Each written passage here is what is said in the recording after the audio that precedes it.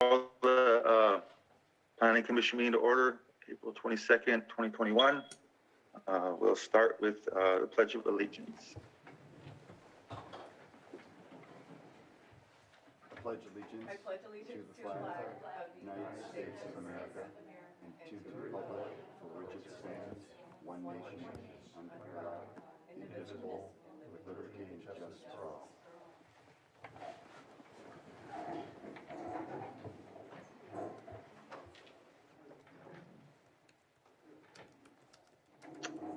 Okay, we have the minutes from the April 8th, 2021 meeting. Mr. Chair, Yes. I move that the commission approve the meeting minutes from the hearing on April 8, 2021. I'll second. Okay, should we get a roll call, please?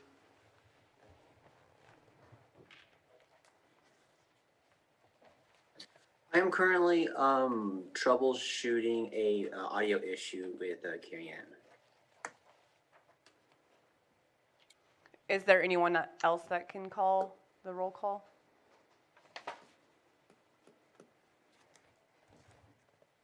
Okay. How about if I just call it? Thanks, Scott. Commissioner Hess, Yes. Commissioner Perez, Yes. Commissioner Price, Yes. Commissioner Williams, Yes. and Commissioner Brown. Yes. So I'm unable to see the chambers. We have. Mr. Chair, we have a chambers. meaningful number of people in the chambers for a change today. Okay.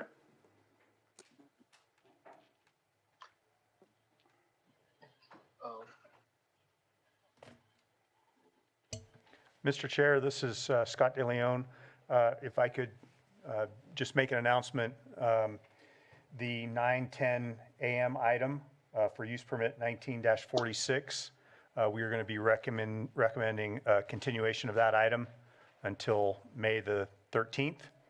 And we attempted to notify everybody that had expressed concern or interest in this project, and to make them aware of our plan this morning. So just wanted to get that out there that we do intend to continue that. Okay, thank you.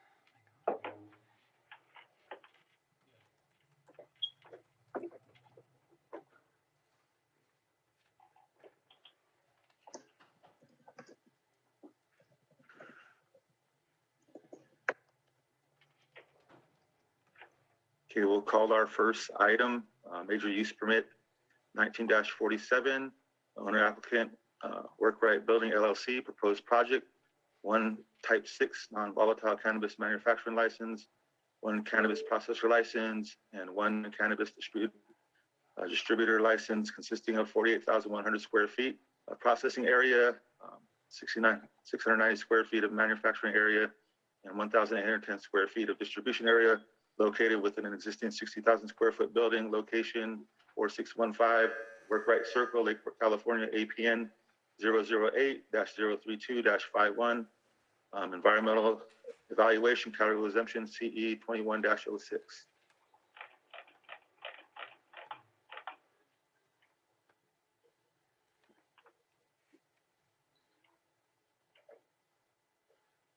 And we'll hand it over to staff.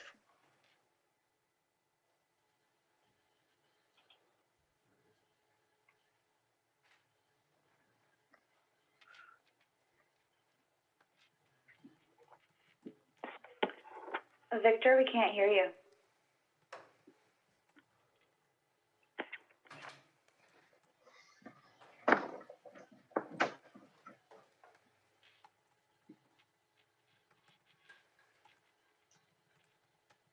Can everybody hear me? Yeah, we can hear you. Okay. Do I sound clearly? Not really. Okay. How about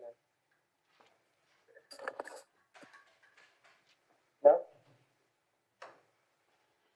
That is a little bit clearer. Bear with me here. I'm trying to make sure I sound clear here. I'm messing with the settings real quick. Okay. Victor, could we ask that you speak up, please? It's a little muffled in the chambers. Thank you. Yeah, of course. I think it might be the mic that's not picking up clearly. So I'll try to speak loud. Is this okay if I speak at this level? Yeah. Okay. Perfect. So I'm going to go ahead and share my screen real quick. Let me pull up a presentation. I do have a presentation prepared for this. So let's see. Can everybody see my screen? Yes, I we can can. see the screen. Okay. Yeah. Perfect. So I'll go ahead and get started.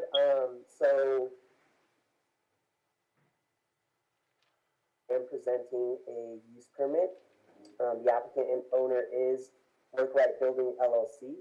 And it's major use permit UP 19-47 and categorical exemption CE 21-06.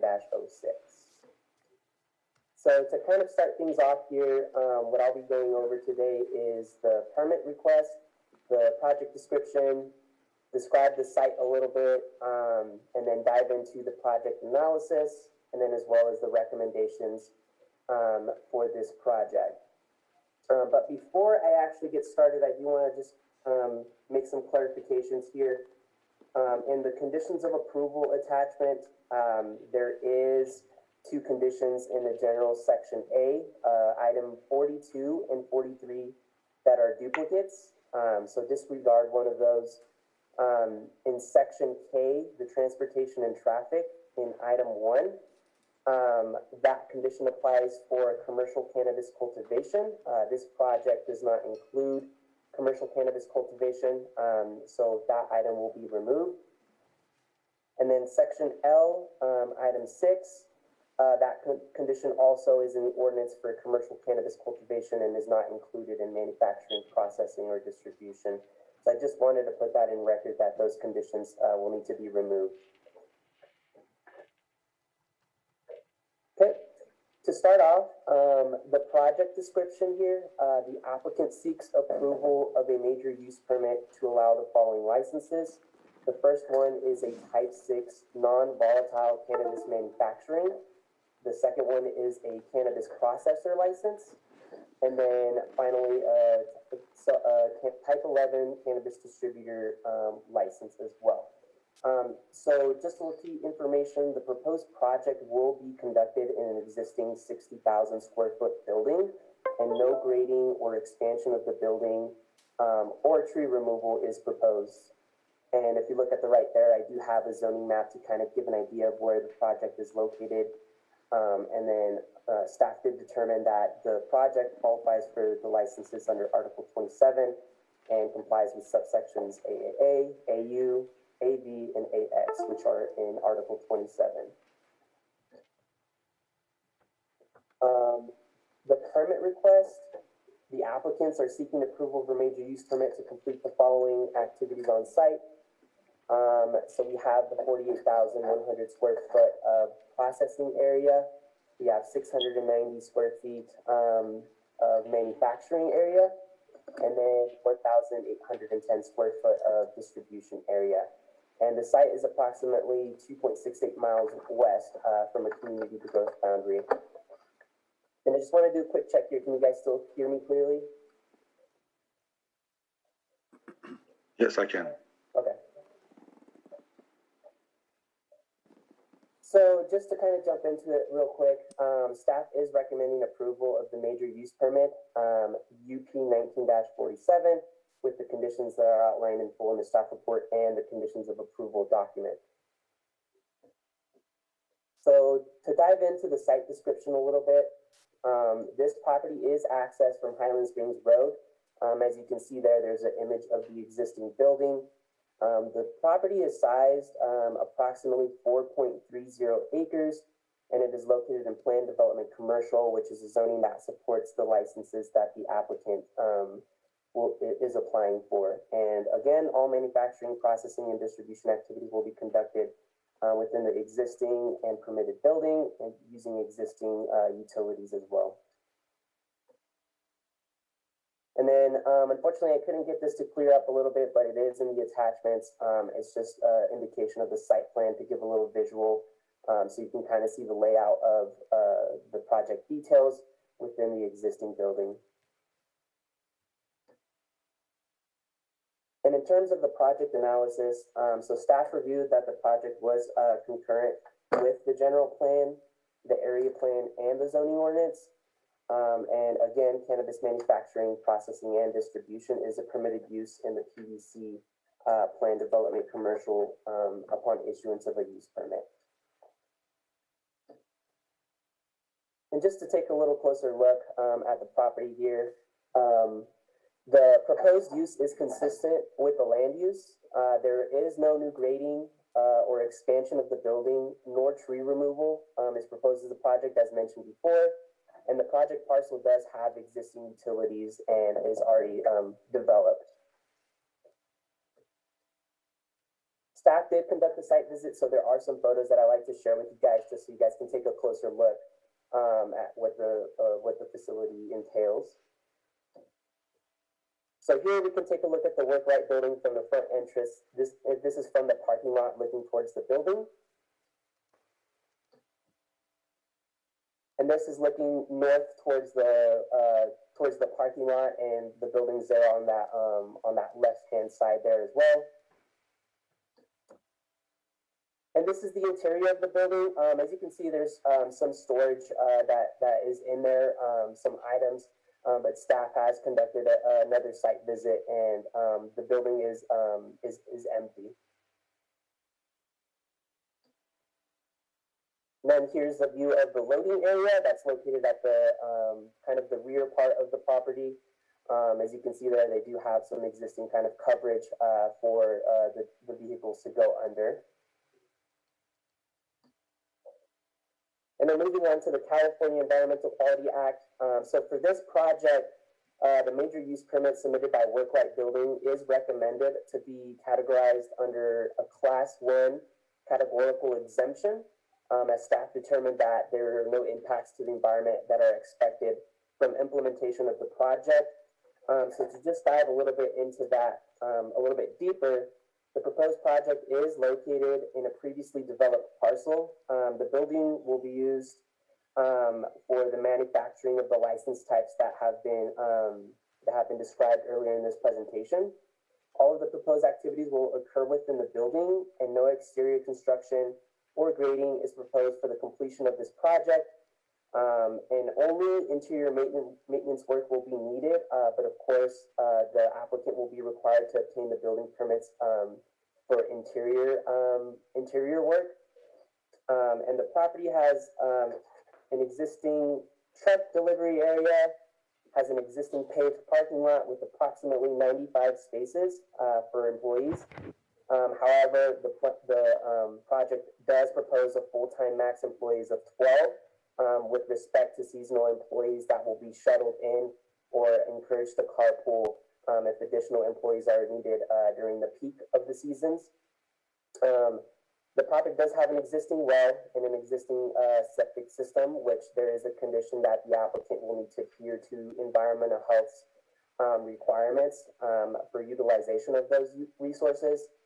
And the proposed project will have approximately 2 to 6 deliveries, shipments, and distribution trips per week, and a minimum of 12 full-time vehicle trips per day due to employees and staff.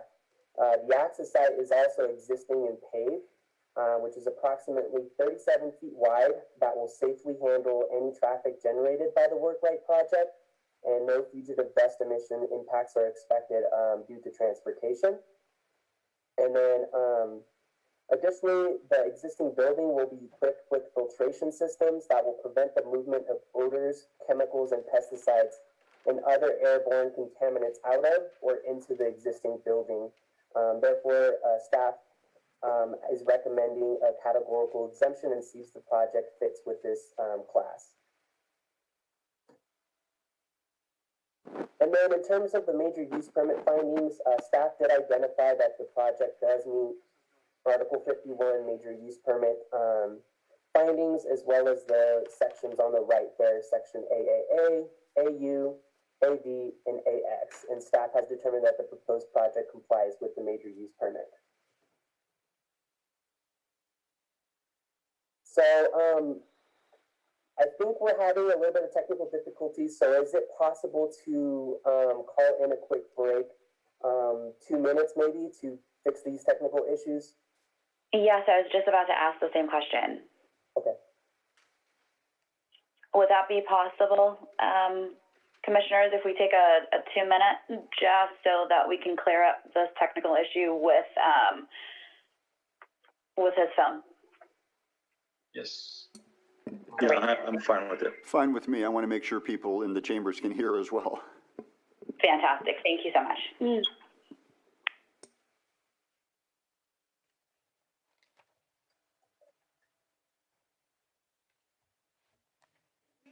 For the date of the continuance of the item on agenda 2 again, please? Will be the first Thursday in May, or the second Thursday in May, excuse me, If I may, the date, which is the 13th. Commissioner. 13th of May. Commissioners? Another question. My name is George What- McDonald. I'm an what- attorney.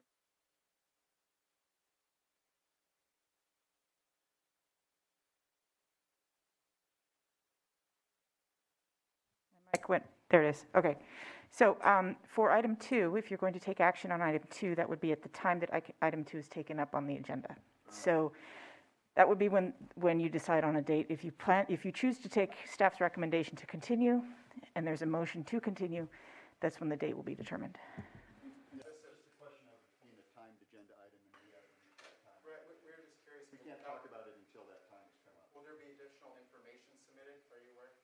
We can't talk about that agenda item until, it's a publicly noticed time, and so we can't discuss it until that time has been reached on the clock. Testing? Hello? Can you hear us? Yes. Is that clear, or? It's better than earlier, yeah. I'd Okay. say it's a little bit better, yeah. Okay, I apologize for that. Would you guys like me to, I know I kind of went through the majority of the presentation, but would you guys like me to kind of backtrack or continue moving forward with the presentation? I'm okay with moving forward unless if anybody didn't catch everything. I was able to hear, I'm not clear on if the chambers was able to hear the entire presentation. Mr. Chair, it was audible, but at times a bit challenging. It's much easier to hear you or Commissioner Chavez than it is to hear the presentation. Okay, would you like Victor to start the presentation over? Yeah, I can definitely start from the beginning. No need to start over. I Okay. agree. I don't think it's necessary, We've been Victor. following with the report on the screen as well. Okay. Yeah. Okay, thank you. Thank you for asking. So if I may, I'll go ahead and start off where I left off. So as I was explaining earlier, that staff did confirm that the project did meet the major use permit findings, as well as Article 27, which is those sections there on the right. And let me share my screen because I forgot I was not sharing my screen. Okay.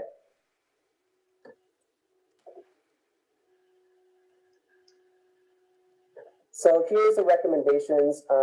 Staff is recommending approval of the major use permit, UP 19-47. And the staff report fully outlines those conditions of approval in attachment 4. Some of those are the requirements that the applicant will need to obtain the applicable federal, state, and county agency permits. For air quality, they will be required to have an air filtration system. And then as well as, water quality, they'll need to obtain the federal and state agency permits as well. And of course, some timing and mitigation timing for the permit. The proposed permit expiration would be in 2031. So that concludes my presentation. The applicant, and I believe the consultant, should be present as well. And I myself is present to answer any questions that the commission or the public may have. Thank you, Okay, Victor. thank you, Victor. Do we have any questions from commissioners? Mr. Chair, I just have a minor correction to mention to Victor, and it is minor. On page 2, at the second to last paragraph, there's a reference to during peak season, the number of vehicle trips is approximately 2 to 6 deliveries. That must be per day or per week. It can't be the only number of deliveries within the entire peak season. Okay. Thank you, Commissioner. Thanks. That's it.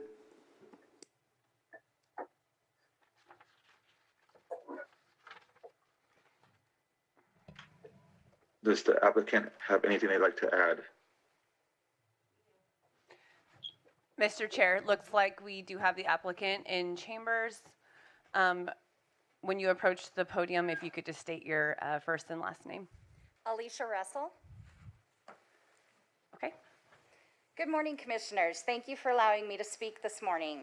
My name is Alicia Russell, and I'm the Director of Operations for Work-Right Building, LLC, doing business as Pro Farms. I'm happy to be here today to speak to you, not only for professional reasons, but also because this is very personal to me.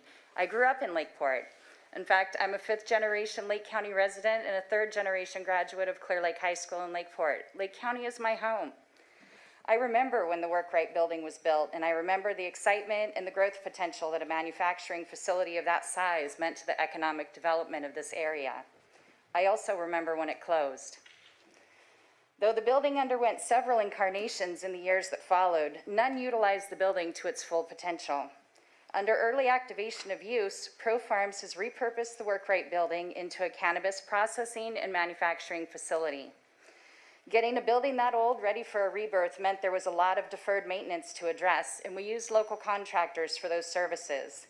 We were, of course, limited in the scope of what we were able to do under the terms of early activation, but we managed to tackle quite a few cosmetic improvements, and during that time, we established local supply chains to fulfill our needs.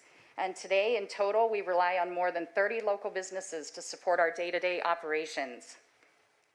Approval of the use permit will allow us to obtain building permits needed to upgrade our aging mechanical systems. The heart of our operations is our employees, the majority of whom are Lake County residents.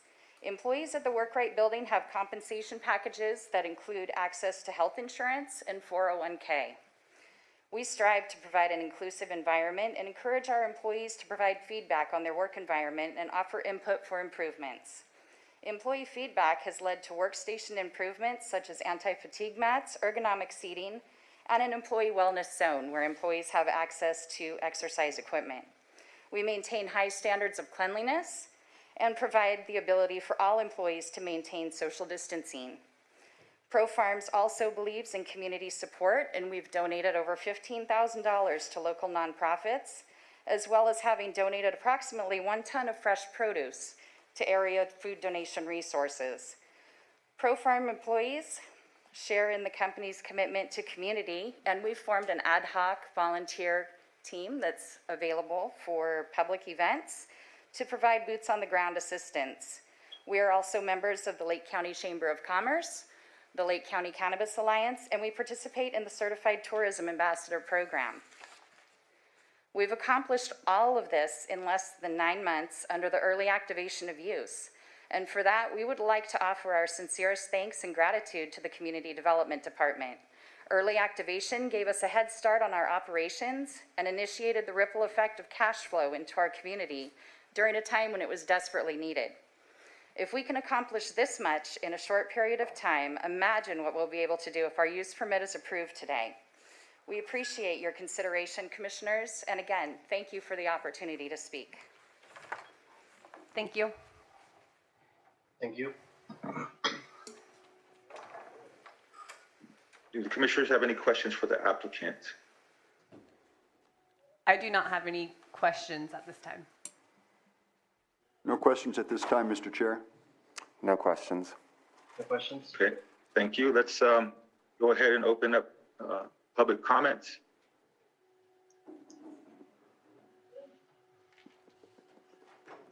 Mr. Chair, can start. if I may, did you guys want to start with the Zoom, or did you want to start with public here in chambers?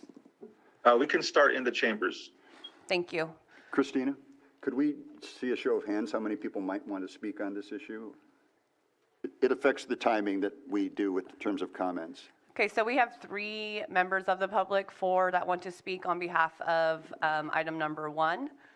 So you can approach the podium. Please be aware that there's a 3-minute time limit. Please be sure to state your first and last name. And in between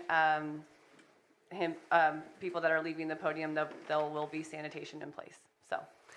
Very good. My name is Bill Brunetti. I live at 4750 George Road in Lakeport. I find myself in an unusual circumstance today. I'm here to speak in support of this program and against another one that might be coming up this afternoon. But I think it's important that a citizen ought to come forward and at least talk about something when something is done right. And I think Pro Farms has done an excellent job in repurposing the Work Right building, bringing jobs to Lake County. I've talked to an awful lot of people that live around there, that work around there. I haven't heard one negative comment about this. There are no odors that I know of coming out of it, and I live in the proximity there. I spend an awful lot of time at the airport as a pilot. And the other thing is, the building was built for that. There's a lot of trips going in and out of there and a lot of people. That road is designed for that. Highland Springs is designed for that. I think they're a great addition to the community, and so I'm speaking in support for them today. Thank you. Thank you. Thank you, Bill.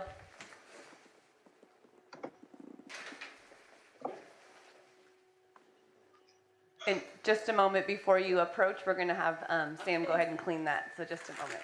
Thank you. Whoops.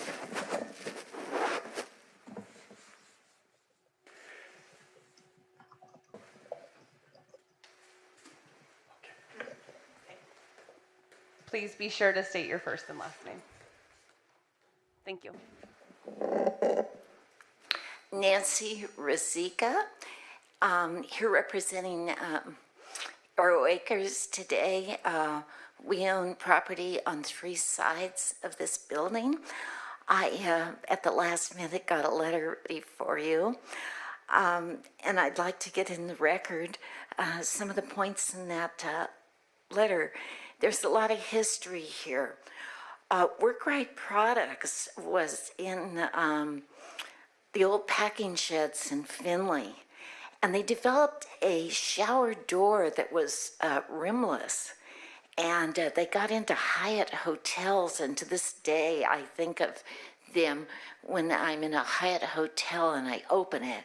Nice, clear, heavy shower door that had its roots in Lake County in those packing sheds in Findlay.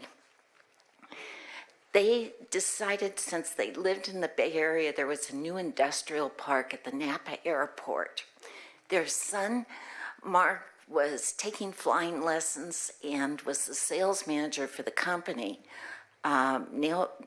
nationwide, Hawaii, and he wanted to be able to fly in and out of the office to visit clients, and that they would go to the Napa Airport. Some of us got together and encouraged them to stay here. And Arrow Acres Sky Park at the airport got developed with state, federal, and local funds.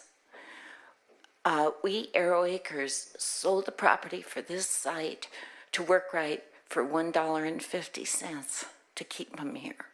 There were soon 125 people working out there. They decided it was time for them to retire, and they sold the company to a firm from Kansas, I think it was. And after about a year, they moved the firm to Kansas, and that left us without those 125 jobs pumping money into our economy.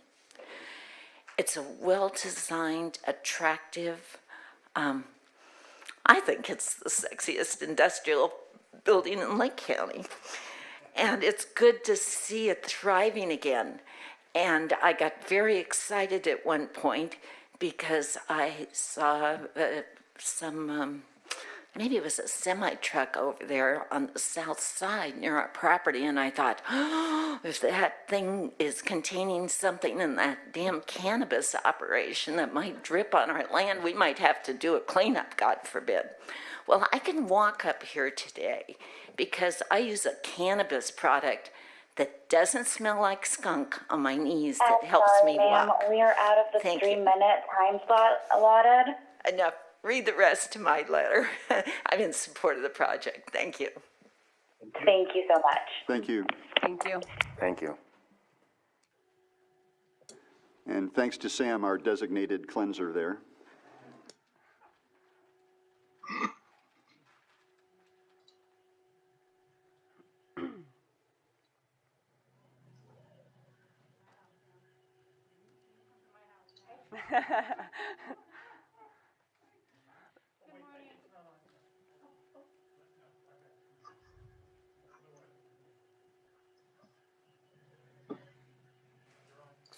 Good morning. My name is Pamela Harpster, and I'm the branch manager of Management Connections. We're a staffing agency here in Lakeport, and we cover Lake Sonoma and Mendocino counties. And I've made a couple of visits over there at Pro Farms, observed, how the working conditions are. I'll be working with them to help them with their local staffing. And my goal is to bring in local employees to work there. I will tell you that I've got a lot of employees in different manufacturing scenarios, and that has got to be the cleanest and the safest that I have seen. And so I just really am in great support of this project, and I do hope that without any hindrance at all, that you approve their operations permit. Thank you. Thank you.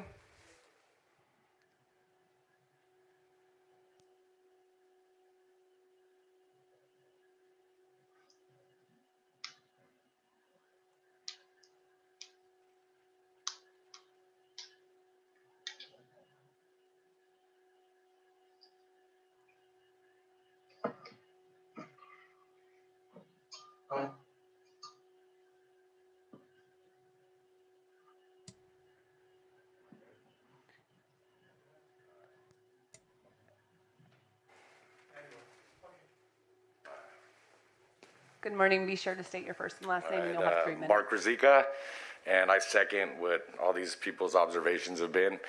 I'm really impressed with Pro Farms, and I hear a lot of people saying they're going to support projects, community projects, and help raise funds and stuff. And Pro Farms has stepped up and done that, so we're glad to have them here. So I support the project.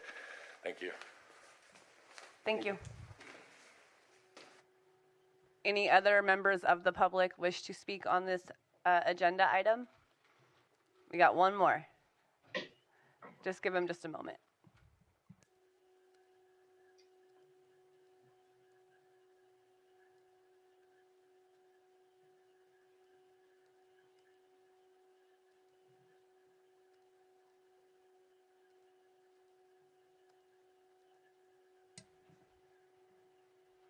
Good morning. Good morning. Nice to be in front of all you folks. My name is Joe Perdue. I live at 4426 George Road. I have 2 acres that border the property that is part of the vineyard on the west side of the Work-Right building, which I helped build and work in for many years when it was first built. Maybe I got my wires mixed up, but from what I read in the paperwork that was sent to me, there was going to be an outdoor grow on the property, part of the vineyard. Am I mixed up on that? I think you're looking at a later agenda item, sir, rather than this particular item. There is another George Road item on the agenda today. Okay. So it would be best to speak when that publicly noticed item is up. Okay, so I do have my wires crossed then. Well, you're welcome to speak, of course, but it's the wrong agenda item, I believe, by how you prefaced Okay. that. Well, from everything I've heard about what's going on with the building itself, I have no problem with that. The building needs to be utilized and people need jobs and things like that. But as far as the outdoor grow part of it goes, we do have some concerns about that. And what time was the second item? I do believe it is item 7. I believe that's item 4. I could be wrong. And I believe that Victor did say it was hard to hear, but I think he had said that there was a grow removed. It was a mistake. So you might have been correct in that. It was hard to hear him, but I did hear him say that there was a proposed grow and it was removed. It was removed. Yeah, An so outdoor- at some point in time, there must have been a mistake there. But it seems to be today, nope, there will be no grow. It is just for that facility. Okay, very good, thank you. Thank you. Mr. Chair, there is no one else here in chambers that wishes to speak on behalf of agenda item number 1. So if there's anyone in the Zoom room, we can look into that. Okay, thank you. Jake, do we have anybody in the Zoom room? Currently, we have no hands raised in the Zoom room. If you'd like to make a comment, please raise your hand.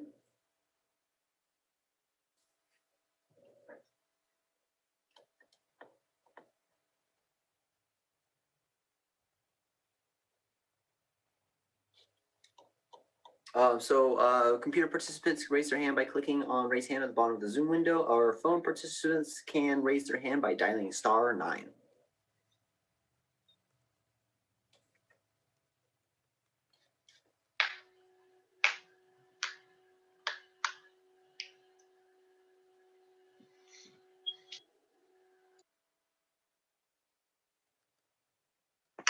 Okay, if we have no hands in the Zoom room, we will close public comment and bring it back to the commission.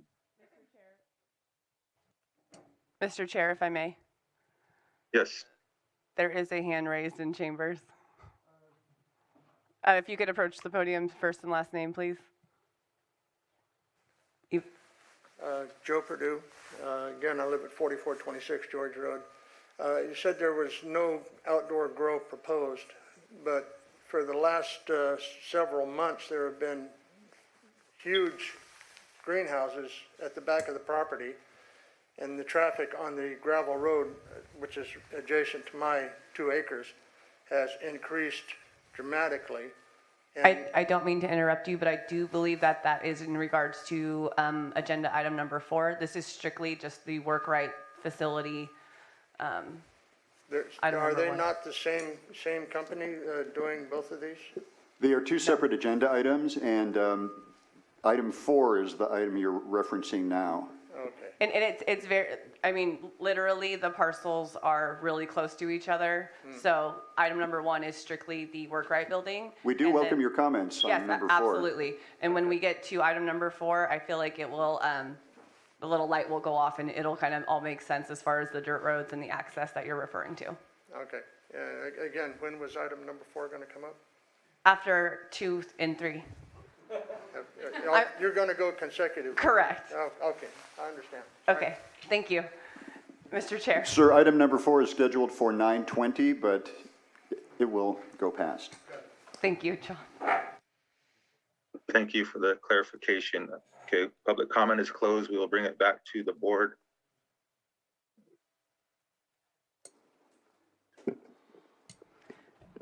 Mr. Chair, Commissioner Price, I had the opportunity of visiting the site a while back, and I too am a Lakeport resident. I've been here for a very long time. I am very excited to see life being brought into what ideally looks like a great facility for manufacturing and processing. Awesome location. I'm very excited for this project. Mr. Chair? Yes. I second those comments, and it's important that the cannabis that is produced in this county can also be processed in this county, and I think that's a component that has been missing. And based on everything I've learned and read about this and heard today, it sounds like the Work Right project is filling that need. Thank you. Thank you. Any other comments? I would like to, say that this is a great way to start off the day. I've heard great comments from neighbors, especially bordering 3 sides. I haven't heard anything negative. And so from what I've heard, this sounds like something that I can support. And again, it's really good to see this today. So thank you.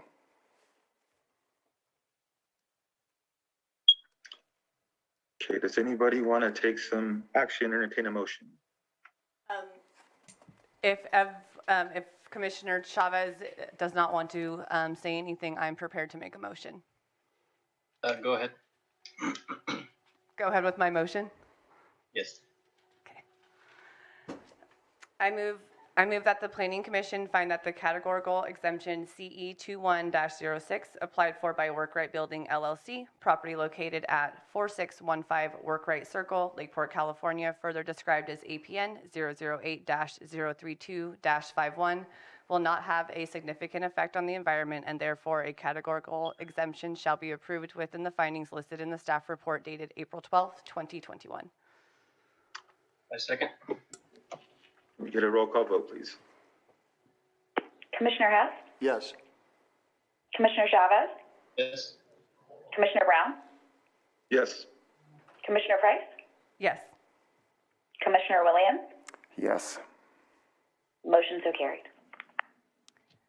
I move that the Planning Commission find that the major use permit UP 19-47 applied for by Workrite Building LLC, property located at 4615 Workrite Circle, Lakeport, California, further described as APN 008-32-51, does meet the requirements of Section 51.4 and Article 27, Section AAA, AU, AV, and AX of the Lake County zoning ordinance, and the major use permit be granted subject to the conditions with the findings listed in the staff report dated April 12th, 2021.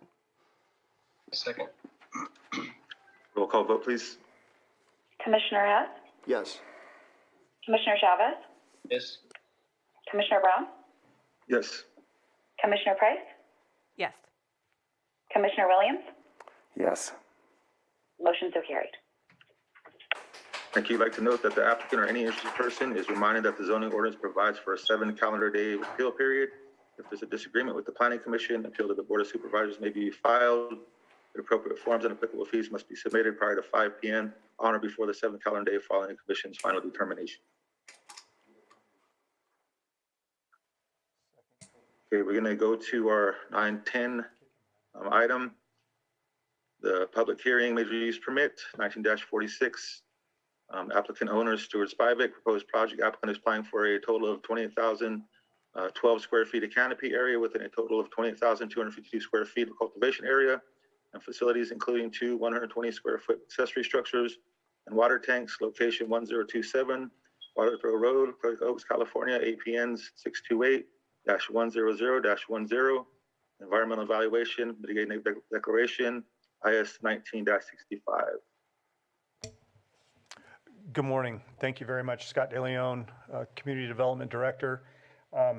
We've received a fairly significant amount of comment regarding this project as late as yesterday afternoon. Unfortunately, we were not able to put together a comprehensive response to all of the items we received. And as a result, we're recommending that the item be continued to the next available meeting, and be happy to answer any questions. Thank you, Scott. Do we have any questions from the commissioners? No questions, Mr. Chair, and we understand how eager the applicants are to have their case heard before the commission, but I think it's partly a function of the COVID era and the emergence of e-comments and receiving things at the 11th hour and just having the time to properly process them, which is our obligation to the public. So under the circumstances, I do support a continuance. Thank you, John.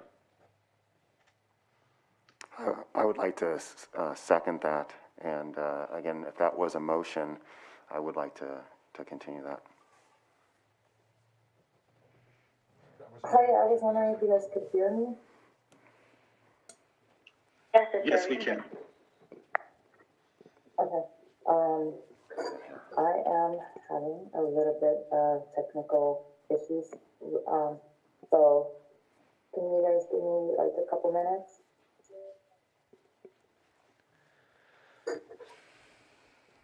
I'm not quite sure what you just asked. I don't believe there's a formal motion has been made yet. No. Yes, so do we want to, would you like to entertain a motion?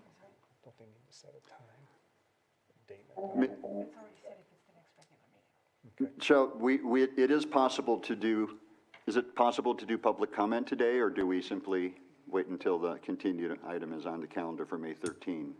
Your commission could open public comment today. However, they'll be commenting on a report that is not the same report that will be presented to you on the continued date. Thank you, Nicole. In that event, I do move that we continue agenda item 2 until the next Planning Commission hearing, which is May 13. I'll second. Okay, can we get a roll call vote, please? Commissioner Hess, Yes. Commissioner Chavez, Yes. Commissioner Brown, Yes. Commissioner Price, Yes. Commissioner Williams, Yes. motion so carried.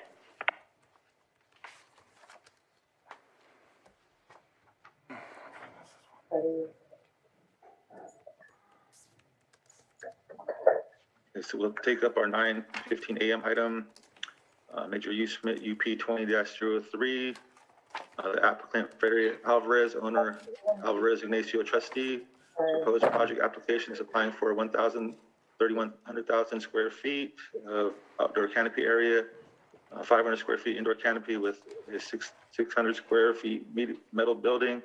It'll take place over 4 site locations totaling up to 3.6 acres of cultivation area within the property. Location 12990 Spruce Grove Road, Lower Lake, California, APN 012-067-40. Environmental evaluation, mitigated negative declaration, IS 20-33.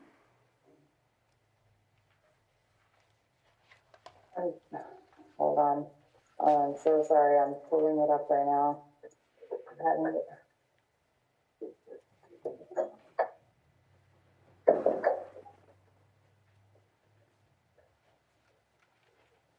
Good morning, planning commissioners. I am going to go over Alvarez Family Farms Cannabis Cultivation Project.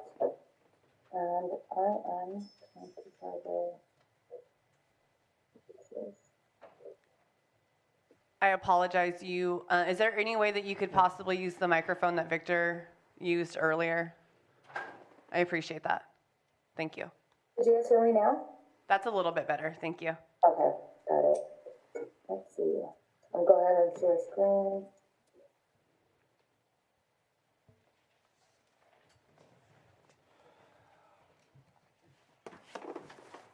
Pulling up.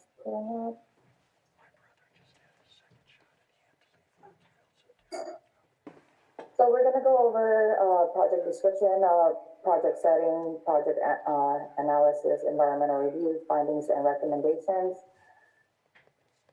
So for project description, let's see, I'm sorry.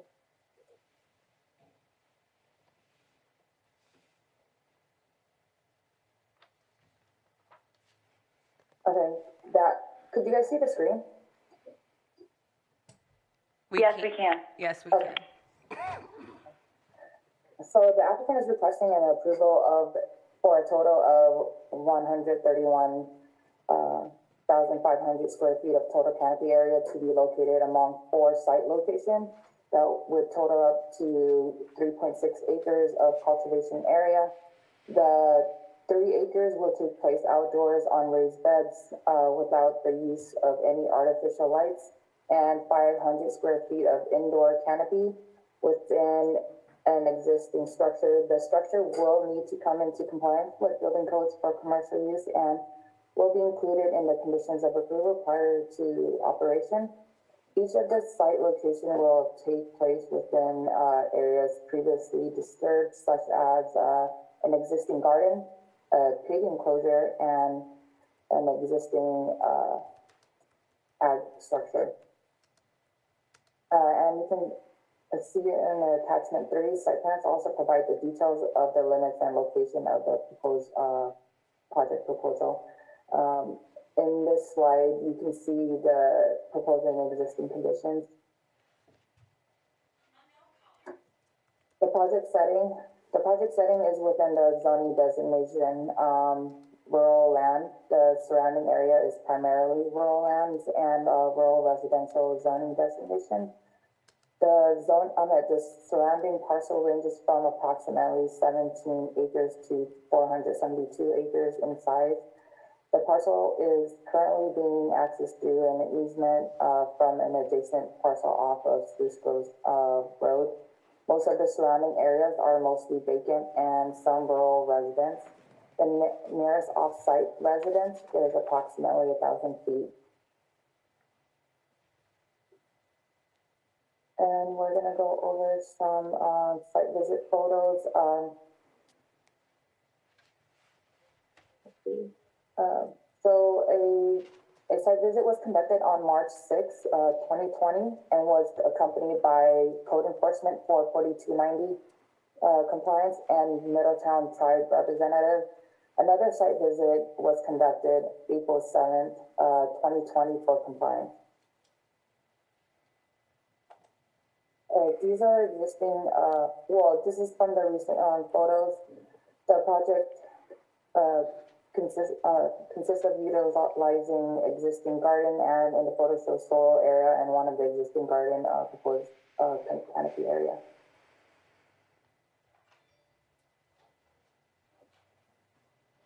The entry of the cultivation area includes a gate, and in the photo it is shown a security shed.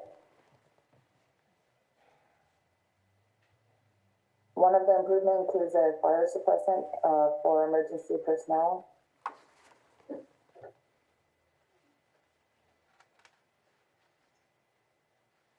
Staff reviewed the project for concurrence with the following listed and determined that it is consistent with the Lake County General Plan, Lower Lake Area Plan, and zoning ordinance.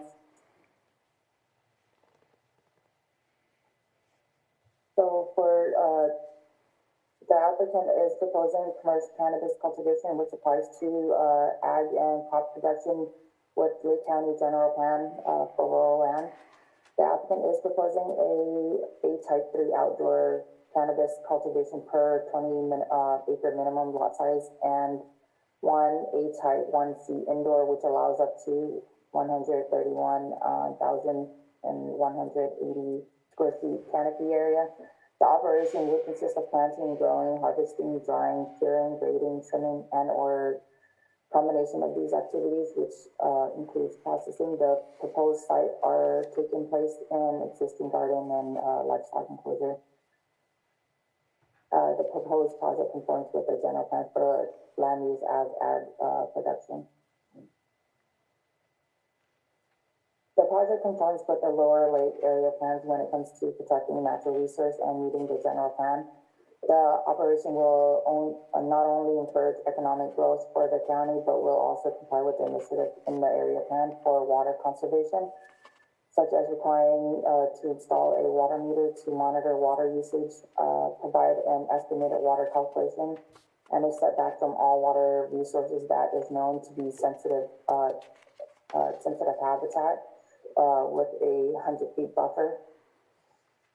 Encourage all applicants to conduct a biological resource, which was completed in October 2019. The biological report found no evidence of sensitive species within the project area. There is an existing pond that might harbor some sensitive species. However, the project parcel does not have any restriction to the use of the pond.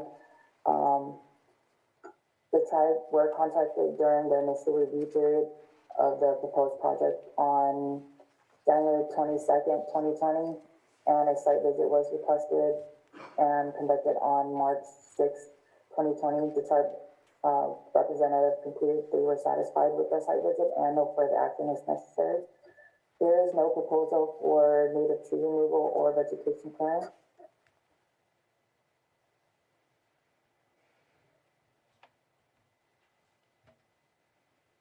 The cultivation of commercial cannabis is permitted within a rural land zoning district upon issuance of the use permit according to section 27.13 Table B of Lake County zoning ordinance. 3 A-type, 3 outdoor license, allow up to 131,000 square feet of canopy per license and requires 20 acres for each acre of canopy. A-type 1C indoor license, allow up to 500 square feet of canopy area per 5-acre minimum lot size. The applicant meets the requirement with 65.808 acres of the total area of the parcel.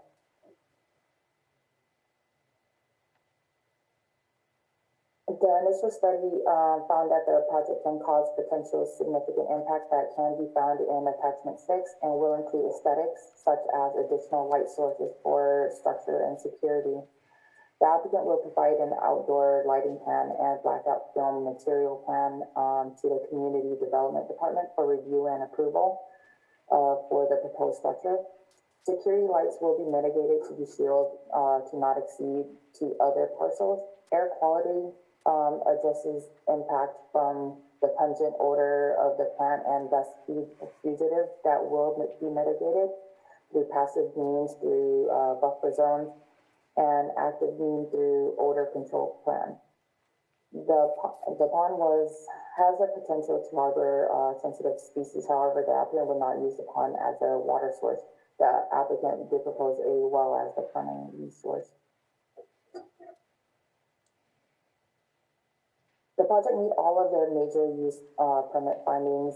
The proposed use of commercial cannabis cultivation operation is permitted in rural land zoning designation upon issuance of the minor use permit according to Article 27 of Lake County zoning ordinance. The zoning ordinance provides specific details to incorporate measures that will alleviate potential detriments to the general welfare of the community, such as buffer zone, installing security, road maintenance, and installing a water meter. The general requirement also includes providing specific plans such as security plan, erosion and sediment plan, prevention plan, stormwater plans, water management plans, and other plans to ensure that the proposed use would address various factors that will impact the environment. Additionally, the Community Development Department will conduct an annual compliance monitoring inspection during the cultivation season to ensure compliance with the approved project management plan and conditions of approval. Staff recommends that the Planning Commission takes the following action to adopt a mitigated negative declaration IS 2008 for major use permit and UP 2003 with the following findings found in attachment 6. Staff also recommends the approval of minor use permit UP 2003 for the following findings of the previous slide. Yes, I think that is the end of this slide. Is there any questions? Or did everyone okay? Mr. Chair? Yes. I don't have any questions for Ham Satur. However, I do have a couple of questions for the applicant when we get to that point in the process. Okay, thank you. Any questions for staff? Not at this time, from me. Nope. I do have one question. Was this early activated last year? Yes, for outdoor. It was. Thank you.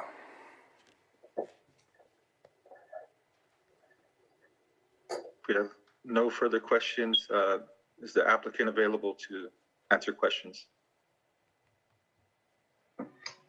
Mr. Chair, I don't see, I don't believe the applicant is in chambers. He might be on Zoom.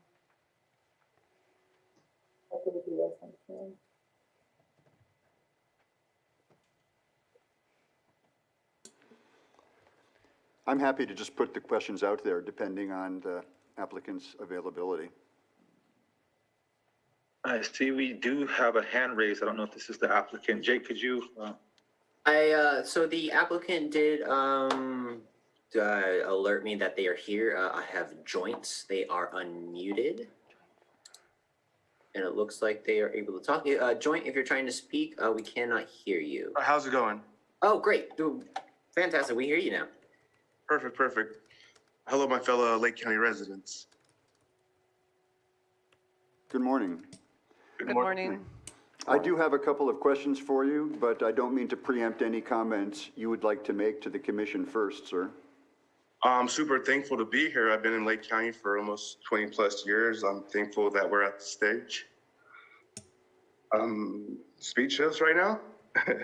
Speaker, if you could It's like a introduce dream. yourself. It's like a dream. We're barely getting here. I'm super thankful that the community has come forward that allow us to continue forward with cannabis. Mr. Alvarez, if I may, Yes. can you please state your first and last name and then continue? My name is Freddie Alvarez. Thank you. So yeah, I'm super thankful that we're at the stage for our family. I'm a big supporter of cannabis. I'm a big supporter of Lake County. I see that the community of cannabis is going to thrive in Lake County with the wages, the build outs, the staffing, the neighbor communication with the planning department. I've made a lot of contacts with the supervisors, and it's a good thing that we're moving forward with the cannabis industry. And I'm here to answer any questions you have. Let's say I own and operate a cannabis dispensary in Santa Rosa, located right next to the family court. I'm really involved with the community. My brother is a board member of supervisors or a city council. We've been in Santa Rosa my whole life. So I'm super thankful we're in Lake County. So if you have any questions, I'm here to answer any of them. Sorry about my, I'm just kind of excited. It's fine. Thank you. Well, thank you. This is Commissioner Hess. I do have a couple of questions for you. One, it's not quite clear to me the number of employees you're expecting year-round or during the peak season. There was one reference in the agency comments to a truck and a few employees, and normally we like to have a little more clarity than that so we can understand road trips and that kind of thing. All right, perfect. So I've been at this property for about 16 to 17 years. I've been infatuated with the cannabis plant since 3rd grade, and I've been at that property building since then. So at the state where I'm at now, the farm is pretty much complete at this APN. I'm just doing the final little things. But so my staff is smaller due that I'm always on site and I have machinery and I work really hard. I wake up at 5, go to sleep at 10. So you can't give us a sense of how many? Oh yeah, I have 4 members, staff members. And do you anticipate that number increasing during the peak season? Not too much. I've been doing this for a really long time. I've done the tricks and ends. Most people overhire. I'd like to expand my employees once I get my license, and I'd like to, if most people that know us, I pay my employees the highest wages in cannabis. I see that there's other cannabis aid companies that are not for the employee. I work with the labor board with the Teamsters in Sonoma County, and that's where I will be hiring for the Teamsters of the Union for Cannabis. I am the first cannabis dispensary to try to unionize. That's where I plan on getting my employees. So yeah, I do plan on expanding. Thank you for that. Just one other question, and it involves access. You have no public access and make use of an easement. And in our public comments, we received a letter from an attorney, William Painter, representing Maureen and Servando Garcia. And they have serious concerns about the use of that easement if the purpose is commercial. And I'm wondering if you've had any contact with them or had attempted to come to some kind of understanding.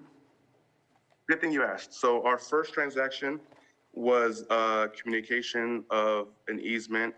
We provided all the documents. I do have an easement. Our second transaction was, would you like to sell your property? Third transaction was yes. Waiting for the fourth transaction. I'm paying $875,000 for the property, which he said yes. I'm waiting for the signed agreement, and then I'll be owning that property, and I will be applying for a license for that partial as well. Thank you.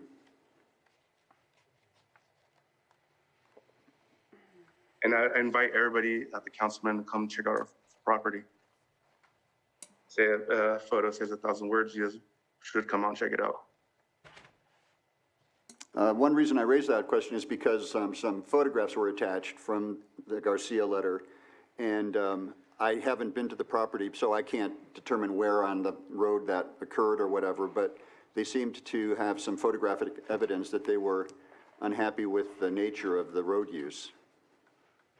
Let's say if I could go back probably like 15 years, Mr. Cervanto and my father have had in-person communication, and they did an easement, and then we upgraded it, and we have the easement rights, and then the easement said we're able to upgrade it, and due to safety and no one maintaining the road was kind of falling apart.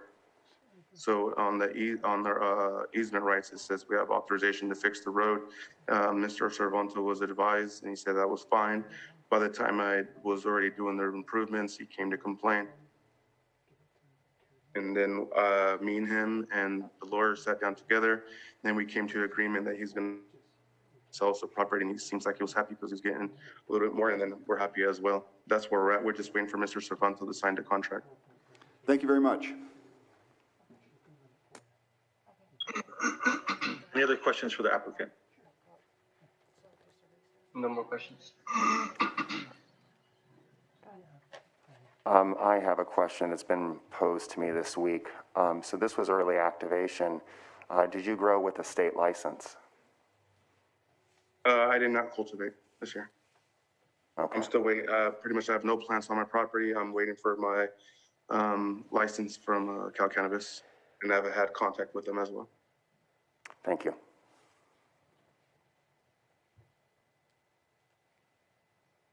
Okay, if there's no further questions, let's open it up for a public comment. Do we have anybody in the chambers wishing to speak on this item? Mr. Chair, I do not see a show of hands for anyone wishing to speak on this item. Okay, thank you. Do we have any hands in the Zoom room? Yes, we do have some hands raised in the Zoom room. The first hand I have raised here is from William H. Painter. Oh, that's right. William, I have sent you permission to speak. I am asking you to unmute. Thank you very much.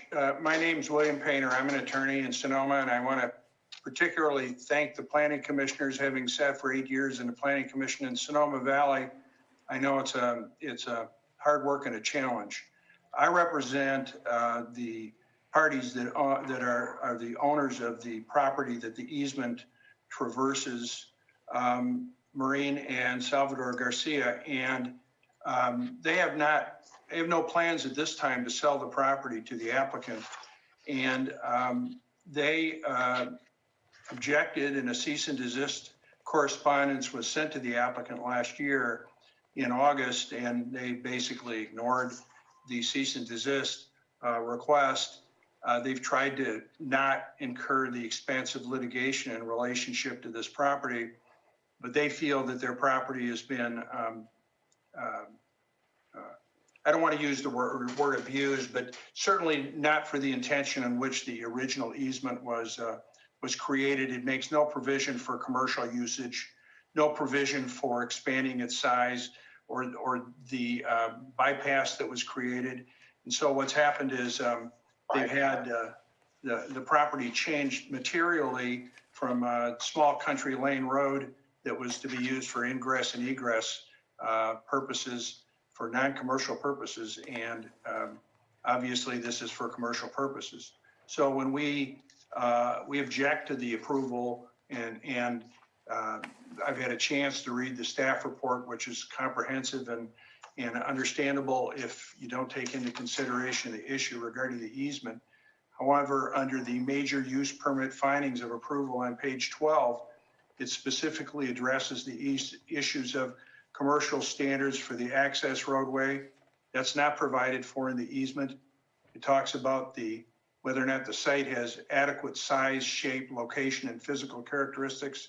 It does not when you take into consideration the restrictions of the easement. And it's certainly detrimental to my client if they have basically a commercial highway running through their property, which they did not approve of. The improvements or the changes to the easement were conducted without any communication to my client. And specifically, the easement provides that my client, the grantor, has control of access to the gate on Spruce Grove Road. So we're looking at a situation where we don't think that the approval for this use permit UP 20-03 is supported by findings, because the characteristics of the roadway, if necessary in court to enforce it, will not adequately provide for commercial usage and transportation through their property. And they haven't indicated to me that I'm there's. sorry, William, I'm sorry. We have expired the 3-minute timeline. Thank you very much. Thank you.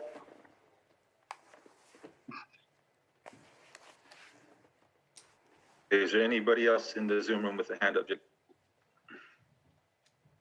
Yes, we have a hand up from phone 6205.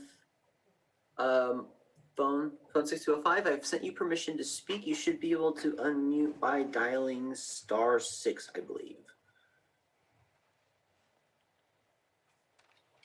Good morning. I've been trying to let you guys know that I'm on Zoom by phone, and I have not been able to make out what is being presented from 9:49 to 9:59. I'm sorry, could you state your first and last name, please? Thanks. Yes, Art Levinson. Yes.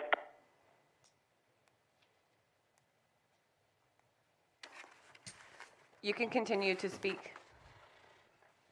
Well, just that none of what was presented could be heard. I just heard a few words in passing, and it sounded concerning, but couldn't be made out.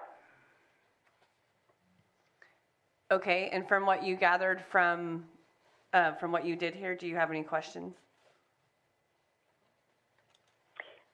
Well, yes, but I don't think I got the information of what was said. I heard things like lights will be mitigated, sensitive species, does not meet major use permit. Those are just little ins and out moments that I did catch that sounded concerning. Ma'am, if you could hold off for a moment, this is Commissioner Hess. Question for council. When there is a technical glitch, and I consider this a technical issue, not an intentional issue, any advice for us in terms of how audible a portion might be or not? You can certainly, I don't recall what part of the presentation was during 9:49 to 9:59. I think it might even have been the item we just approved, in fact. Right. The items themselves have been posted. They've been noticed. The information is available on the website. It was available from Community Development. It was discussed during the agenda discussion and comment period. So if your commission, well, if it were this item now, your commission could ask that staff revisit parts of the presentation if you choose. It's a little bit trickier if it's the item before this one where you've already voted. Thank you for that. I'm comfortable moving forward. Ma'am, we apologize for the technical difficulties. That is an item that the commission has already acted on, however, and I would personally not support reopening that. Item now. The time frame you gave suggests it was when we were still considering the end of the first issue, the item we just approved. I don't want to split hairs, but I'm just trying to say that. Are they taking notes and writing times down? Ma'am, I apologize if you've had a problem hearing some of our hearing, but I, as a commissioner, am not prepared to roll back the clock. It's not an intentional audio difficulty that's being created, and we're doing our best under the COVID climate. Thank you. We are you as the public. Hey, John.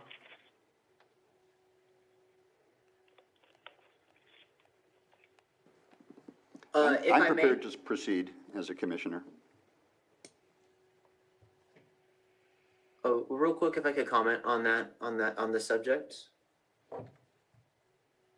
We do have multiple streams available. If someone is having technical difficulties with Zoom, I know the previous speaker was using a phone. Generally, that path is a little clearer, isn't as subject to technical difficulties. But I mean, as we've all had phone calls that have been interrupted, phones are not impervious to that. So we do have streams available on Granicus, Facebook, and YouTube. And I would suggest checking checking those feeds if issues continue, and the full meeting will be available probably tomorrow sometime once it's finished, so that information can be checked again. Okay, can we proceed to the next hand, please?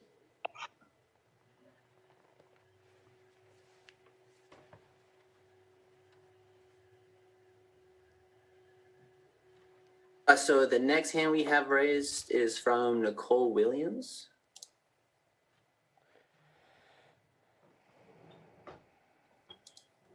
However, I do not see a audio device for Nicole Williams. So Nicole, if you've called in on a phone, actually the next three speakers all don't have audio devices connected to their Zoom sessions. So if you have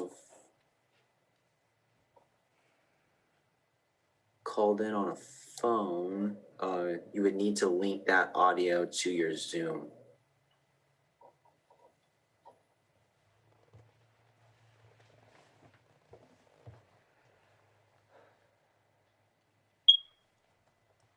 Nicole. Let's see, I'm gonna try this. I have two phones in the Zoom room right now. I've sent permissions to speak on both of them. Nicole, if you are one of those phones, will you unmute? You should be able to dial *6.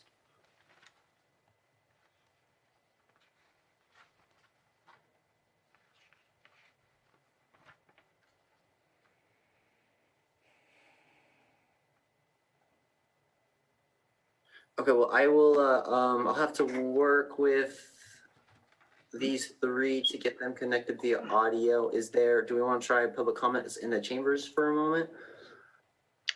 I don't believe we have anybody in the chambers. Is that still correct?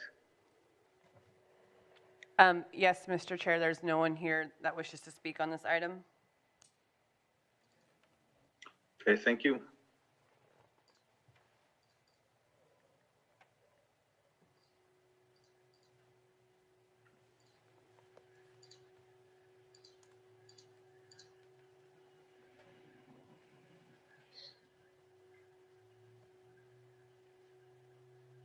Okay, if we're unable to connect the callers, I'm going to close public comment.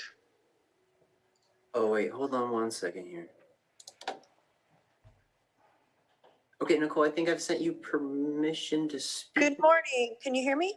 Yes, sorry about that. I was having difficulties on my end.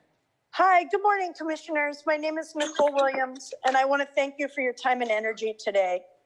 I'm here to show my support and speak for Alvarez Farms. I have known the Alvarez family for a long time, and the Alvarez Farm is a long-standing family-owned and operated facility. The Alvarez family has deep roots in Lake County, in the Lake County community, and they strive to raise the operating standards for cannabis cultivation.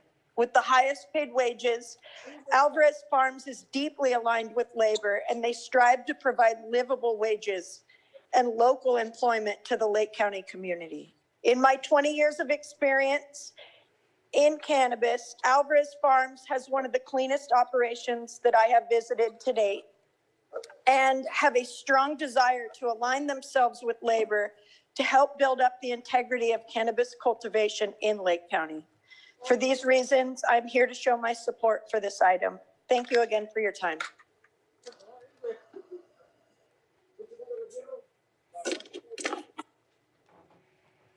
Thank you for your comment. Do we have another hand, Jake? Yes, we have another hand up from Maureen here. Marina, I've given you permission to unmute. I have now sent you a request to unmute. It looks like you're unmuted. Will you please confirm your first and last name? Yeah, this is Maureen Flynn Garcia. Thank you for your time. And I just wanted to clarify, I thank my lawyer for being there. This has been pretty upsetting. We were taken by surprise. We bought this property probably about 17 years ago, and they bought their property after us and presented it as a vacation home. And so the easement as recorded at that time in Lake County still stands. We bought the property with the easement. And we have not been in any discussions to change the easement. I just want to clarify that. With the Alvarezes, we have not sat down with them about selling the property. This will really change the whole spirit. We bought this as a vacation property and they presented as such also. And this easement road goes right through the middle of our property and has severely kind of changed the nature. So I really oppose this project. Thank you.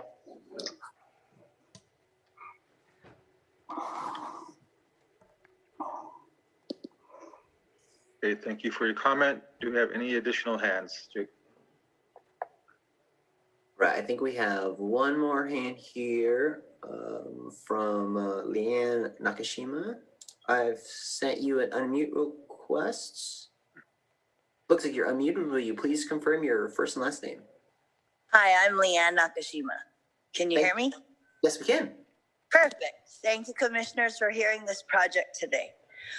I am in support of the Alvarez project. I am currently a Sonoma County resident, but I'm going to be relocating to Lake County this summer. I have been in the industry for 18 years, and I've been on many cultivation sites, watching them transition from the old ways into this legal market with licenses and regulations. And I haven't seen a cleaner facility in the 4 counties that I have visited. And what is most impressive to me is how fire ready they are. In Sonoma County, our cultivation sites are struggling because of their inability to get ready for the fire season. The Alvarez Farms is working with the fire department in Lake County, and they are more ready than I have seen any other facility. And I'm really proud to say that. And while I believe that Alvarez Farms is in support of employees, they're going to be working with labor. They're striving to provide the highest wages in Lake County. They do in Sonoma County currently. And it actually has made in the wages for the dispensaries in Sonoma County, everyone has had to increase their wages because of the dispensary that the Alvarezes own in Sonoma County. They do desire to have growth, and that's only going to bring more employment to Lake County. They want to hire Lake County residents, and they want to bring cannabis and hemp tourism to Lake County. I don't know if you guys have been watching, but I've been watching closely what's happening throughout the state of California, and cannabis and hemp tourism is huge. And I hope that the commissioners and the Board of Supervisors welcomes cannabis and hemp tourism. And I believe that Alvarez Farms will show Lake County how to lead in that. They were in Forbes magazine years ago for bringing in cannabis tourism, and I'm excited to see what they can do for Lake County. And this will only bring more revenue because they're going to eat at restaurants, they're going to shop in stores, and they're going to visit Lake County wineries. Thank you for your time today, commissioners. I hope that you vote in favor for this project. Thank you. Thank you for your comment. Do we have any other hands, Jake? All All right, the last hand I have raised up here is from Joint, who was the applicant. So I just wanted to check in with them one more time to make sure they didn't have any additional comment. Can you guys hear me? Yes, we can hear you. How's it going? So we have comments from my neighbors and their lawyers and so forth. I 100% have, their concern is in my number one thing. It's kind of, I can't say too much, but we've had emails through real estate agents, communication. I can't say more than that. It's kind of a personal thing, but yeah, we've had communication and there's emails for that. So I appreciate everyone that's made comments. Maureen, we should get together. I've never met you. I've been there every day of my life and I've never met you. So whenever you have that day, we should sit down and have dinner. So thank you, Chambers. Thank you, Lake County. Thank you for everybody else spoke.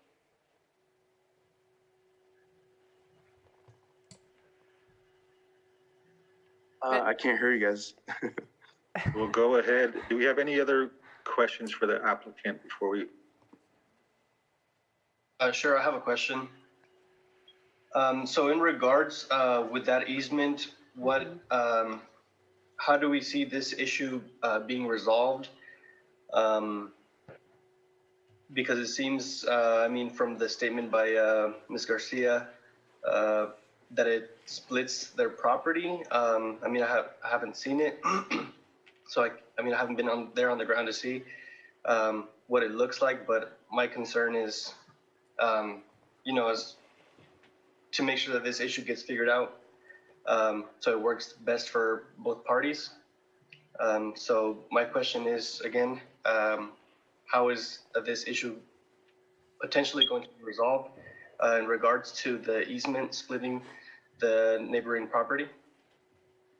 Mr. Chair? Real quickly, go ahead, Commissioner Hess. Yeah, if I could comment on my colleague's comment. The Garcias have several remedies, including appeal and further legal action, which is a personal decision. I personally have no problem with the underlying application and the four corners of the operation, so to speak. And I see a way clear to acting on the application. We're in no position to order the applicant and the concerned party to come to an agreement. That supersedes our role. But I just would like to note that the opponents of the application do have other remedies at their disposal as well. Thank you, John. Mr. Chair, this is Thank you, Nicole. Commissioner Hess. I would like to, Mr. quick Chair. counsel. Yes, just real quick, Commissioner Hess is correct. The county does not enforce easements. However, it is also correct that if the existence of an easement and the function of an easement, as it's provided to you as in evidence as commissioners, does not allow you to determine that you could make a specific finding that's presented to you, then you can certainly use that evidence to weigh towards a yes or a no in improving the project. So if you have found, as was mentioned during comments, that one or more of the findings can no longer be met because the easement exists and it doesn't allow for certain uses, then you can certainly say so and either vote for or against the project based on that information. But we cannot enforce an easement, you're correct. Thank you. Thank you. Also, I want to, I didn't officially close public comment, so we'll close public comment. And if there's any other comments from the commissioners, please go ahead and speak on those comments. No further comments. I have no comment. No comment. Okay, thank you. We want to take some action. Mr. Chair? Yes. Appreciate the comments regarding the easement and the associated issues and council's clarification. I am still prepared to go forward with the motion and move that the Planning Commission find that the major use permit UP 20-03 applied for by Alvarez Family Farm, Inc., Freddie Alvarez, on property located at 12990 Spruce Grove Road, Lower Lake, California, further described as APNs 012-067-40, will not have a significant effect on the environment, and therefore a mitigated negative declaration shall be approved with the findings listed in the staff report dated April 22nd, 2021. Do we have a second? I second. Get a roll call vote, please. Commissioner Hess, Yes. Commissioner Chavez, Yes. Commissioner Brown, Yes. Commissioner Price, Yes. Commissioner Williams, Yes. motion so carries. Mr. Chair, I move further that the Planning Commission find that the major use permit UP 20-03 applied for by Alvarez Family Farm, Inc., Freddie Alvarez, on property located at 12990 Spruce Grove Road, Lower Lake, California, further described as APN 012-067-40, does meet the requirements of Section 51.4 and Article 27, Section 1AT III at the Lake County zoning ordinance, and the major use permit be granted subject to the conditions and with the findings listed in the staff report dated April 22, 2021. I second. Okay, roll call vote, please. Commissioner Hess, Aye. Commissioner Chavez, Yes. Commissioner Brown, Yes. Commissioner Price, Yes. Commissioner Price, Yes. Commissioner Williams, Yes. motion so carried. I'd like to note that the applicant or any interested person is reminded that the zoning ordinance provides for a 7 calendar day appeal period. If there's a disagreement with the Planning Commission, an appeal to the Board of Supervisors may be filed. The appropriate forms and applicable fees must be submitted prior to 5 p.m. on or before the 7th calendar day following the Commission's final determination. Okay, we'll take up our 9:20 a.m. item. Public hearing to consider major use permit, UP 20-28. The applicant, Gustafson Farms LLC, Joseph Gustafson, owner Walter Stryker. Proposed project applicant is applying for a total of 111,620 square feet of canopy, 89,620 square feet of outdoor, and 22,000 square feet of mixed light area within a total of 237,220 square feet of cultivation area and facilities, including 50,000 square feet processing facility, 24,000 square feet of greenhouse for nursery, 50,000 square feet for drying facility, 3 storage sheds, and 23,000 square feet of greenhouse structures for mixed light canopy. Location 4440, 4460, 4520, 4550 George Road, Lakeport, California. APN 008-031-48, 008-031-60, 008-032-43, and 008-032-44. Environmental evaluation, mitigated negative declaration, IS 20-33. Good morning. So I have another PowerPoint that's I prepared. Carrie Ann, will you please pull it up? Here. Let me bring that up right now. Give me 1 sec.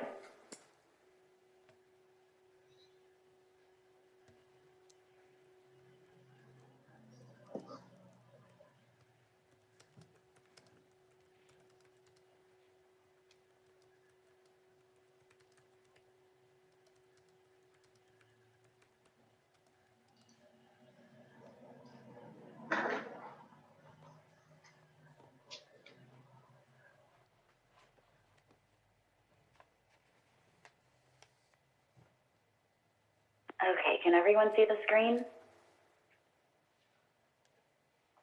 Hello? Yes, we can. We can see it. Okay. Just to make sure you just start the slideshow.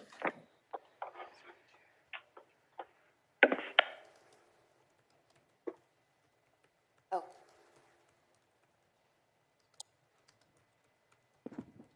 Left corner. You can expand it.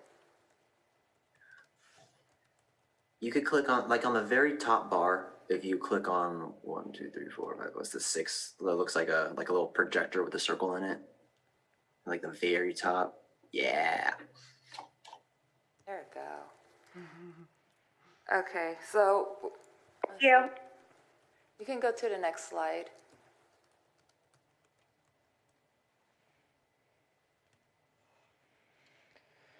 Okay, so we're gonna go over similar procedure.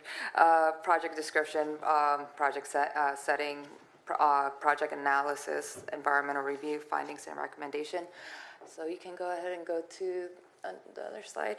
So the project description, the applicant is applying for an approval for a total of 111,620 square feet of mature cannabis canopy area and up to 22,000 square feet of immature plants for nursery within a 237,220 square feet cultivation area. That is 89,620 square feet outdoor totaling or area and 22,000 square feet mixed light canopy area within greenhouses, totaling it up to 111,620 square feet of mature cannabis canopy. The project also consists of up to 22,000 square feet of nursery used for cloning, propagation, for selling and distribution. This will also include the following structures: a 50,000 square feet processing facility, a 50,000 square feet drying facility, a 24,000 total square feet of greenhouse for mixed light fitted with air filtration system, a 24,000 total square feet greenhouse for nursery. The project will include security, portable restroom until a permanent restroom established within the processing facility. There is an existing vineyard on the property, and the applicant is utilizing an existing underground water line from the well to the storage tank. Oh. Okay. The project setting. The project setting is within a zoning designation, agriculture, waterway, airport approach combining district. The surrounding area of the project boundary consists of agriculture and ag preserve zone. The sizes of the parcels vary from just approximately 0.6 acres to 50 acres. There are some residential dwellings to the north and south portion of the parcel boundary, with a nearby off-site residence being approximately 500 feet away. To the east of the parcel boundary is an airstrip and a proposed commercial cannabis manufacturing plant, which was item 1. The overall zoning composition of the project location and the surrounding areas are agriculture used for walnut and grape vineyard. The project is located within the farmland protection zone. However, the project was deemed complete prior to December 15, 2020, and was issued early activation that year. So in the picture, if you go click another one, I did receive a comment about being isolated or not. So I wanted to show this because if you notice the parcel boundary, it is divided by the airstrip. To the east, you'll see a whole bunch of unique farmland, local farmland of local importance. To the west, there's grazing land and other lands. So that's how I determine if it's isolated enough. So it's in the outskirts. So can you go to the next slide?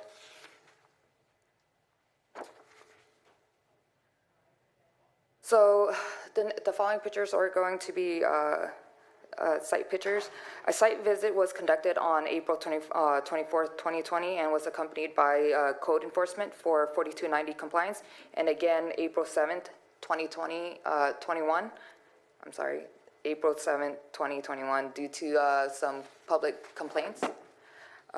There were some complaints about greenhouses. So these are current photos.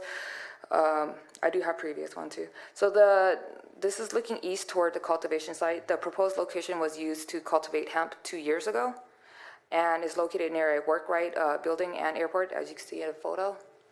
Oh wait, you're going a little too fast. There's an existing well and is located north, yeah, there's no well. Okay, in the northern portion, there you go.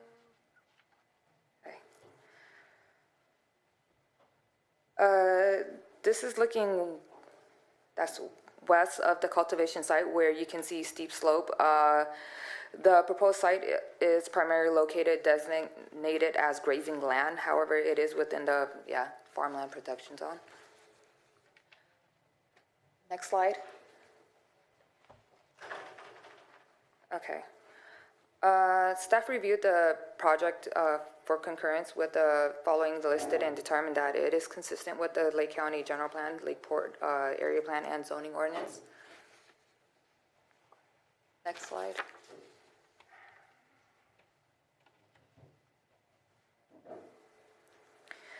The applicant is proposing to engage in the growing commercial cannabis cultivation, which applies to agriculture within the Lake County General Plan for Ag, as an effort to support and protect the county's valuable ag resource. The applicant supports the new ordinance set by the Board of Supervisors dated December 15, 2020, and will comply by shifting to outdoor canopy area 2 and enclosure with air filtration system required by the Lake County within the 3 years. The sunset clause adopted in Ordinance 3101 would apply to this. However, the applicant meets the general plan's conformance for the allowable use under the current designation and meets the zoning ordinance due to the grandfather clause. By definition in our zoning ordinance, outdoors can have enclosed structure without artificial light. Next slide. Okay, the project conforms with the Lakeport area plan. When it comes to ag, the operation will not only encourage economic growth for the county, but will also comply with the initiative in the area plan listed in the slide through the list of water usage. An existing agriculture well will be utilized and has an existing meter, as shown in one of the site visit photos. As part of the requirement, the applicant must submit a water availability analysis and estimated water calculation. The existing ag well has the capability to produce approximately 184 gallons per minute. The water use is projected to be approximately 234,000 gallons per month for the proposed mature canopy area. Data will be recorded and must be submitted during the annual inspection. In addition, the project site is located in grazing and unique farmland. Cannabis cultivation provide a viable economic opportunity for agriculture industry. Lastly, George Road is a county maintained road. However, the applicant will adhere to the fire safe guideline adopted by CAL FIRE to meet driveway access standard. Next slide. The proposed project conforms with all zoning ordinance designation for agriculture, waterway, airport approach combining district. Under Article 27.17 AT, commercial cannabis cultivation is allowable upon obtaining a use permit under zoning designation for agriculture. The applicant meets all development standards under Article 5 with further restriction under Article 27.13 AT regarding minimum setback requirements. The applicant meets Article 37 under waterway combining district to protect waterway within the property boundary with the required setbacks of 50 feet and further limiting the setback to under 100 feet with Article 27 from all water course. The project is located 100 feet from all water courses. However, an existing vineyard is situated on a water course as shown in the previous map. The proposed project is approximately 800 feet from the agriculture pond that developed into a source of habitat for potential sensitive species. The pond will not be used as a source of irrigation. Next slide. The initial study found that the project could cause potential significant impact that can be found in attachment 6 and will include aesthetics such as additional light source for structures and security. The applicant will provide a outdoor lighting plan and blackout film material plan to the Community Development Department for review and approval for the proposed structures. Security lights will be mitigated to be shielded to not exceed to other parcels. Air quality addresses impact from the pungent odor of the plant and dust fugitive that will be mitigated through passive means through buffer zones and active mean through an odor control plan. Air filtration is required for all structure under the conditions of approval. According to the biological assessment report conducted in March 9th, 2020, there is no special status species detected during the site visit and research conducted on the parcel. However, the potential impact is due to the presence of watercourse on site. Next slide. The project meets all of the major use permit findings through the zoning ordinance requirement for all setbacks, requirements, and exclusionary area. The project parcel adequately accommodate to the project site.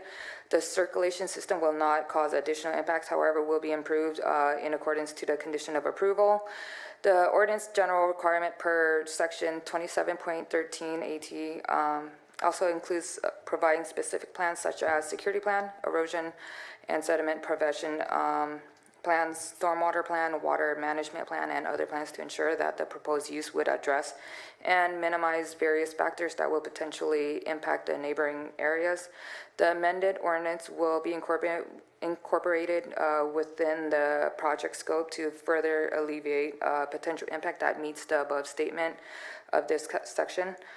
The Community Development Department will conduct an annual compliance monitoring inspection during the cultivation season to ensure compliance with the approved project management plan and conditions of approval. Additional findings listed can be found in the staff report. Next slide. Staff recommends that the Planning Commission takes the following action to adopt a mitigated negative declaration IS 2033 for a major use permit for UP 2028 with the following findings found in attachment 6. Staff also recommend the approval of major use permit UP 2028 for the following findings of the previous slide and detailed in the staff report. Next slide. And that's it. Yeah. Do I have any questions?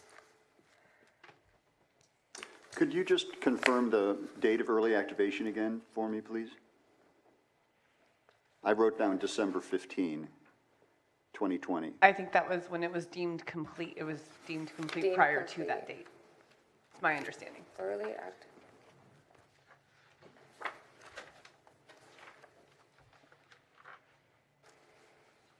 There's a reason I asked. It's not a trick question. I know. It looks like, I believe I wrote down 4/24/2020. But that might have been just your site visit that you were out there. They were my site visit. It was. I have it in my hand, it's 5/27. Okay. Oh. Mr. Chair, this is Nicole Johnson, if I may. Yes. There was something else I wanted to. Oh. Did you want to go for it? You want to go ahead? Yeah, okay. So there was one more thing. We will also include one more condition of approval that wasn't on the attachment. So I'm going to quote this. We're going to add another addition, or an addition to the condition of approval. So it will state that this permit shall have no force or effect until the effective date of ordinance number 3101, date of May 2021, at which point this permit shall be fully effective. Should ordinance number 3101 not become effective on May 20th, 2021, this permit shall be void. Should permittee begin any permitted work prior to the effective date of this permit, the permit shall be subjected to immediate revocation. Mr. Chair, this is Nicole Johnson again. Just to put some clarification on that, ordinances are not effective until 30 days after their second reading and adoption. This particular ordinance, and the correct number is 3103. This particular ordinance was adopted on Tuesday of this week, so for 2021. It'll be effective 30 days from that date, May 20, 2021, which means that any permit adopted, technically speaking, today, the applicable ordinance is the zoning ordinance as it was before that adoption of Tuesday's ordinance. So if we are adopting permits, if we're approving permits today to which that ordinance would apply, we are adding this condition so that that permit is not effective until the ordinance that applies to it is effective. And if any action is taken under that permit between now and then, any permitted action, then the permit is void. I was just asking about the early activation date.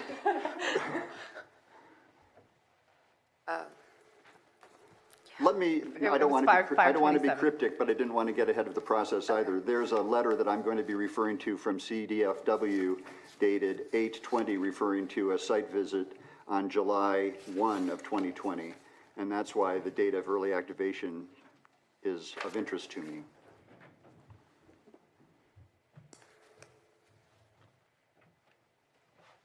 I think I might have misplaced that over upstairs. Okay, well, you can circle back.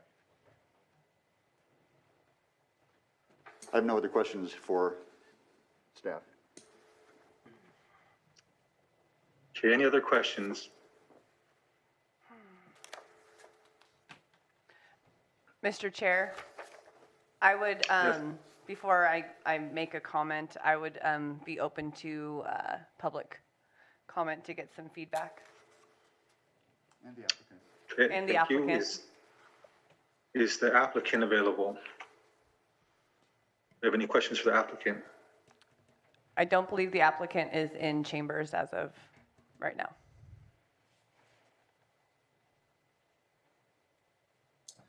I have a hand raised in the Zoom room from Joseph Gustafson. Would that be the applicant? Yes. All right. Joseph, I've given you permission to speak, and I've asked you to unmute. Hello, sir. How you doing? This is Joseph Gustafson. Fantastic. We can hear you. Oh, I'm doing good. I am here for any questions you guys have and any questions the neighbors may have. Okay, thank you. Do we have any questions for the applicant? If not, we will go ahead and proceed to open public comment.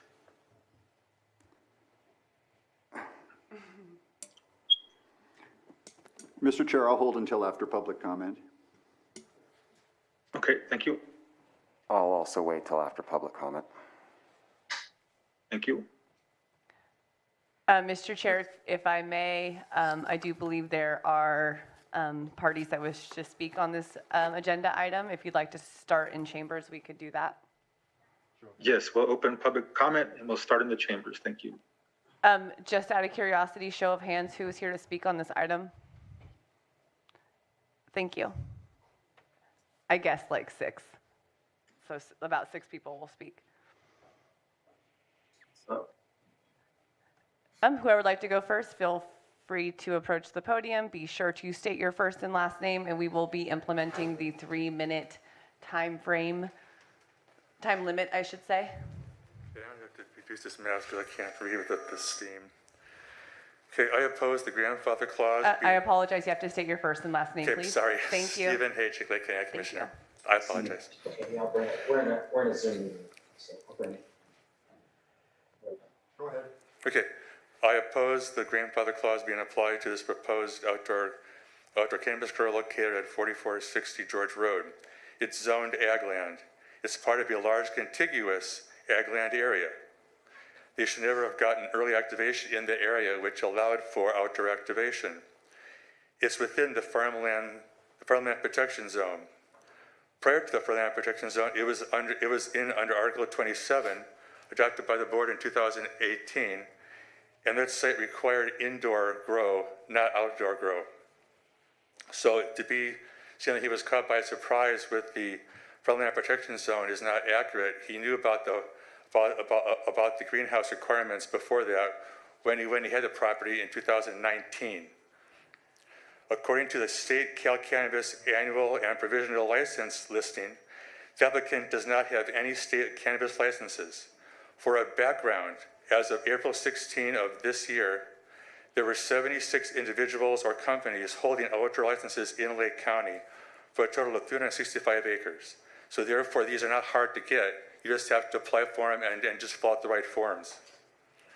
Not holding a state license means that the site on George Road was able to harvest their cannabis without being involved in the track and trace program, which means they weren't allowed to sell their product through a legal distribution channel.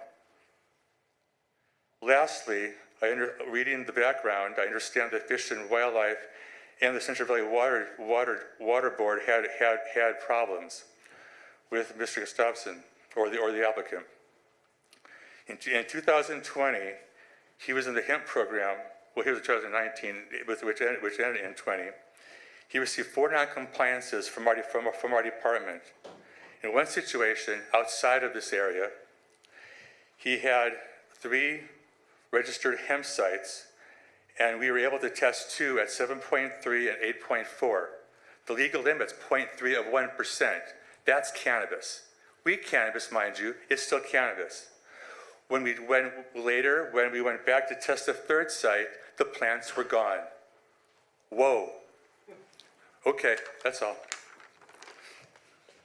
Thank you.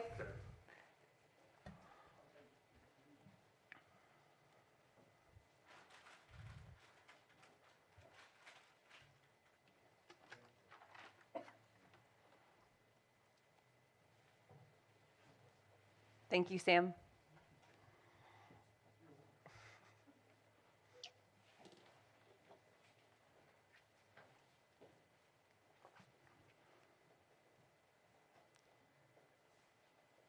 Good morning. Just be sure to state your first and last name for us one more time. Joe Purdue. Thank you. We got the notice about the grow operation and what they wanted to do and how they wanted to put in all the buildings and the outdoor grow and all that. And they access it off of George Road on a gravel road, which goes right by my house. I have 2 acres. And the vineyard actually borders on 2 sides of my 2 acres. And since they started building the operation back there, which they've started building, they have trucks going in and out with building materials and stuff constantly going back there, even vehicles going out at 2 and 3 o'clock in the morning in and out, which I have no idea what they're doing back there at 2 or 3 o'clock in the morning, but we can hear them going by. And the dust, they did put up some speed signs on the gravel road, which only a few of them actually adhere to. Most of the guys go down through there at 25, 30 miles an hour and just leave dust clouds behind them. George Road itself is a fairly narrow country road, which is, they call maintained by the county, which means they come out and they fill the chuck holes. And they've been filling the chuck holes for so many years now that it's basically just one long chuck hole out there, and it's a rough road.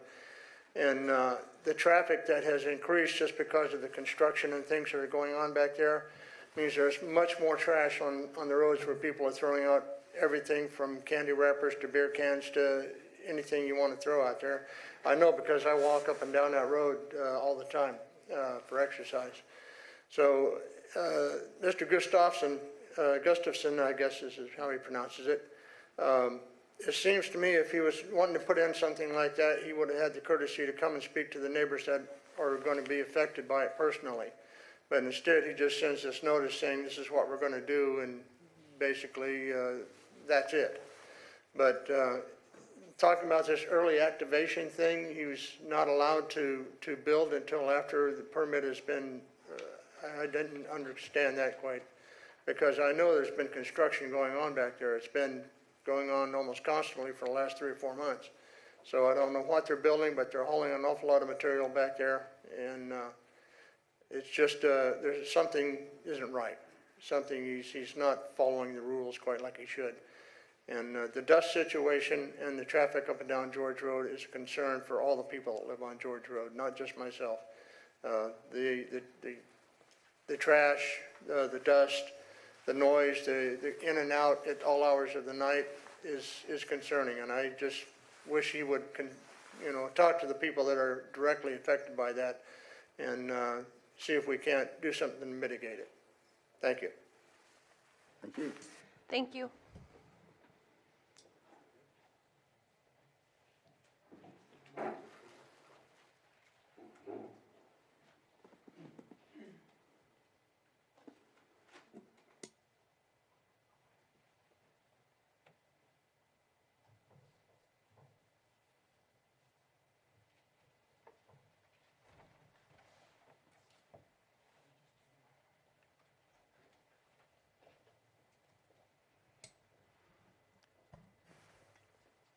Yeah, Bill Bernetti, 4750 George Road, resident of Lake County for quite some time. Ladies and gentlemen, I can't imagine a project that's less compatible with the area that we live in out there than this. The proposed buildings, the outdoor grow, I don't know how many of you did a site visit out there, but there are literally hundreds of people that live around that area. We're registered agriculture for sure, but it's a populated agricultural area. I think the spirit of this law says that these kind of activities should have been done out by High Valley, places where you have ranches that are 800 acres, not right in the middle of a populated area that's been there for quite some time. Your ag commissioner just painted a kind of a picture of the individual that I guess is processing this, and it doesn't sound like he's been exactly following the rules in a lot of ways. What makes you think he's going to do it in the future after he gets going? Sent us all a letter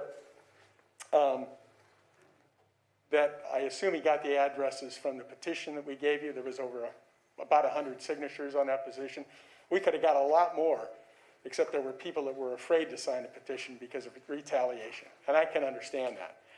But we got this letter, and one of the things it says in odor control, which is everybody's biggest issue, right? Odor control, that we will ultimately build out greenhouses. Well, with filtration. Well, ultimately, to me, means maybe someday, okay? In the meantime, you got outdoor grows. My partner, his property is adjacent to that grow area. Visited his house many times during this cannabis grow, hemp grow, is that what it was supposedly earlier? And the odor was overpowering. I live about a mile away from it up on a hill, and you could smell it up there. Think about all the people that have to live and put up with that. Get to George Road. I like Joe's comment about it being one big chuckle. Sorry, Steve, you do a pretty good job keeping it going. But it's a rural road. It's a small road. And the road he's talking about that accesses the property is a very dirt road with no covering on it at all. He says he's only going to have 14 people working there in this letter to us. I understand in other letters when he's talking about taxes and the impacts of his business, it's over 200. So I'm not sure which he's talking about. But if you've got 100 people that are going to work every day in that place, can you imagine on George Road accessing that? If you've visited it, you know how rural it is. So I guess I'm speaking on behalf of an awful lot of people that live in that vicinity. Your report was accurate by the rules, I assume. I think there's some contradictions that my partners looked up in it. But the spirit of the law is that it doesn't impact people. And you'll be impacting an awful lot of people if you allow this to go forward. I'm sorry, we've actually hit our 3-minute time frame. Thank you.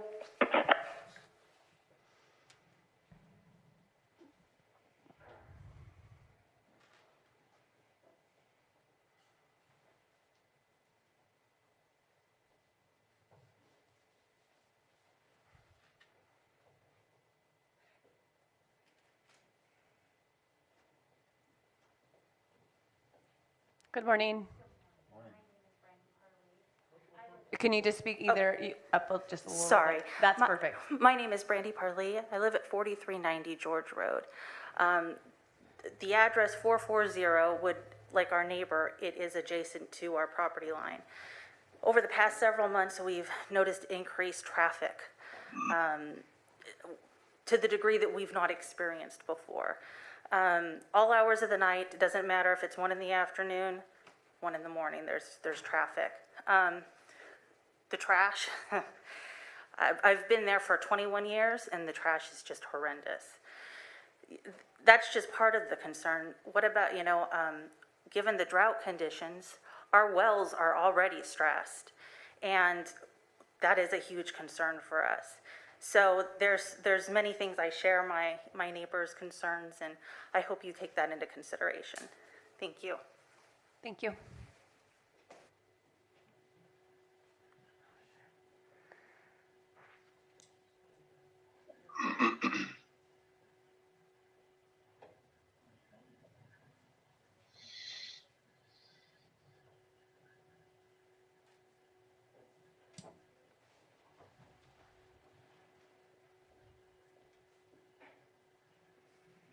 Good morning. Good morning. My name is Sarah Parley. I want to first off thank you guys for having us comment and our concerns. I'm backing up all my neighbors, but I also want to bring in the personal part of it. And I've lived on George Road my whole life. I have a special needs sister and a 12-year-old sister. I also know many neighbors and kids that live on that road. One of my biggest concerns is the traffic.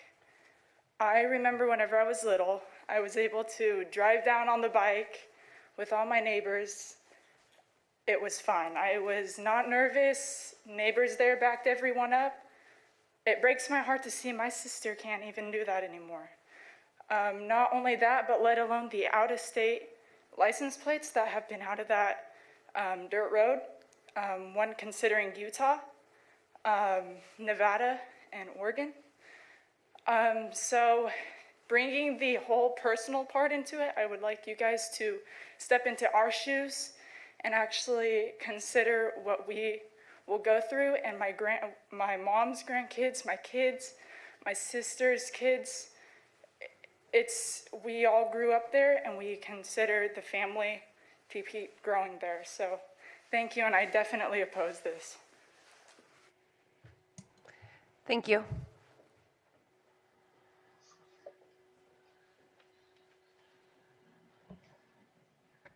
Is there anybody else in chambers who would like to speak on behalf of this? Okay, we have one more. Maybe 2.5 more. We'd prefer to hear from someone who hasn't yet spoken. Thanks.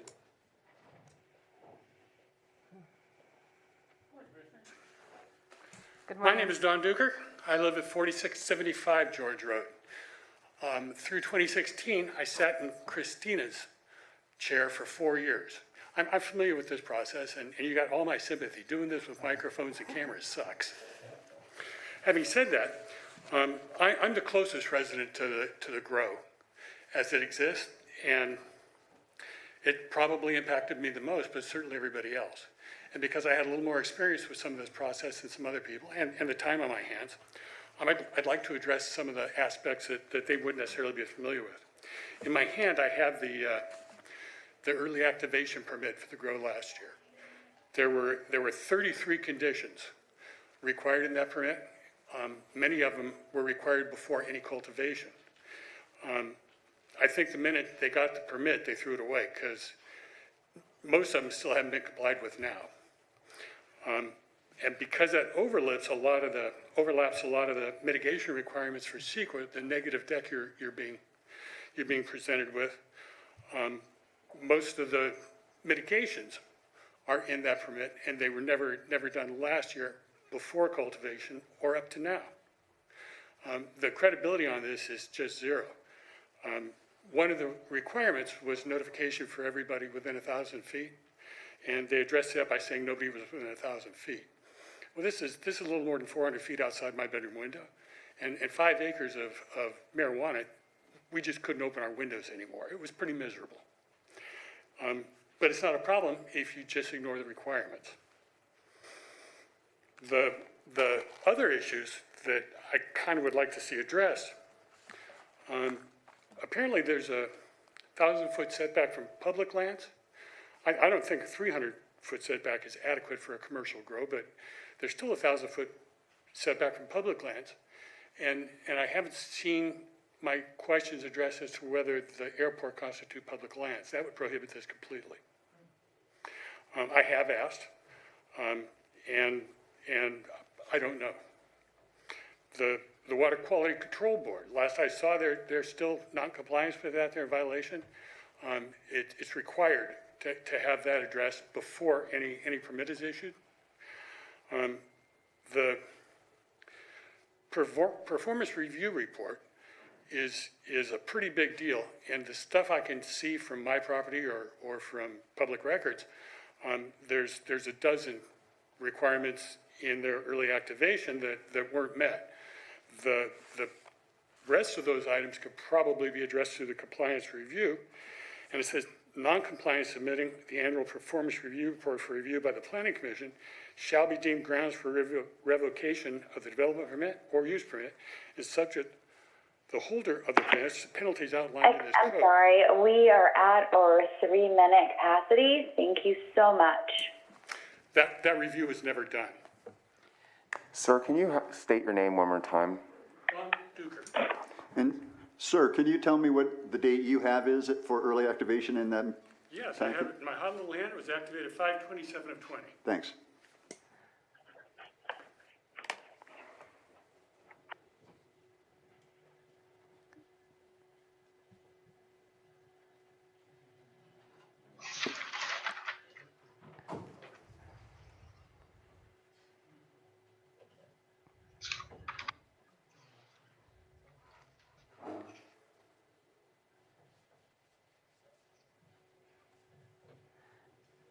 And just so you're aware, here in Chambers, once we get through the public comment and we go back to the Zoom, I feel like if there's additional comments that need to be made, if we can bring it back to Chambers as well. As long as they're new comments. Right. Yeah. Okay, thank you. Steve Page, County Commissioner, the one I failed to respond to was Plating's supposition that they're isolated. They're isolated. The rangeland, pasture land is ag land. The ag land can be converted to grapes, pears, walnuts, anytime, just so it's just because it's not being used now for crops doesn't mean it can't be used forever. Once the cannabis gets in, then that land would be probably restricted to only grazing due to the potential problems that cannabis has with the traditional crops. That's all I want to say. Thank you.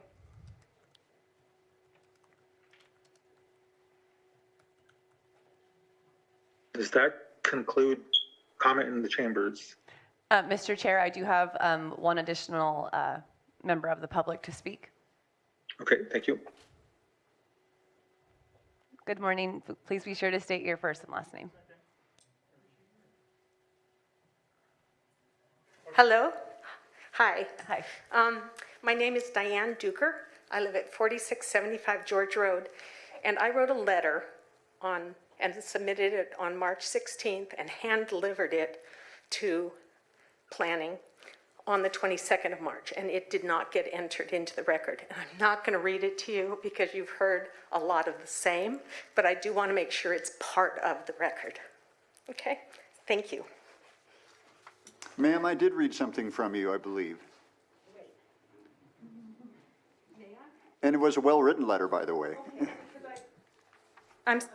I also just wrote a little blurb when I submitted the 104 signatures in the petition, but that was just a paragraph. So hopefully you did see my letter. Thank you. Thank you.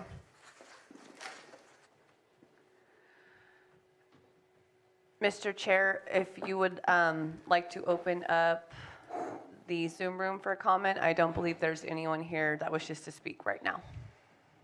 Great, thank you, Jake. Can we open the room for any comments in the Zoom room? All right. It looks like the first hand up, I'm just going to go here. The first hand up I have here is from Joseph Gustafson, who I believe was the applicant. So I just want to check in with them real quick. Can we have anybody else who hasn't spoken, and then we'll get back to the applicant? All right. So the next hand I have up then is from Brenna Sullivan. Brenna, I have given you permission to speak, and it looks like you're unmuted. Will you please confirm your first and last name? Good morning, Commissioners. Brenna Sullivan, Lake County Farm Bureau. So to add on to what the Ag Commissioner said, this project is not isolated from connected farmland and should have never qualified as isolated under the previous ordinance language. The project did have a prior requirement to grow within a greenhouse. This was not a new requirement with the creation of the Farmland Protection Zone. Farm Bureau submitted a letter to the planning staff in June of 2020 that contextualized this prior exemption, which this project does not meet. But as far as I'm aware, this is the first project in front of your Planning Commission that could make use of the recent sunset clause in the Farmland Protection Zone that was recently approved by the Board of Supervisors. The staff report was a little unclear as to whether or not this project is seeking the sunset clause or not. I believe the term grandfathered in is used, but this is not what the sunset clause does, and I don't believe that term is used directly in the ordinance that was recently adopted. And as a reminder, the clause allows outdoor cultivation in hoop houses only within the project site area, after which the applicant has to transition into a filtered greenhouse. Farm Bureau opposes any major use permit that grants outdoor cultivation in a farmland protection zone that is not qualified under the sunset clause. And this project should not be approved as it sits before you today. If the applicant is in good standing with the state and our local ordinance, and if the applicant has not violated any terms of their early activation permit, they then may be eligible for that transition period in which they can cultivate in a hoop house and then transition to a greenhouse. However, as the Ag Commissioner stated, this applicant is not eligible for the sunset clause as he is not currently in good standing with the state.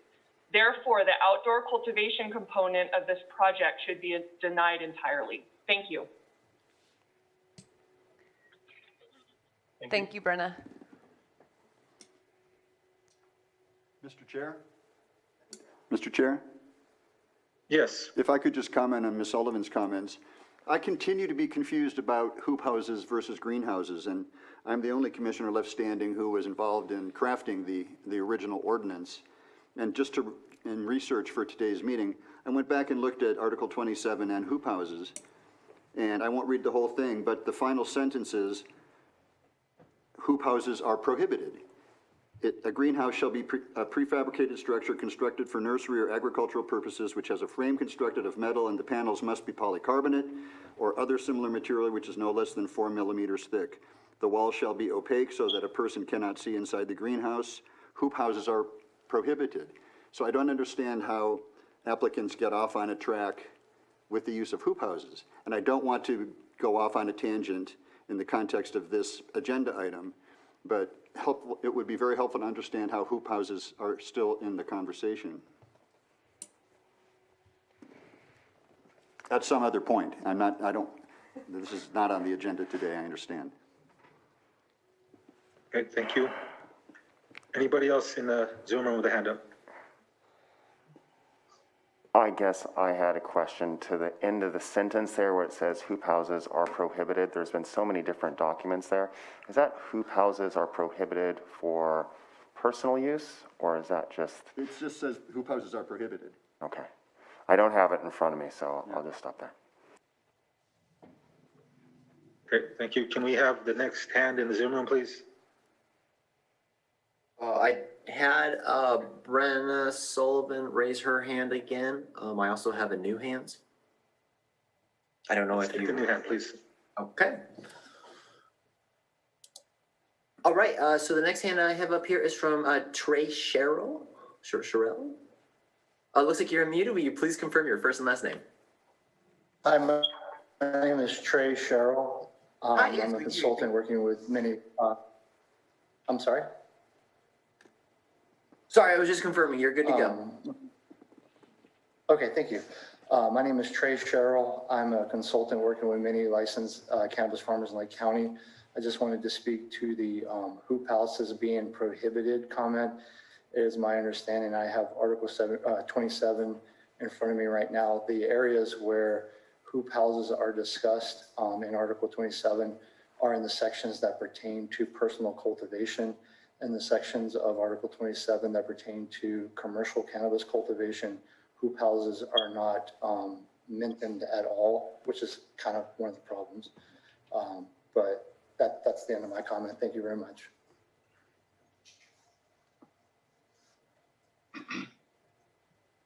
Anybody else in the Zoom room, Jake?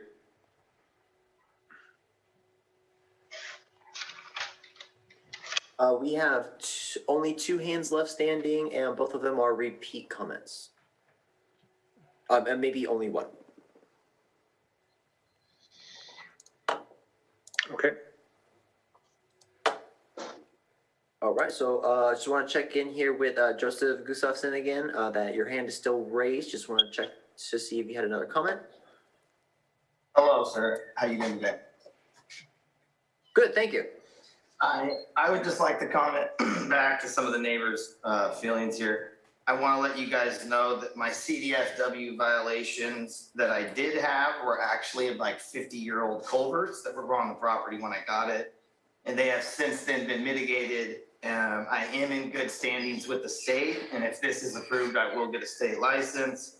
I will not be growing any cannabis until I do get a state license. The road that I did there is gravelled. I spent a lot of money graveling it, and I will be paving it if I'm approved.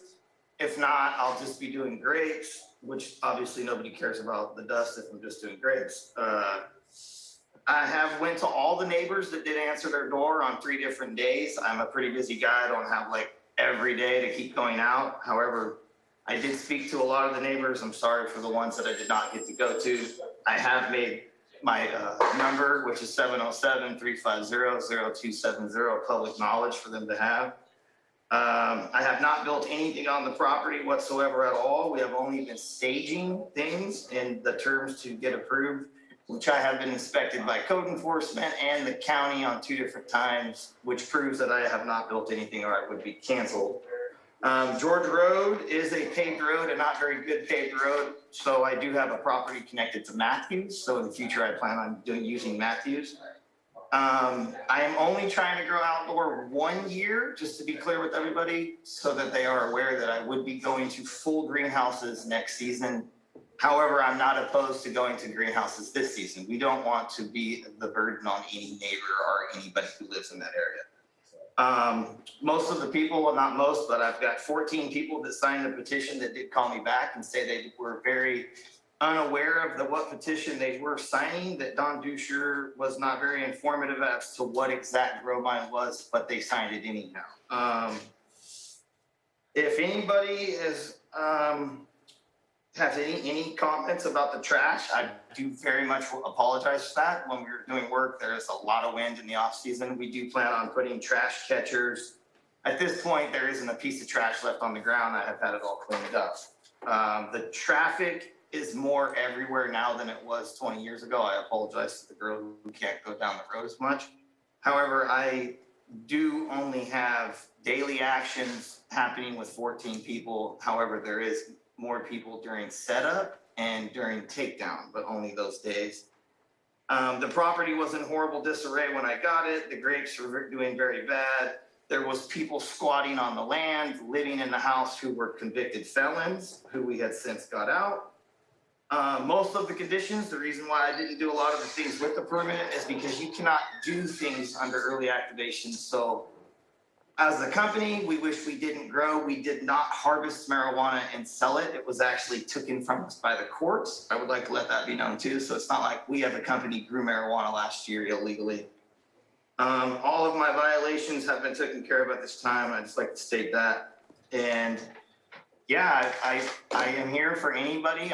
All the neighbors, I do feel about the ag thing. I mean, we're not trying to grow outdoor on ag land. We understand that whole role too. And we're here to work with you guys. I'm not the thorn in Lake County side. I've lived here for 40 years. I have 3 businesses here local. I employ 47 people throughout those 3 businesses, and I aim to do everything right and the best that I can at my ability. And that's it. Mr. Chair, Yes. I have a question for the applicant. Okay, please do. Thank you for your comments and your reference to the CDFW letter. I might circle back to that, but in an exchange between Ham Satur and the water boards, dated as late as February 24, Satur was told that this discharger has been under scrutiny from the water boards, CDFW and CDFA on multiple of his sites. There was a site visit on 7/1/2020 and found violations copied below. The site is now registered as a Tier 2 high-risk site with the Central Valley Water Board as they have disturbed area within the water course setbacks. CDFW, CDFA, and the Water Board are meeting by telemeeting tomorrow to discuss Mr. Gustafson and all of his sites in Lake County. You followed up appropriately with the water boards to ask if that had been resolved, and the response was, as of March 4, 2021, "Good morning, Satur. I would not say that it has been resolved. He has done everything we, the Central Valley Water Board, have asked him to do. However, CDFW is the lead agency on this, and when I last spoke to Dustin of CDFW 1 week ago, Mr. Gustafson, in other words, after the telemeeting, had still not notified CDFW. It is my understanding that CDFW has asked him to do so multiple times, and that until he does so, he is not permitted to do any of the remediation work, and until he completes the work, he will be in violation.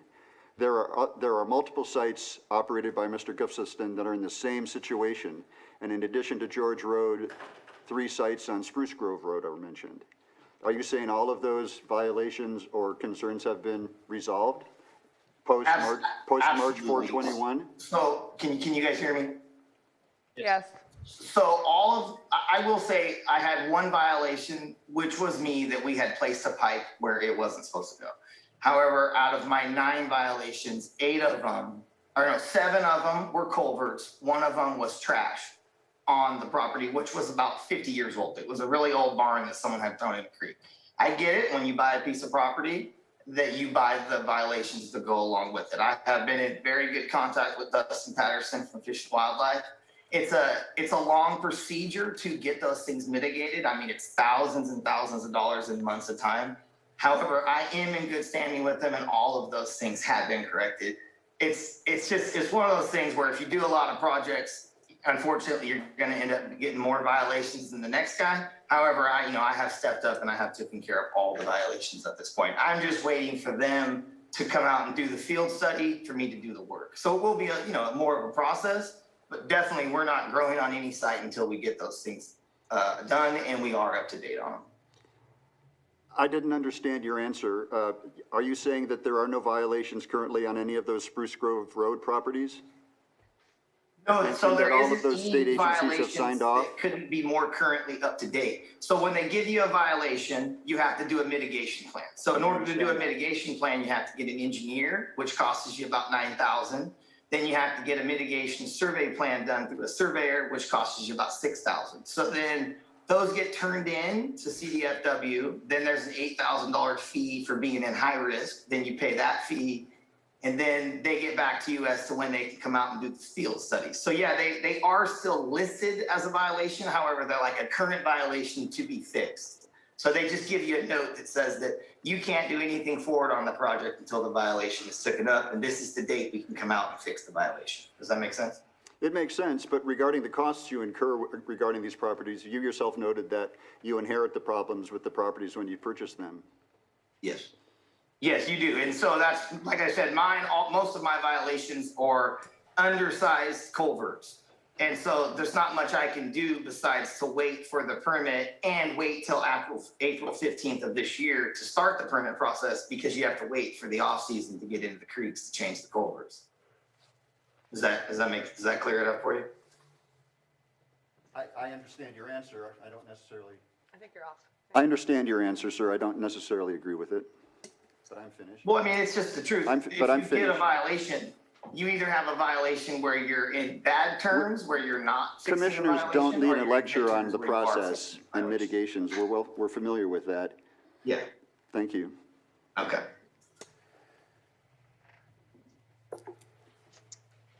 Are there any more hands in the Zoom room? If not, we'll close public comment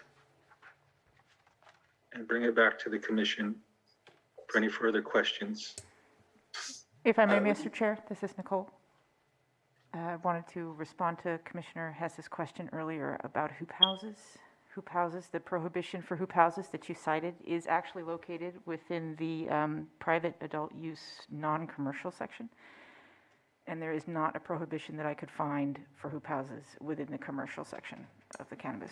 I appreciate that, Nicole. What I was referring to was page 31 of Article 27. It's under section 15 and it's item F.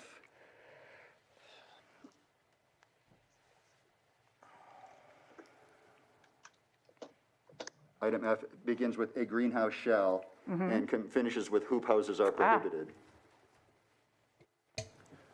Commissioner Hess, if I could, Scott DeLeon, hoop houses were introduced here just a couple weeks ago at the board as a temporary means of getting through the transition period for those applicants who found themselves within the new farmland protection zones. And there was some language about, if their application was complete by a certain date, then they would be allowed 3 years to accomplish the transition from outdoor cultivation to indoor cultivation with the use of a hoop house. And it was defined, and I'm going off of memory here, it was defined loosely as a temporary structure. There were going to be conditions about they had to be removed at the end of the growing season, and they were simply there to provide a protection and a barrier to the plants.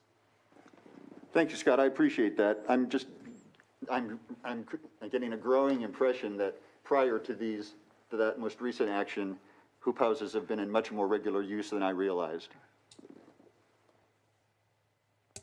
Well, just that the section you cited, on 27-31. Yeah.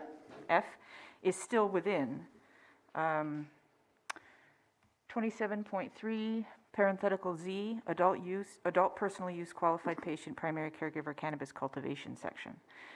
The commercial section is 27.13, parenthetical AT, which is much farther down, and there isn't a hoop house prohibition. No, thank you. And as I said, this was a tangent. This wasn't a fall on my sword issue today. But there are confusing sections in terms of harmonized language.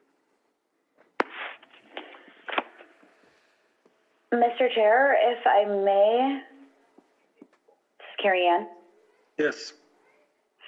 We still have two hands up in the Zoom room, one being the applicant and the other being Brenna Sullivan. Did we want to go back and see if they had anything to say and then close out public comment? I was under the impression there were no remaining hands. The applicant is free to respond to questions from the commission. If Brenna has additional comments that she didn't provide, which are new comments, I am open to hearing those if the commission pleases. Mr. Chair, if I may, I would like to hear Brenna's response. Me too. Please. Okay, go forward with Brenna's response, please. Okay, Brenna, I've unmuted you. Thank you, Commissioners. This is Brenna Sullivan again. And real quickly, I just wanted to respond because it was my comment that prompted Commissioner Hess's question about the hoop houses. So I wanted to clarify what I meant about that. And as Director De Leon referenced, this was just in reference to the mitigation that was put in place for the sunset clause. And Commissioner Hess, you are correct in that previously to that little piece in the sunset clause, hoop houses were not qualified as a greenhouse under the farmland protection. It had to be filtered structured greenhouse. This was just a mitigation measure. It's still considered outdoor cultivation, but the hoop house was a protectionary measure to get through that transitionary period. So that's what I meant by my comment, not that they should be used as a substitute for the mixed light. Thank you. Sure. Thank you, Brenna. Thank you. With that, we will close public comment and bring it back to the commission for any further questions, any discussion.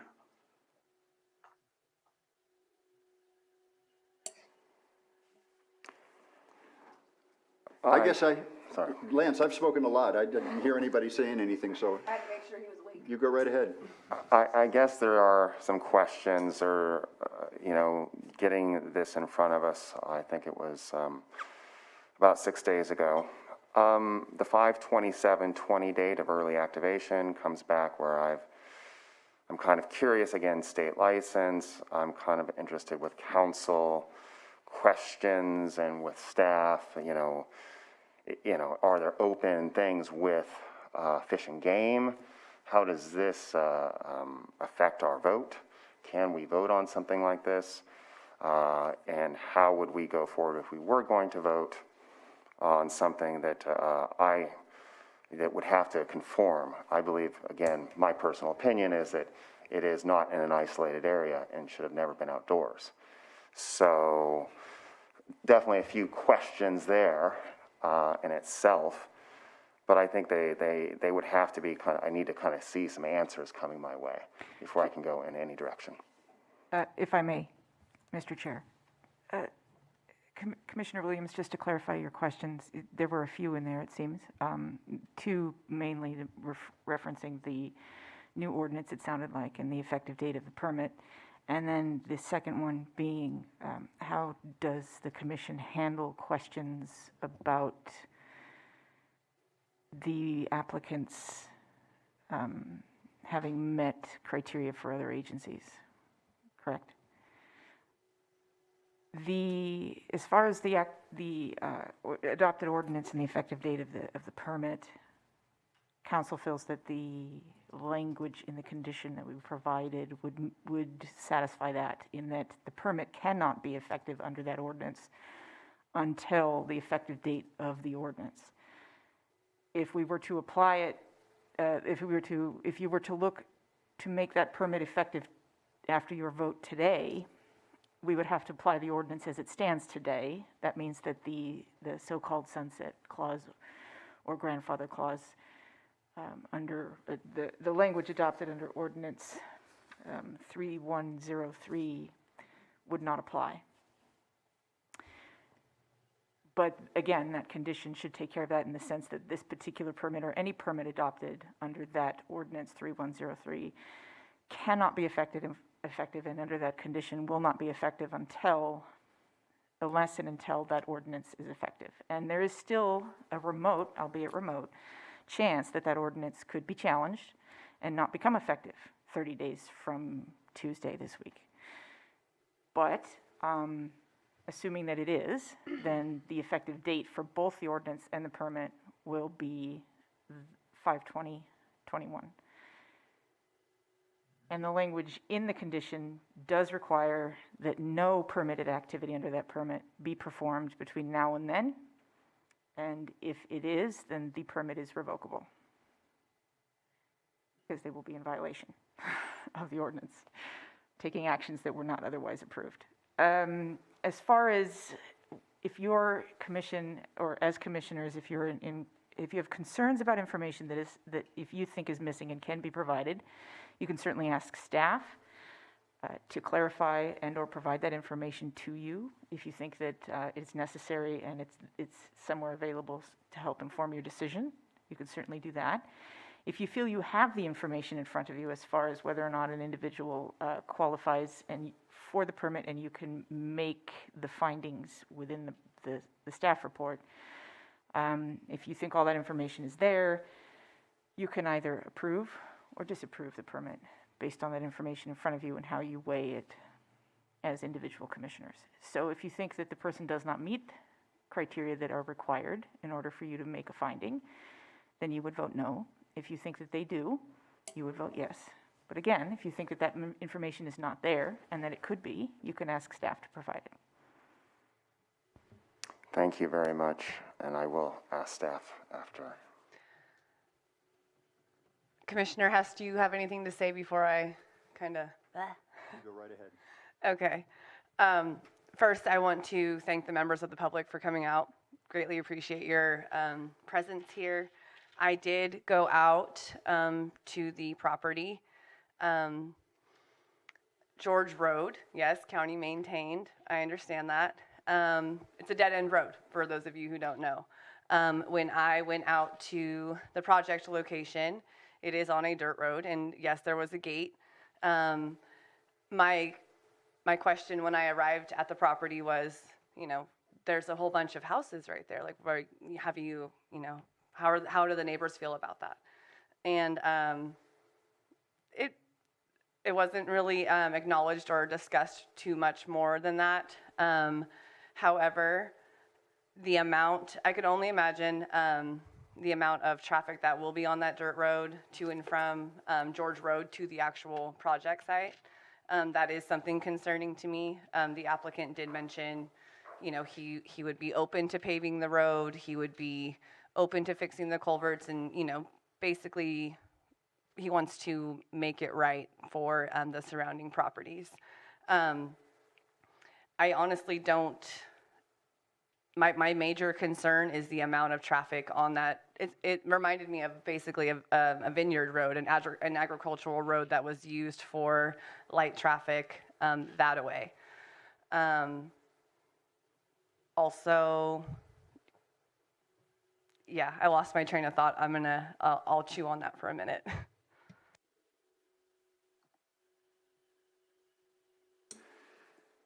I'd be happy to fill in a gap as you try to recollect your thoughts. Yes, yeah. Between my train of thought and my Red Bull, it just kind of went Just off the something I'm throwing out for my colleagues to consider, and it's not an original idea. It's based on a letter from the Lake County Chamber of Commerce. A path forward, if that's what the commission is looking to find, is some agreement with the applicant to repurpose his application and design it for indoor use and just apply for a conforming use from the county. That's a technical concept, and it's not something, I have not been out to the site, I have not discussed this application with any members of the public or neighbors of that, but it's a path forward. Otherwise, I do have concerns about the application as it is before us. I will echo that, and I do believe, the applicant is open to doing indoor or inside of a greenhouse, even if it's, like you said, this season to begin with, or give him a year to get into compliance that way. Another one of my biggest concerns is I would like to know that these violations that were noted have been taken care of. It's one thing to have a violation on one project, but multiple on multiple addresses is a little concerning to me. And, we talk a lot about bad actors, and we want to really set the bar and do things very clean.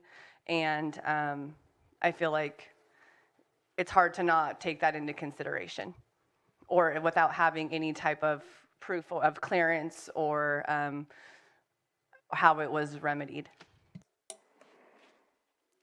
And I echo that as well. As I said, I believe that this should be under the farmland protection zone currently.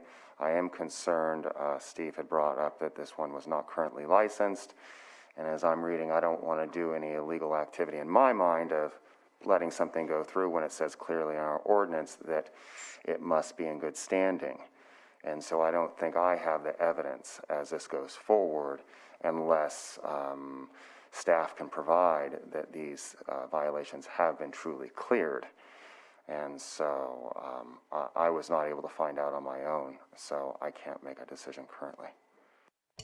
Commissioner Williams, I've kind of been monitoring emails here during most of this morning's discussions, and as recent as 10:56 this morning, there are still outstanding violations. However, it's CDFA's position that it appears that he's working on those with Fish and Wildlife and their agency, but nonetheless, they still exist. They aren't all completely cleared, but it appears that he's working on it.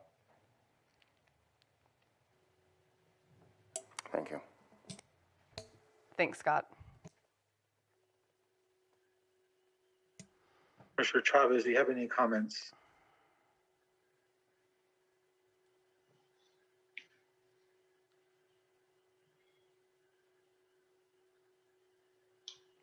I don't know if he heard you, Mr. Chair.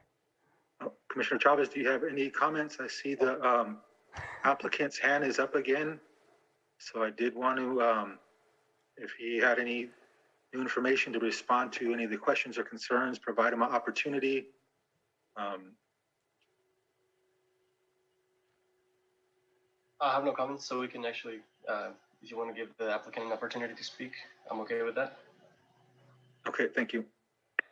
I've asked the applicant to unmute Mr. Joseph Gustafson, if you'd like to say something.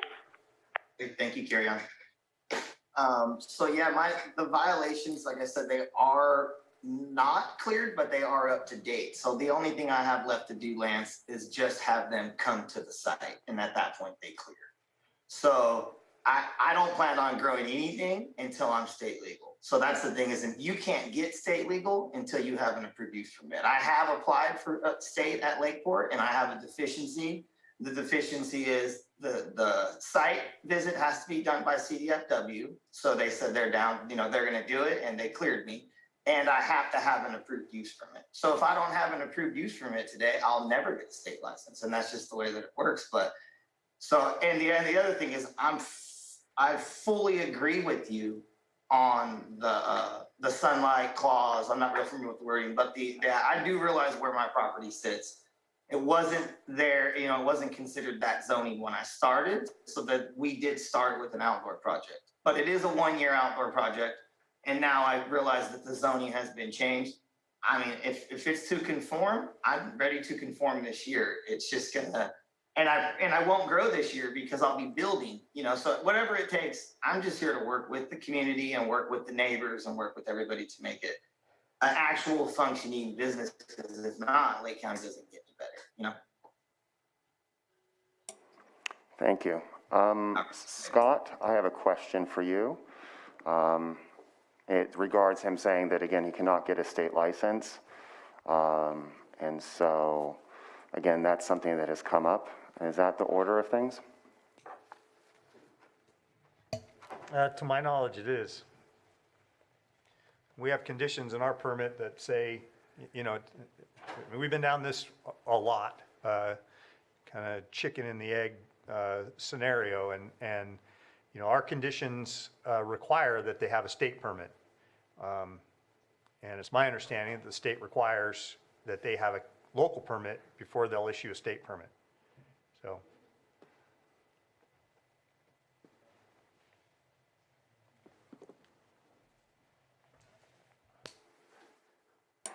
Thank you. Any other questions for staff or applicant?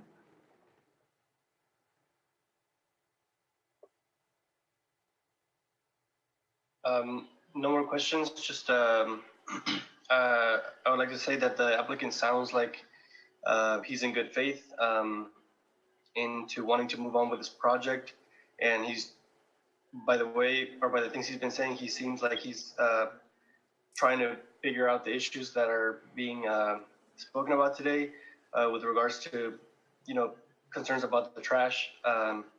He said he's been taking care of that, along with providing his personal number to the neighbors to make sure that if they have any concerns, that he's willing to talk to them and work with them.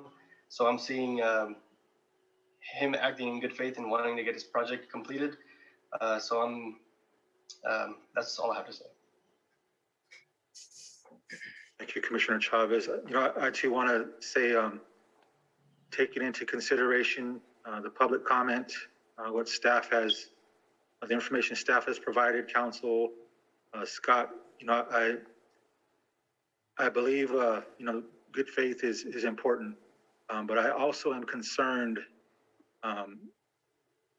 with the comments that were made by community and the surrounding neighbors. And so I think for myself, I would like to get a more stronger commitment from the applicant that they are going to, in fact, move forward with the good faith, that they are going to do what's required, which it sounds like the applicant is saying. So at this point, I'm still a little hesitant to support this action, but I do want to hear if any other commissioners have anything they want to add to regarding the information that was provided. Mr. Chair?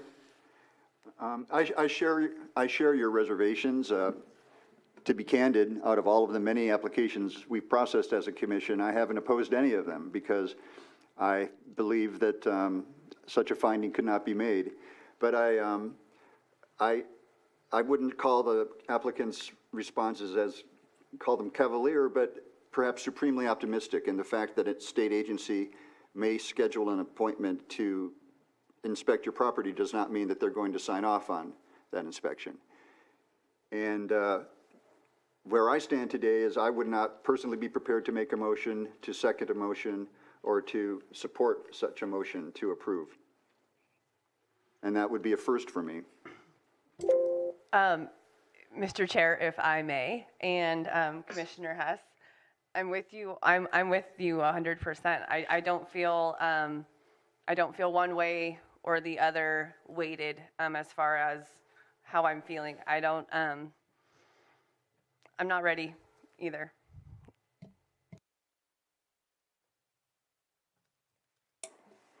I believe I'm sitting in the same chair as the two of you, that at this point in time, I see that there can be a pathway forward, and that pathway would be going into this with the greenhouses and the farmland protection zone. I was hoping today that staff would be able to tell me that yes, all of these violations have a pathway forward.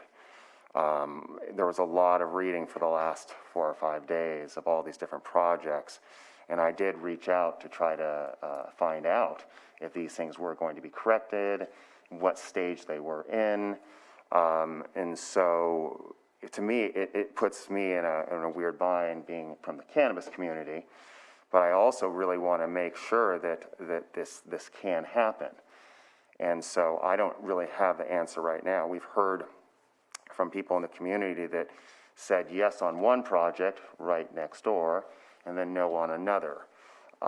So that's where I'm standing right now. I believe that this is, again, back to a land use issue, though. And so can this land be used this way? And again, I just really wish I had more information. And again, what was brought up was that early activation. And so, Joey, Mr. Gustafson has mentioned that the courts had taken some weed. I'm kind of confused at this stage. So I would want to see court documents because I don't get it. And so I really want to make sure that, again, I would not want to be in this position where being from the cannabis, and as you've said, you've never voted against, I don't want to vote against anything, but I would have to abstain today. So that's where I am. Can you guys still hear me? Yeah, we can hear you. I don't know where you're coming from, but we can hear you. So the violations, I don't understand how, Scott made it very clear that CDFW and CDFA commented that I am in good standings. There's no other way you can be. You're either in bad standings with the violation or you're in good standings with the violation. So, I mean, I'm definitely in good standings with the state. And I do understand, as of like the early activation, I don't think a lot of people fully understood how it worked last year. And I'm not the only person who actually grew cannabis. There was hundreds of people who grew cannabis with early activation. And if any of them sold it, then it had to be illegal because state tags are the only way to do legal grow. So now that I realize that, I would never move forward with any project I have without having the full state license and all of it. So I do get how the situation fully works. I just don't want to be rejected on a project that has a timeline. And if I'm not approved today, it's like I might as well not be approved ever because there's a timeline to getting the process started. You know, so my deficiency really is based off of just not having a use permit. So if I could get this approved today, if I'm not approved by the state later, then I wouldn't never be able to actually move forward with this project anyway. So I'm really looking out for your guys' support on this. It's been 1.5 years since I turned it in. You know, if you guys weren't so backed up, I would have been seen last year, obviously. But my phase 2 is all indoor lands. All you guys, and I am willing to start at phase 2. That's the other thing. So if you just look at my project with phase 2, then if we started with that, that would exclude the outdoor thing altogether.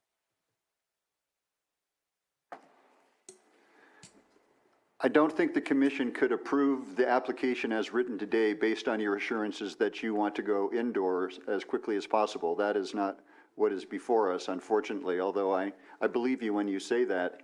And I don't mean to sound like I'm lecturing you, but I don't know how long you've owned the 4 properties, George, and the 3 Spruce Grove addresses, but perhaps it would have been better to address the violations that were existent on the property before filing your grow application. And again, maybe there is a path forward, a continuance with no set date, and when the violations are cleared. Because again, I think that's one of the things that we are definitely looking at. Because I don't want to be the person as the downer, but it sounds like there is those same feelings there, that we feel uneasy. I'm not I don't know the exact language there, but again, it says, must be in good standing. And working on things is a start, but I mean, I think we'd want to see violations cleared. I don't think we've had any issues that have been brought to our attention where there is outstanding violations.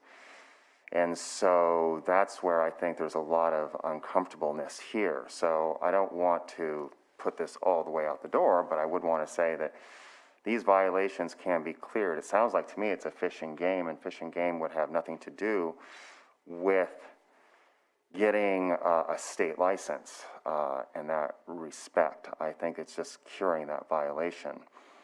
So I think this has been brought to us in some ways in a premature state. And at least we've been able to hear the neighbors and see their concerns. In full disclosure, I drove down there this morning and went down the road till it said private road. I saw signs saying there were kids to slow down. So I've definitely heard the neighbors, but there seem to be other concerns. And the concerns that I'm working with right now are the fact that it states very clearly that they must be in good standing, and I don't feel that way currently. So I don't know if anyone else would like to, again, say that when the violations are cleared, that this is done, then it could come back. But again, I'm just listening to the 2 people here. I know there was, it sounded like one of the commissioners also, who's not here, felt, a little uneasy too. So I think I'm just trying to listen to the commissioners and see where we stand.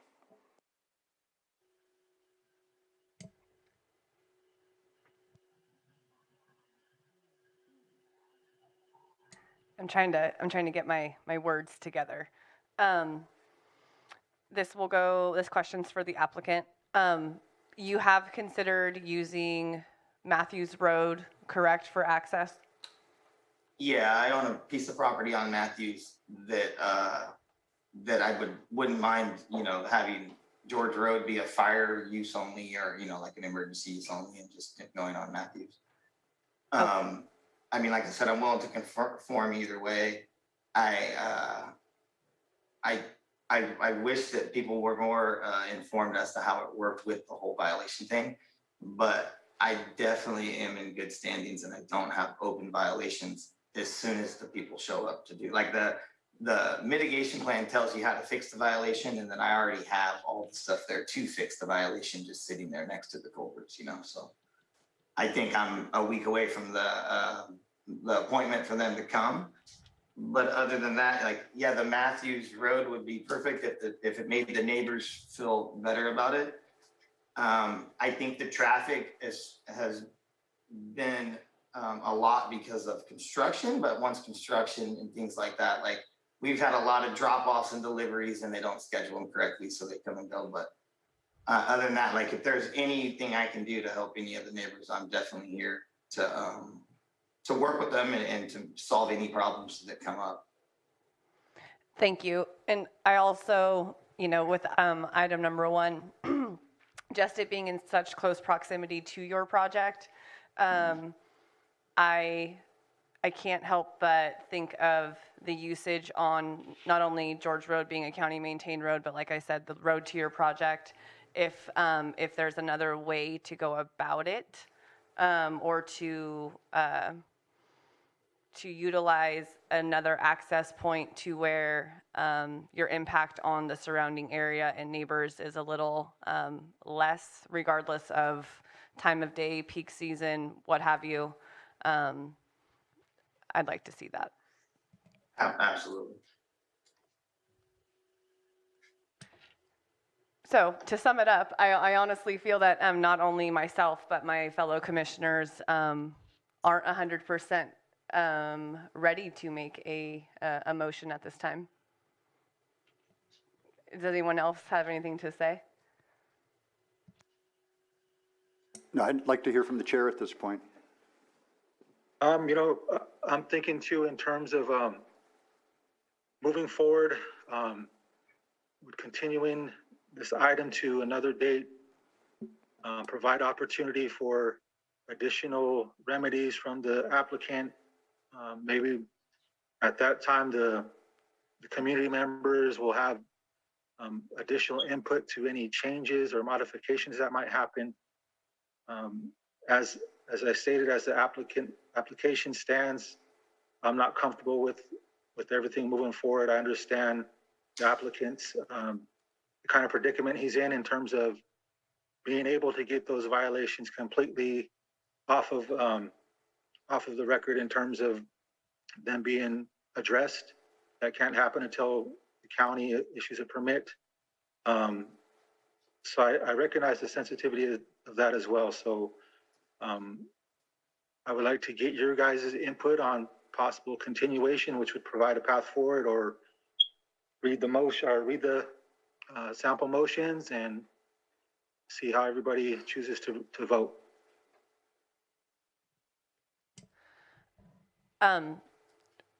Does the applicant feel that 30 days would be an adequate amount of time to provide staff with updated information and clearance, technically? Yeah, I mean, are you guys against moving it forward with conditions? Like where you just say, if you do this, you're approved, if you don't? Because then I actually have like a guideline of things that I can do other than wasting time, money, and, things that's something that's gonna get disapproved later. Cause like, I've honestly, just to give you guys real numbers, like I bought the property for a lot of money. I've lost a lot of money that will be forfeited if this doesn't go through. So, if it goes on longer and longer, it's just more of a burden on me than it is, me trying to boost the economy in the local areas. So if there is a path forward in your guys' eyes where you say, hey, look, we want you to go indoor, we want you to pave the road. If you guys said, hey, this is your thing, then I would say yes, whatever that is, and I can do it, Seems to me there's inherent risk in any investment. I would support a continuation, and it would certainly be important to me that any violations are cleared up before we hear this matter again, although I still am not in support of it as an outdoor grow. So just to project my thinking forward. But if the issue before us today is a vote to continue, sure. Yes, and I would put a vote to continue, and then in 30 days, this would be under the farmland protection zone anyways, and it should be put into greenhouses or into hoop houses.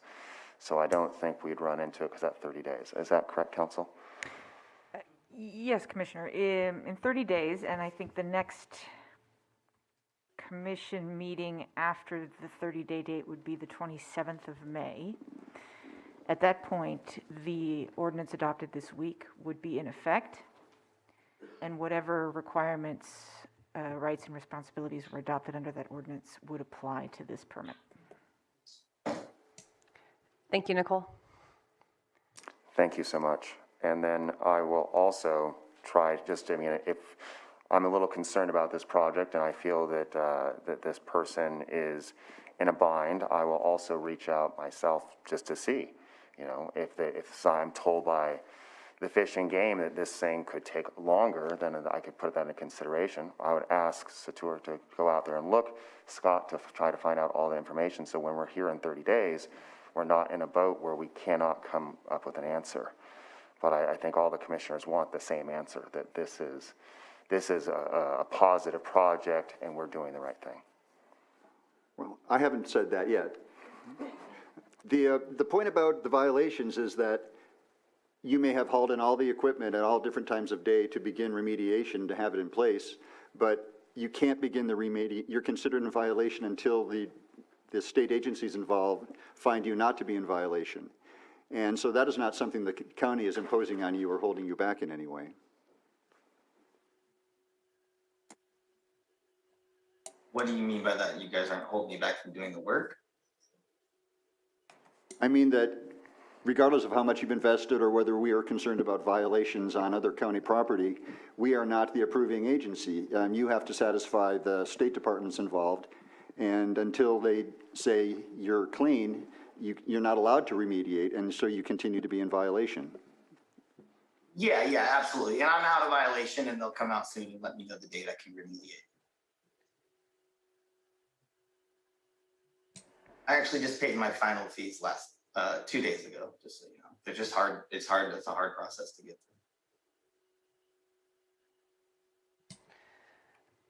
through. If my fellow commissioners have nothing else further at this time to say, I'm ready to make a motion to table this item. I am ready for a motion, if everybody else is. Yes.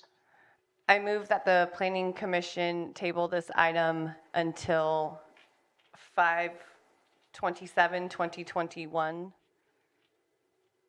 I don't know what else to say.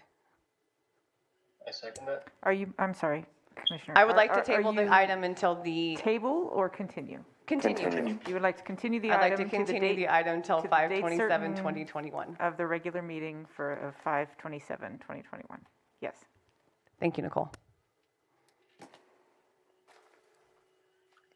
I second We do that. have a second. There was a second. Okay. Roll call vote, please. Commissioner Hess? Yes. Commissioner Hess? Yes. Commissioner Chavez? Yes. Commissioner Brown? Yes. Commissioner Price? Yes. Commissioner Williams? Yes. Motion so carried. Mr. Chair, if I may. Yes, please. I know we have a hefty remainder of the agenda coming up. I would like to request at least a 5-minute break, maybe more. I know. A comfort break, yes. Yeah, just kind of reset, refresh, and get ready for the long afternoon haul if we can, please. Yes, do we want to do 15 minutes, 12, 25, or?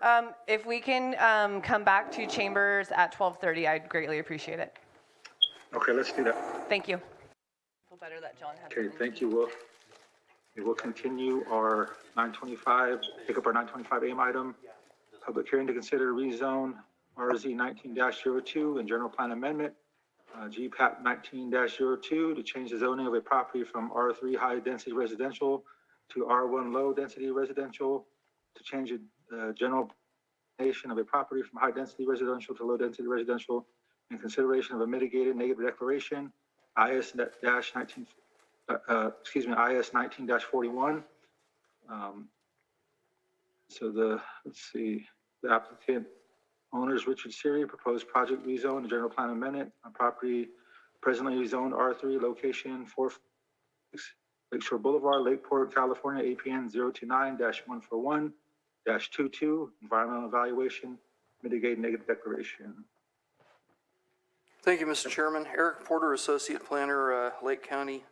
As Chairman indicated, applicants applied for a rezone and a general plan amendment on July 10th of 2019, I believe.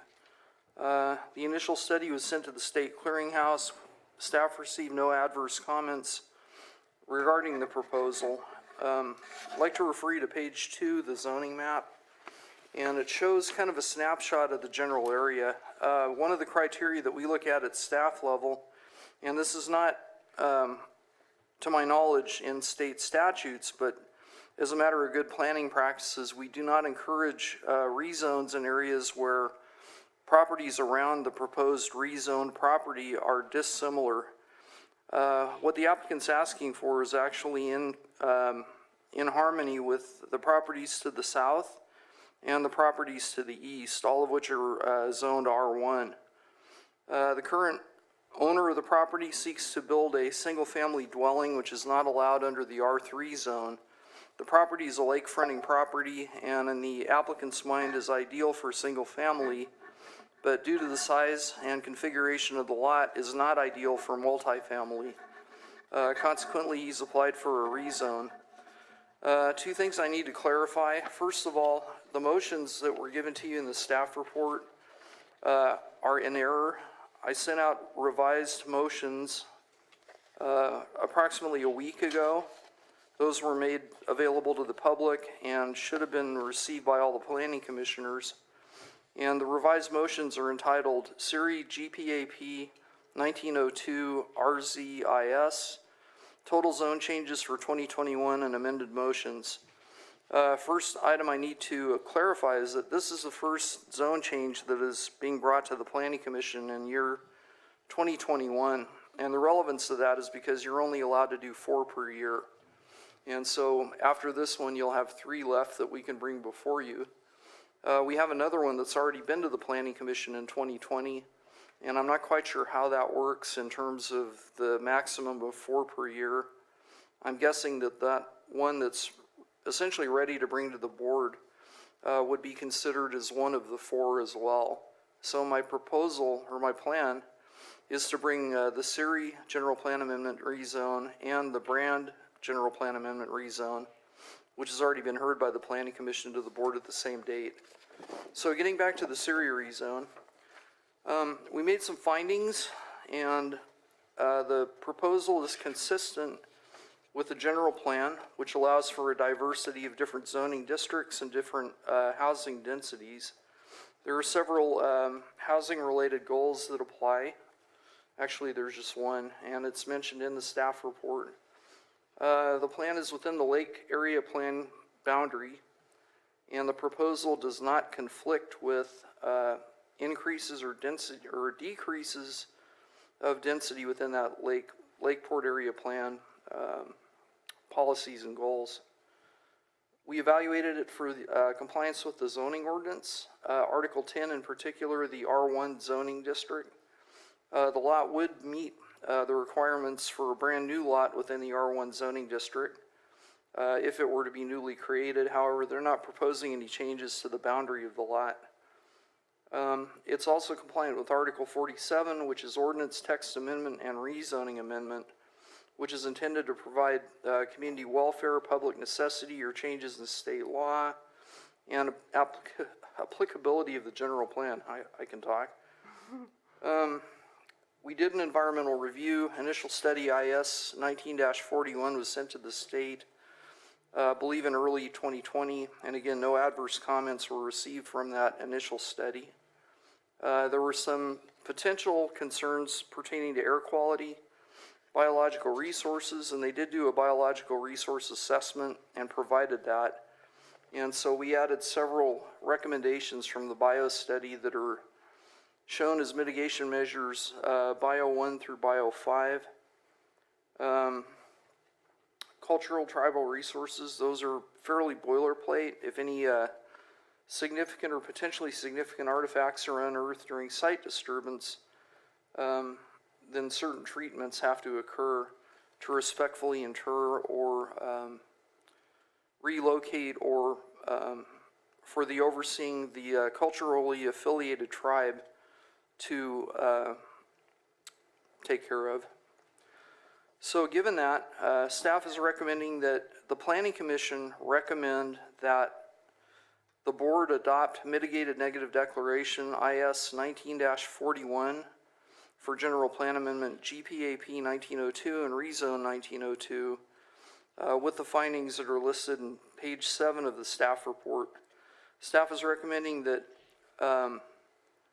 that the Planning Commission recommend approval of General Plan Amendment GPAP 1902 and Rezone 1902 to the board with the findings that are listed on page 7 and page 8 of the staff report. One last housekeeping item that I need to mention.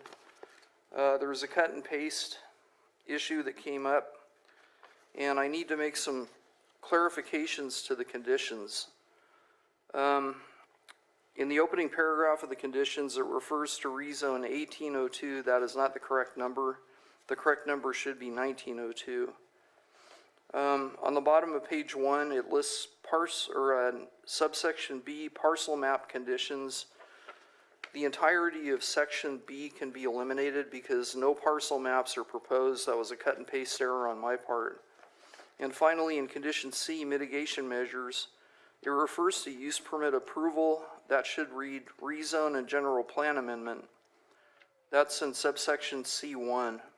C2, first sentence refers to parcel map. That can be stricken. And so with that, I have no further comments unless there are any questions. Thank you, Eric. Thank you, Eric. Thank you. Do we have any questions for Eric? No questions, Mr. Chair. It seems pretty straightforward. No questions. I don't have Okay, any thank questions as well. It's a pretty straightforward change, especially since there's no lot line adjustments or anything like that. Okay, thank you. Do we have any, I guess with that, we'll open it up to public comment. Do we have anybody in the chambers that wishes to speak on this item? No one who would like to speak on this item. Thank you. Okay, do we have anybody wishing to speak on this item in the Zoom room, Jake? At this time, it does not look like we have any hands raised in the Zoom room.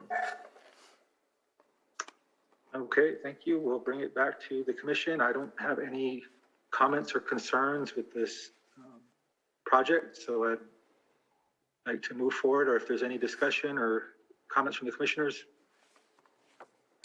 No comments? Okay, if none of the other commissioners have anything to say, I am prepared to make a motion. Okay. I move that the Planning Commission find that the General Plan Amendment GPAP 19-02 and rezone RZ 19-02 applied for by Richard and Beverly Siri on property located at 4436 Lakeshore Boulevard, Lakeport, further described as APN 029-141-22, recommends, that the Board of Supervisors adopt the mitigated declaration IS 19-41 based on the findings set forth in the staff report dated April 22nd, 2021.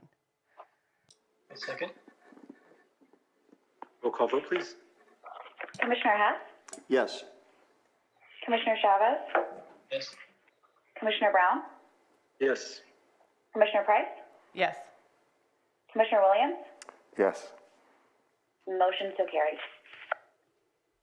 I move that the Planning Commission find that the General Plan Amendment GPAP 19-02 applied for by Richard and Beverly Siri on property located at 4436 Lakeshore Boulevard, Lakeport, further described as APN 029-141-22, does meet the requirements of Section 47.22 and Article 10 of the Lake County Zoning Ordinance, and recommends that the Board of Supervisors adopt the General Plan Amendment subject to the findings listed in the staff report dated April 22nd, 2021. Second? Roll call vote, please. Commissioner Hess, Yes. Commissioner Chavez, Yes. Commissioner Brown, Yes. Commissioner Price, Yes. Commissioner Williams, Yes. motion so carried.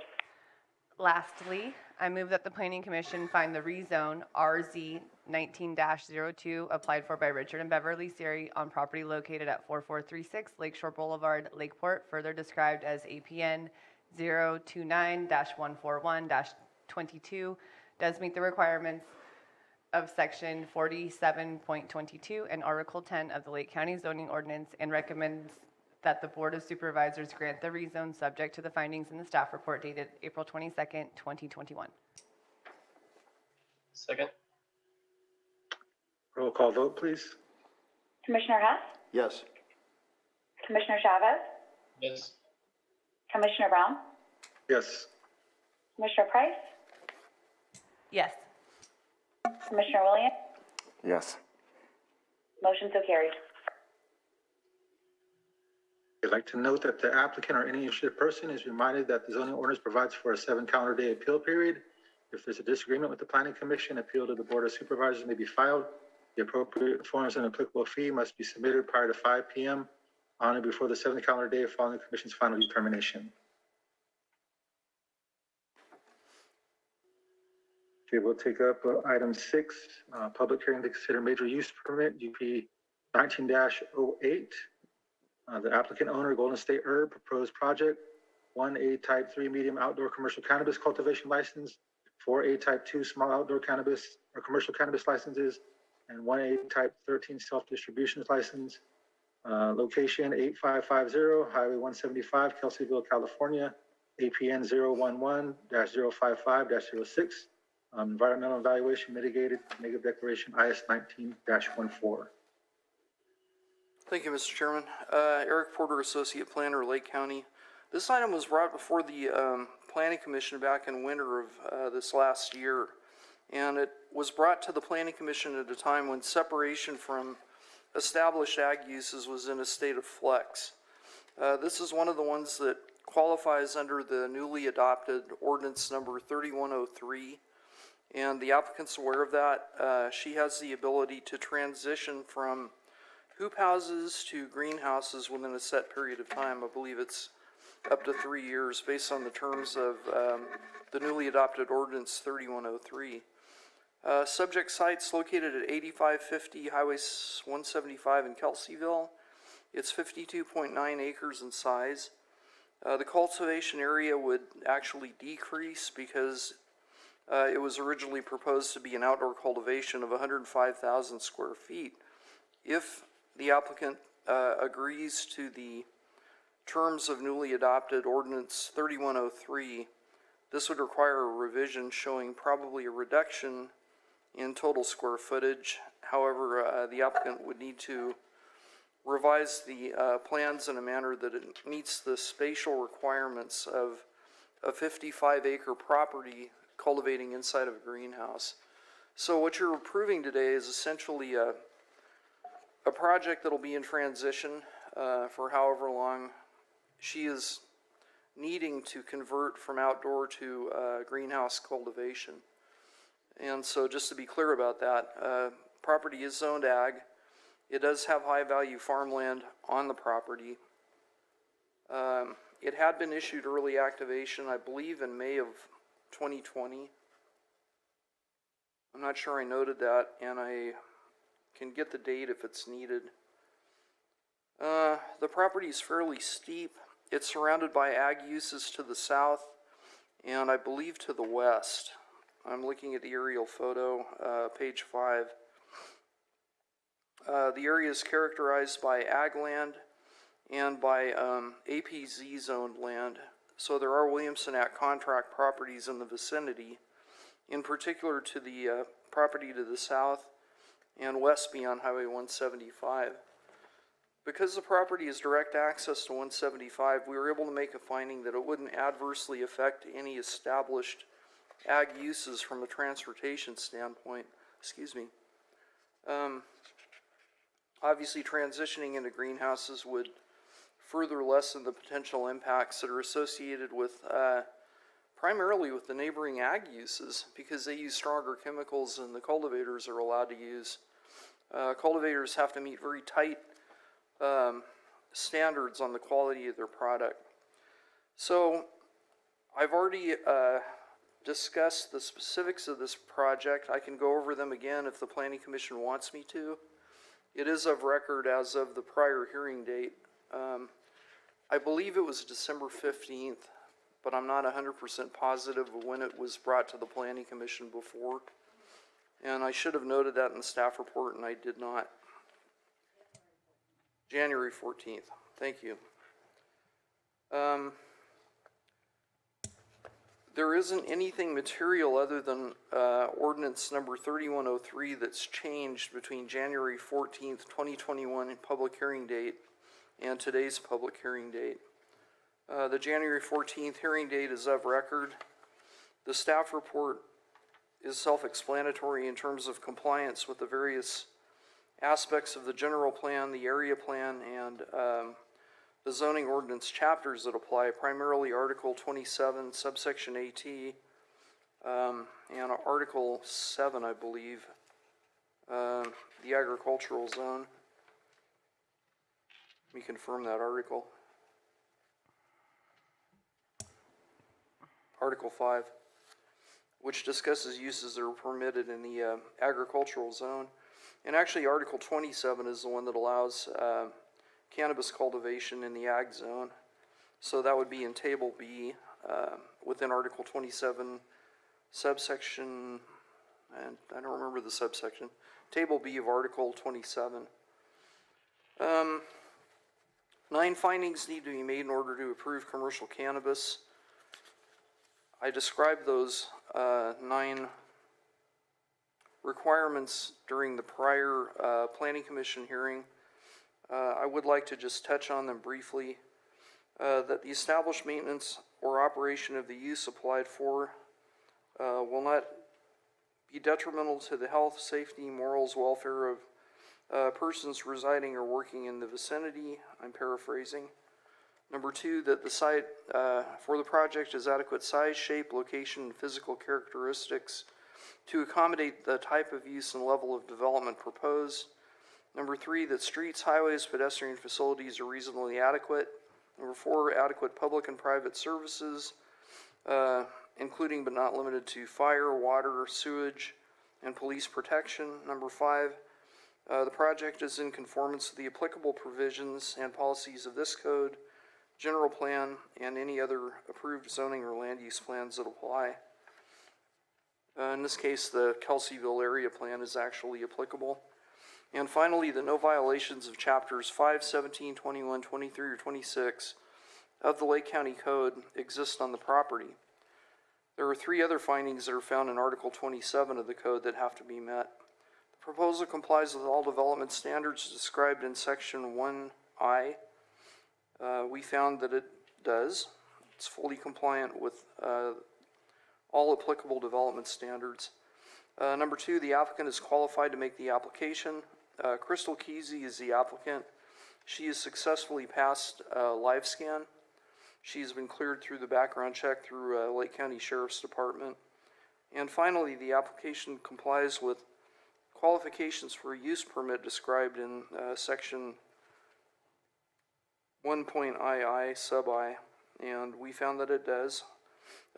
She provided us with all the studies and water analyses, all the documentation that is typically associated with a successful application for cannabis cultivation in Lake County.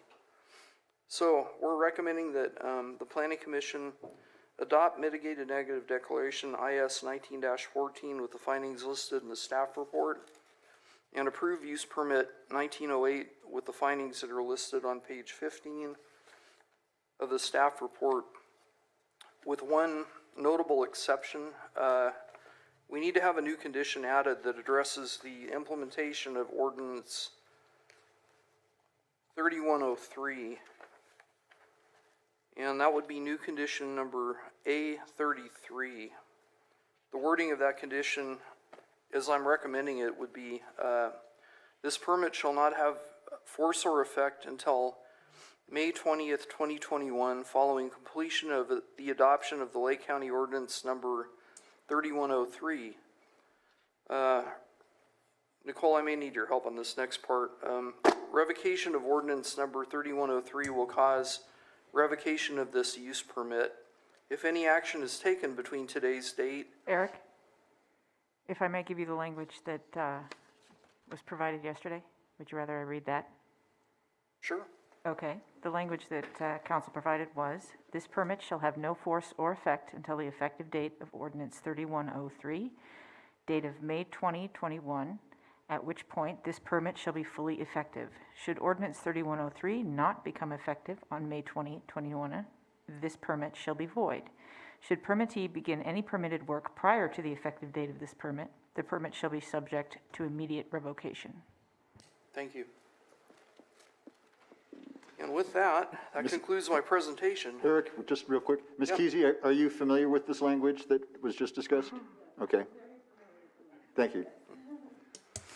Eric, if I may, one more time.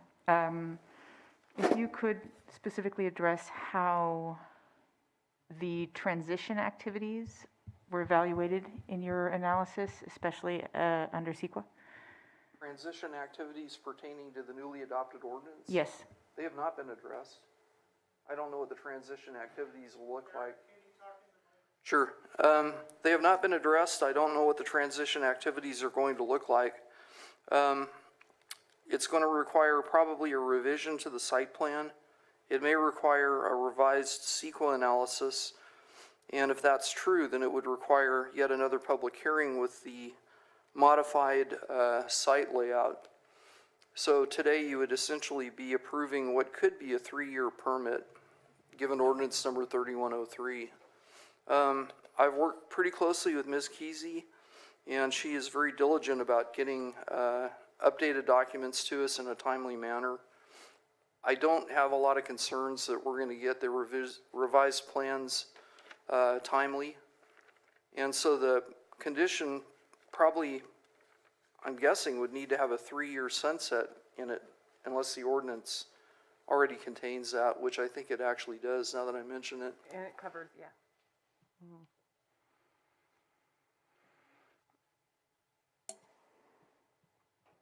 Thank you, Eric. Sure. Thank you.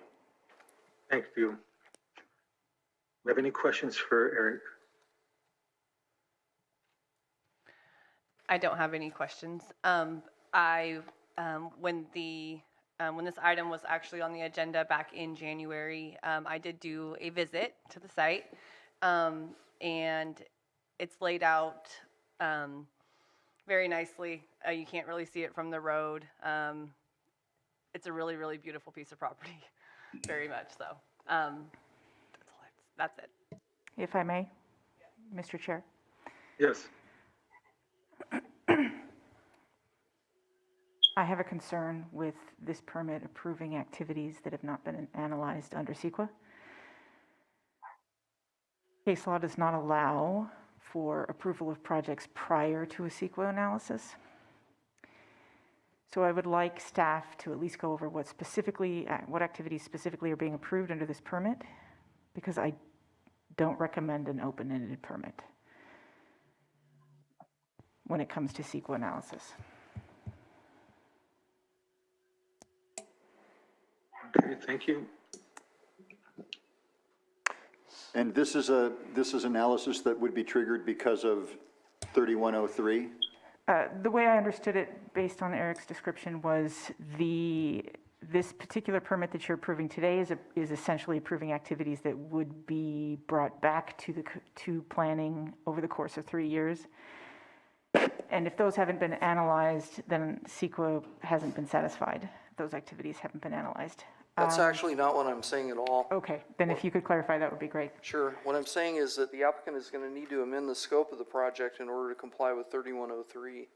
It's very likely that a new CEQA analysis is going to have to be undertaken. It's probable that a modification at the very least will be required on this application.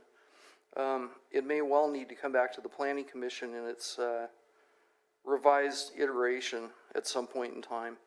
Because of the sunset clause within 3103, there is a limited duration to the outdoor aspect of this permit. So, yes, there would have to be a transition. It's really up to the applicant to get staff the modified site plans and whatever else that needs to be modified. Might require less water. Maybe it's going to take less water. We'll need to know how tall the buildings are going to be that are greenhouse structures. If she's proposing hoop houses, question in my mind is to whether or not the elected officials will even allow them. I think they indicated that they would as a transitional measure, but it would still consider the cultivation areas to be outdoors because of the nature of the hoop houses, which would have to be removed at the end of the growing season each year. So whether hoop houses would change the complexion of what's being brought before you today, I really don't know. I don't think so, because they're temporary structures. But that, there are a couple of unknowns that are tied to this. mainly because of 3103 and the newness of the ordinance, and the requirements that are within 3103 that require change. So Ms. Kesey has been continued once from January, which is probably the only way it could have gone. And the Planning Commission has the ability to continue it yet again. Or you can make a decision to approve it subject to condition number A33 that Nicole read the wording of, with the understanding that Ms. Kesey's got a limited duration use permit due to 3103. So whether that's a viable solution or not, I think it is, but I haven't encountered this before, so I'm kind of a little bit at a loss as far as how to advise the Planning Commission on it. Yeah, thank you, Eric. Yeah, I mean, I'm curious. This is the first one we're dealing with. I thought the transition would give you the 3 years, so I assumed it would not be CEQA. I thought after the 3 years, it'd be a completely different development that would have to be, so I don't really see it as an open-ended permit, because in 3 years, we're going to shut her down unless she has gone through the whole process with a whole new CEQA with her building plans. So that's how I understood it. So I believe today would be the day to say, yes, you can continue your process. You've got 3 years under the new, I don't know if it's an ordinance or how it was put in, but that, you know, she can get going on this. So I think it's interesting you put temporary structures there too. So I don't think that that would change anything there. It's just a temporary structure. But again, I mean, I would defer. Mr. Chair, my understanding of the way the ordinance works is that there have been actions that have been applied for under an earlier permit application. And Eric said that this permit had been brought to the commission earlier under that application. That those were the items that were being considered today as being approved under the ordinance 3103, and that under that ordinance, the applicant has, within a certain time frame, the requirement to meet the applicable zoning ordinance with an updated application, which would also be subject to CEQA and the zoning analysis and all of that. But what we're approving today, my understanding, is what was brought to you under the original application. Is that correct, Eric? Subject to 3103, that's correct. Okay, so when you say subject to 3103, what changes in the original application under 3103 that would be different here that we're asking the Planning Commission to approve? Well, several things. First of all, the original application would have allowed a 10-year approval window, so that would change. This would not be a 10-year approval window in its current iteration. It would have to be amended, which would likely be a new application, whether it's a mod or a brand new use permit. You know, that would be up to the director's discretion in terms of overall impact. It changes the nature of the project. I'm assuming that when it comes back to the Planning Commission in some iteration, it may actually expand the approval time duration by an additional 3 years if she has 3 years to make her application for the revised plans, have staff review them, have staff undertake a second CEQA evaluation based on the changes that are made, bring it back to the Planning Commission, and it would essentially be a brand new approval date in its proposed iteration of being inside of greenhouses. Is Scott De Leon available right now? So I'm going to ask a question. He was feeling the effects of a COVID shot. He had to go home. What I hear both of you saying, Eric and Nicole, is either way, this comes back to the Planning Commission. What I'm trying to do is clarify exactly what you're approving today, so Right. that the commission and the applicant are both clear on what this permit allows to be done without returning to the Planning Commission. actions in general, the rules like CEQA, for example, would be triggered under other other projects and other applications and so on, and that would create obligations on behalf of the applicant to come back. My concern is that we're not making confusion in this record to where there are certain activities that would otherwise be required to come back that are assumed to be part of this particular approval today. So I just wanted staff to clarify what it is you are actually approving today in light of the 3103 ordinance, which is, in my understanding, simply a timeframe by which applicants must, or permittees, permit holders must come back to the commission with changes to meet the changed ordinance so that their project meets the changes in the ordinance. But that what we're approving today, my understanding, is the project application that was originally put in. And I was just asking to make sure that my understanding With the changes that Eric had mentioned. It's that application, but with the changes Eric has mentioned today. You were asking him what was different about Yes. today versus Right, January. what it is you are approving today, and if that is different from what was presented in the last time this project was brought forward, because he had said that this project had been brought before you, and he could go through it again if you like, but it largely remains the same. So my question was, is it that plus whatever changes he's recommending now, and if those changes had been included in the analysis that is being presented to you today? If they were not, then my concern would be that if it were a CEQA requirement, that the CEQA would not be satisfied, and you could not approve the permit if that's the case. Well, then we should have moved to continue in the first place. I think you're both right. I get to say that. Well, as a no, commissioner. I'm not providing an analysis Right. of the actual permit itself. That's staff's responsibility. I'm asking staff to be clear as to that is the case, so that you are clear when you're making your decision with the evidence in front of Oh, you. I appreciate that, Nicole. No, that's always helpful. Yeah. I personally understand what you said, and I believe that Eric has added additional content and clarity to what this report today is about, and I'm comfortable moving forward. It sounds to me like that might be the fairest thing to do to a very patient applicant, and it would come back to the commission. And so this is not our last pass at it, so to speak. Right. And if I may, my understanding as well, what we're voting on today, and then also including, maybe some verbiage to the motion as amended here today with the reference to 3103. Is that something that we need to add to the motion? Well, I think we did. I think we added Nicole's verbiage for new condition number A33. And keeping in mind that this application itself, that if you were to approve it today, would not be effective until 30 days from the adoption of the ordinance it's relying on. Correct. So and we're talking 5/20/2021. Yes, that is correct. Thank you. I appreciate the clarification.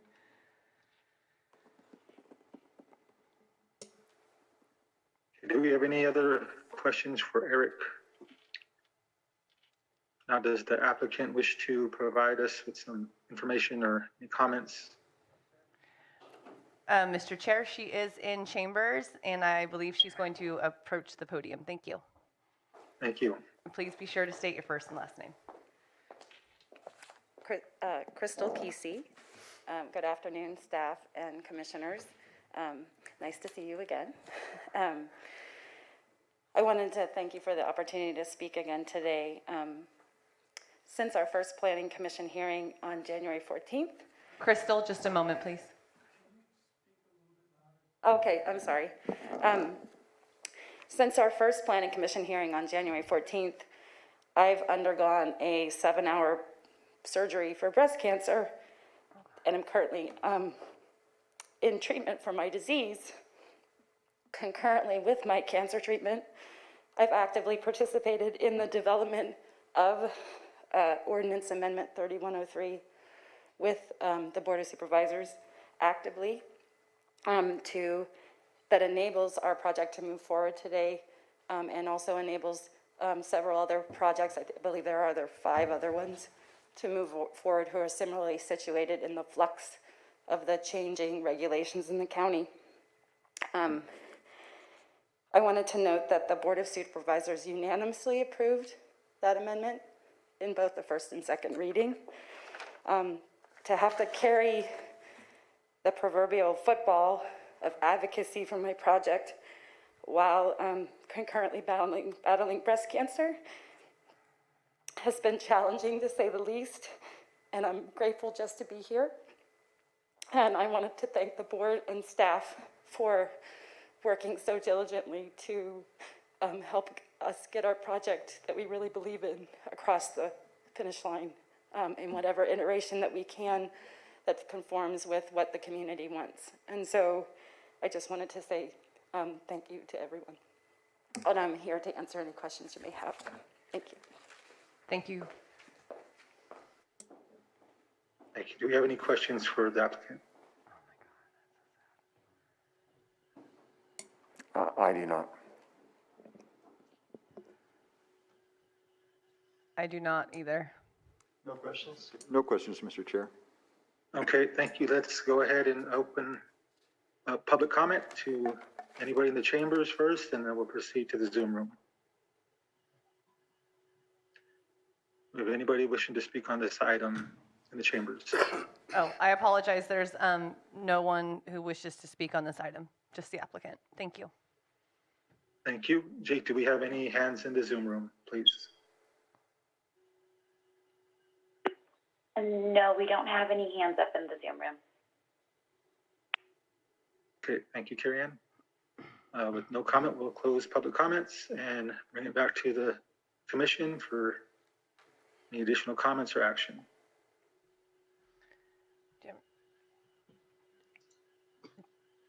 Just to be clear, on the sample motions that I was provided, do I need to add any verbiage for the A3330 or the 3103?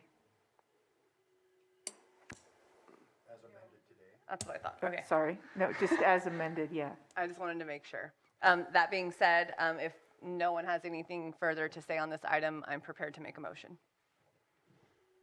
I don't have anything, so please entertain your motion.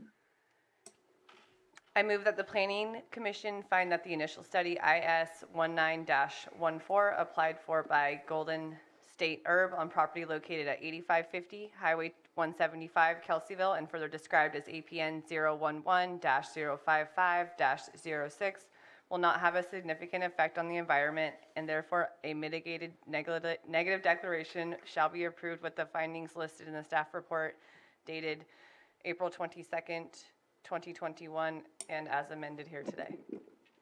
I second that. Roll call vote, please.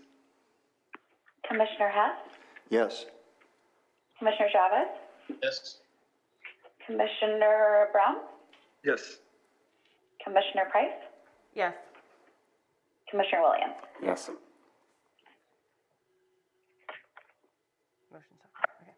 I move that the Planning Commission find that the use permit UP 19-08 applied for by Golden State Herb on property located at 8550 Highway 175, Kelseyville, and further described as APN 011-055-06, does meet the requirements of Section 51.4 of the Lake County Zoning Ordinance, and the major use permit be granted, subject to the conditions and the findings listed in the staff report dated April 22nd, 2021, and as amended here today.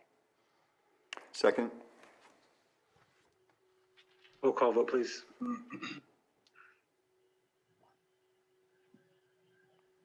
Commissioner Hess, Yes.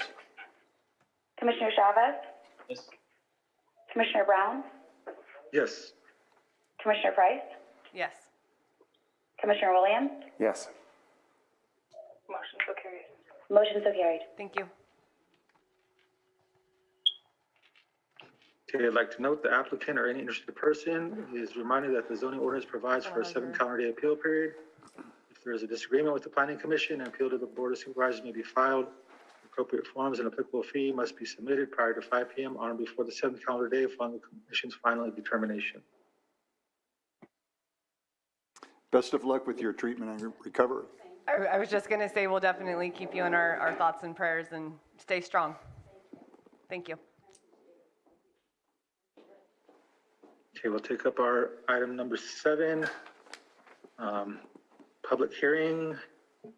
Applicant owner WeGrow LLC, Zarina Achikova, proposed project 15 A type 3B mixed light commercial cannabis cultivation licenses, one A type 1C specialty cottage greenhouse license, and one A type 13 self-distribution license.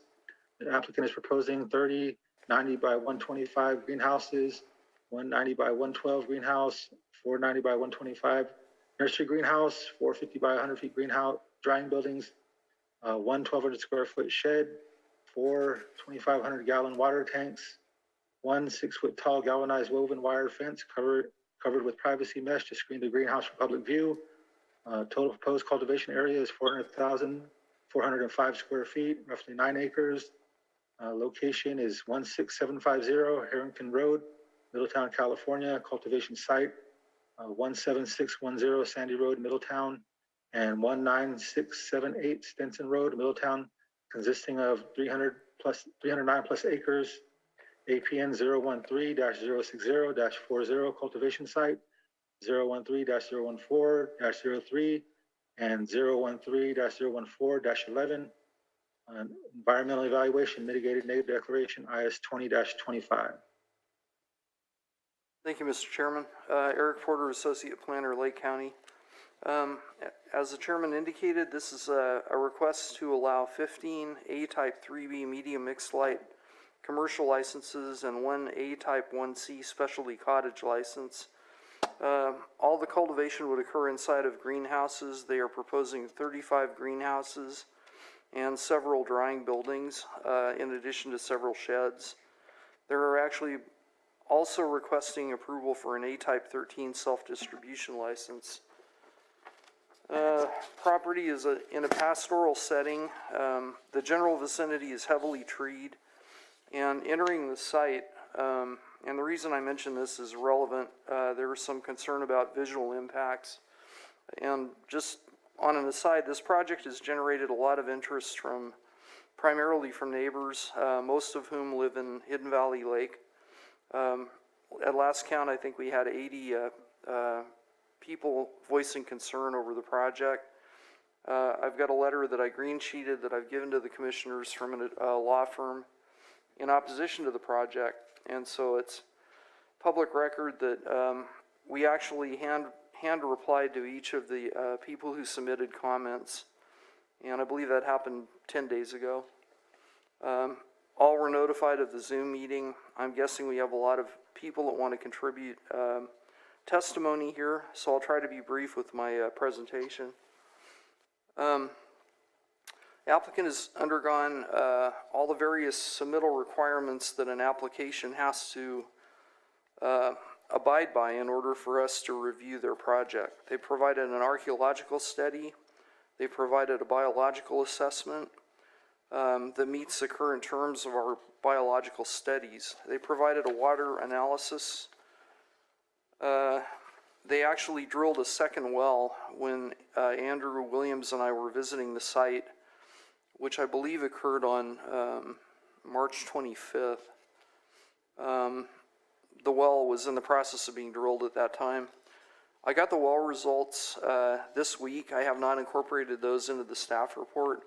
However, the existing well on the site produced 106 gallons per minute, which is regarded as a high-producing well, and that was dated back in 1997. Whether it still generates that degree of water, we don't have a more current test on that particular well, so we had to go by the 1997 well test. Applicants verbally consented to having a 5,000-gallon metal water tank adapted with fire department connection hoses. The site is heavily treed, like I mentioned before.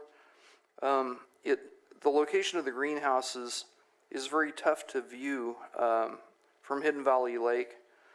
It is visible from two houses that are positioned above the We Grow property. The We Grow property is quite large. It's 309 combined acres consisting of 3 parcels. They are only cultivating on the northern portion of the upper parcel. They would have 20 employees per day. An estimated 40 to 80 average daily trips are anticipated following construction. Construction will likely take between 2 and 4 months given the number of structures that would be present on the site. We evaluated the road for 4290 and 4291 compliance. There are some minor changes that need to occur in order to make that internal driveway compliant, including widening the entry gate, installing a Knox box on the gate, and applying gravel base to the internal driveway in order to meet the width of 20 feet. They have not applied for a grading permit. However, they're only proposing to move approximately 150 cubic yards of dirt, which is quite a bit less than the 500 cubic yard threshold that would trigger a grading permit. You're allowed to move 500 or less cubic yards with a building permit, and they would have to get building permits for all of the construction that they're proposing. They would need to remove 20 to 30 native oak trees that are probably more than 5 inches in diameter. They provided a tree replacement plan, but they gave it to us after the staff report had been circulated, so I have not had a chance to evaluate the tree replacement plan. However, what I have done is I put a requirement in the conditions of approval for a 3-to-1 replacement based on the removal of each oak tree that's over 5 inches in diameter, measured at 4.5 feet above grade. So we've actually required more. The placement of the trees would be around the perimeter of the greenhouse cultivation area. Part of the purpose of that is to further conceal the greenhouses, although from what I could see, the greenhouses are going to be very tough to see from Hidden Valley Lake because of where they are, because of the terrain, and because of the heavy tree coverage around the property. So we've evaluated the project for compliance with subsection 27AT. It's a split zone property. We evaluated it for compliance with the RR, rural residential, and RL, rural land zoning districts, both of which allow commercial cannabis cultivation, subject to a use permit review and approval. We've evaluated against the general plan. There are some goals and policies that actually apply to this one, and they're within the staff report. I won't read them. We've evaluated it for compliance with the Middletown Area Plan, and there are some economic policies that apply. This would employ 20 people at peak cultivation season. And again, the findings that we had to meet are in the staff report given to the Planning Commission and available to the public. Excuse me. And lastly, we've reviewed it against the applicable development standards found in Article 27, subsection AT. Minimum lot size, setback from property line, setback from off-site residences. The nearest residence, according to Google Earth and according to our mapping program, is located about 1,100 feet to the north of the cultivation area, just for the record. Maximum canopy area we evaluated. General requirements are found also in subsection AT of the Lake County zoning ordinance, Article 27. We conducted a CEQA review. It was sent to the state clearinghouse on February 17th, and the review period ended on March 27th. So the state had a little over a month to distribute it to different state agencies who had the ability to provide comments. There was some opposition to the project from the Redwood Valley Pomo tribe, who had objections about potential water, I want to say competition with other neighboring users that would use the same aquifer. We haven't seen any evidence that the aquifer is weak in that location. However, we don't have a way of doing an aquifer adequacy test either. Or at least if we do, I haven't been made aware of it. The applicant has met with Middletown Rancheria, who indicated that the site was within their tribal ancestral boundaries. I spoke with their consultant last week. He had met with the tribe and was in the process of inking a contract with the tribe. So there is cooperation on the part of the cultivator with the Middletown Rancheria tribe. in order to have representation on site for the site disturbance, which would occupy a significant area. During the sequel review, there are some things that we found could be potential impacts that are associated. Those apply to aesthetics, primarily the greenhouses, air quality with construction, dust disturbance, biological resources. There were no map-sensitive species on the site, but we do have recommended mitigation measures for biological impacts just in case any are discovered. I touched on the cultural, geologic, historical, and tribal resource concerns that we had. Energy resources, this is going to use a lot of on-grid power. There is a condition within the conditions of approval that, I better confirm that. I'm going to hold off on commenting on that. Hydrology resources, we had some concerns about the water usage. They've since drilled that second well, which will provide a secondary water source. Noise is fairly typical during construction, so we put limits on the amount of noise that could be generated, and potentially transportation, primarily based on the fact that they have to go through a residential area to get to the site, and the road on the site at present is not CAL FIRE compliant, but it could be made CAL FIRE compliant fairly easily. I'm not going to get into the specific mitigation measures. I've told you what categories I believed could be adversely impacted and what the mitigation measures proposed would be inside of the conditions of approval. Lastly, we have 9 findings that have to be made for approval of any major use permit. Number 1, the establishment, maintenance, or operation of the use applied for will not, under the circumstances of the particular case, be detrimental to the health, safety, morals, comfort, and general welfare of persons residing or working in the neighborhood of such proposed use, or be detrimental to property and improvements in the neighborhood or the general welfare of the county. Number 2, that the site for the project is adequate in size, shape, location, and physical characteristics to accommodate the type of use and level of development proposed. Number 3, streets, highways, and pedestrian facilities are reasonably adequate to safely accommodate the proposed use. Number 4, that there are specific public or private services, including but not limited to fire protection, water supply, sewage disposal, police protection to serve the project. Number 5, that the project is in conformance with applicable provisions and policies of this code, the general plan, and the Middletown area plan. I'm paraphrasing now. And number 6, that no violations of chapters 5, 17, 21, 23, or 26 of the Lake County Code currently exist on the property. I emphasize currently because there had been some violations.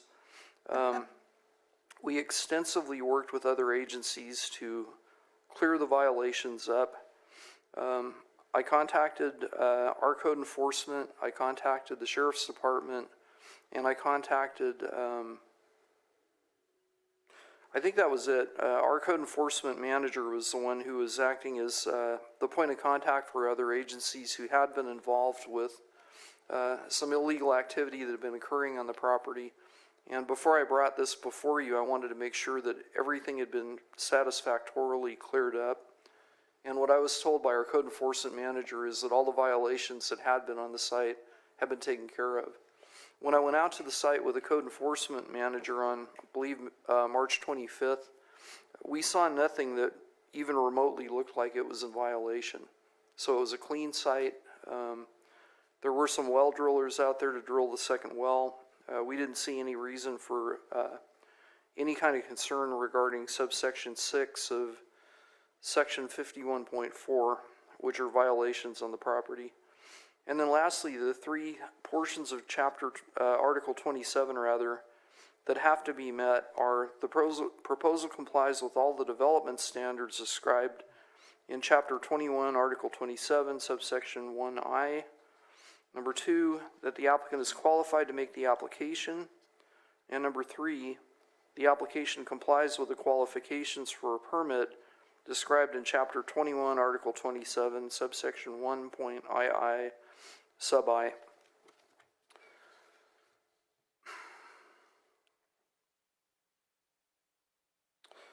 So, after a very comprehensive review, and after reviewing all of the comments that we received from the many people who are concerned about this project, I could not find a reason to recommend anything other than approval. And so, therefore, I'm recommending that this application be approved subject to adoption of mitigated negative declaration number IS 20-25, and that major use permit UP 20-22 be approved with the findings that are described within the staff report dated April 22nd, 2021. And so with that, I know there's a lot of public who want to comment on this. I'm going to wrap up my portion of it, and I'm prepared to answer questions if any need to be answered. Thank you, Eric. I do have a question. I do. Go ahead, please. Go ahead. Sorry, Mr. No, I Chair. was just going to ask if anybody had any comments for Eric, questions. Any other commissioners have anything to ask him before we Go open right it ahead. up? I have a question for Eric, too. Okay. Eric, I just want to be clear. According to the map where the actual cultivation site is, in reference to where the existing building is on the map, it's a lot further down on the parcel, correct? It is. Okay. Yeah, I would put it at probably 300 feet. The northern end of the cultivation area is about 300 feet, I think, from the building. Yeah. And I'm going by memory, which is never a good idea in my case. I understand. I had the opportunity just to do a quick site visit earlier this week, and I was very pleased on the way that off of the main road, Spruce Grove Road, I believe it is, where Harrington actually meets it. You know, there wasn't hardly any neighbors. I was very surprised on where the actual access road to that was. But I do understand the concern of the surrounding community and the visual impact it might have. So I'm curious to see what the public has to say. Well, just as a point of clarification, I actually did a measurement on Google Earth and on the GIS mapping tools that we have, and the outer boundary of Hidden Valley Lake is about 1,000 feet. I should say the cultivation site is about 1,000 feet outside of the 1,000-foot setback. So from what I could tell, the cultivation area is set back from the very first lots in Hidden Valley Lake by about a half a mile. Thank you, Eric. Eric, you mentioned that you were reluctant to talk about a condition regarding amperage, energy usage, but on page 4 of conditions is something that says specifically that's something that has to be explained to the county adequately, and if PG&E and traditional sources are not available, solar is a consideration, but under no circumstances could a generator be a substitute. Right.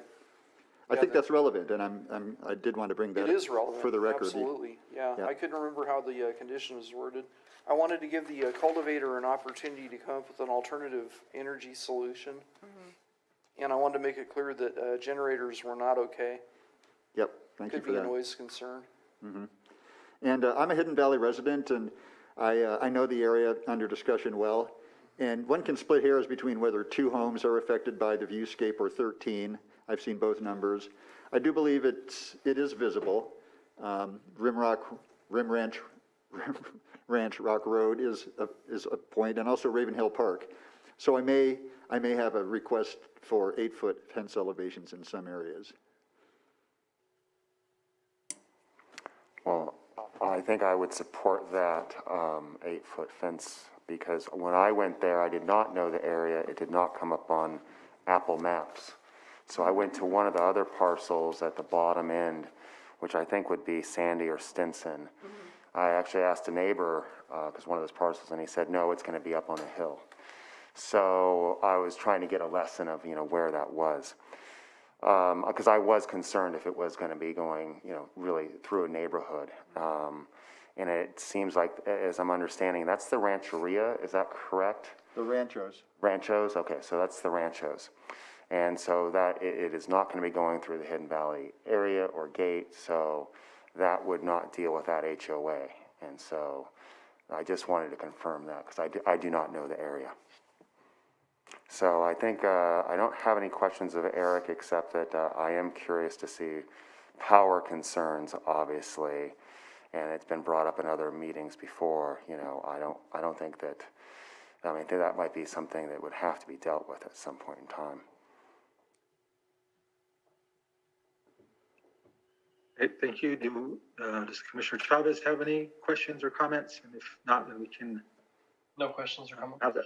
Okay, thank you. Is the applicant available to answer questions?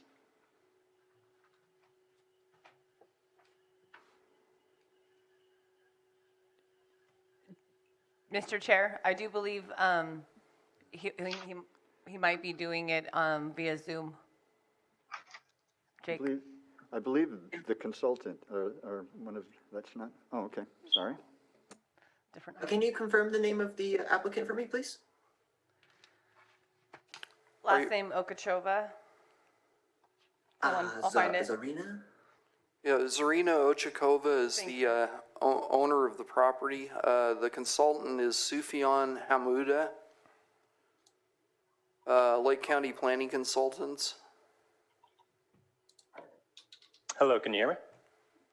We can hear you, Sufyan. Hi, this is Sufyan Hamouda. Zarina is in here as well, or she is on the Zoom call. Also given her permission to speak as well, so both of you are now set. Good afternoon. Can you guys hear me? We can hear you. Hello, planning commissioners and community members. My name is Zarina Ochkova. Real quick, sorry, Zarina there. We're getting some feedback from your line. Okay. Lower. Okay, let me just lower a little bit the volume. Yeah. Is this better? That's better. Thank you. Okay, awesome. Okay, hello, everybody. Hello, planning commissioners and community members. My name is Zarina Ochkova, and I'm the owner of We Grow LLC. I want to first start off by thanking you all for taking the time today to listen to my project. I want to also thank our planner, Eric Porter, for all the work has done in processing this application. I do understand that this project has had a lot of public comments, and my consultant, Sufyan Hamouda, and I have done our best to read through each one. As you all know, a single paragraph project description by itself is unable to give the full detail of the project, which is why we understand the concern of our community members have voiced. Only by reviewing the many documents we provided during this permit process, it's someone able to see that we have considered all of these concerns in great detail. I've submitted an e-comment with an attachment that goes over the general topics voiced by my neighbors and how we plan to mitigate those concerns. As I outlined in the letter a couple of times, this project will implement any mitigation measurements that you all deem necessary today. A business cannot run without the support of its community, and I look forward to operating my business as a member of that community. The attached letter in the e-comment, it's a bit long, but it does addresses the many comments we read through. So planning commissioners, if you have not had the chance to read through it, I would like to offer that it's read on record. It is 4 pages of an outline in a bullet format for each topic of a concern. So either Sufyan or I can read through it, or if you would like, it can be read at the end of the public comments, whichever it's best. I'm familiar with the letter.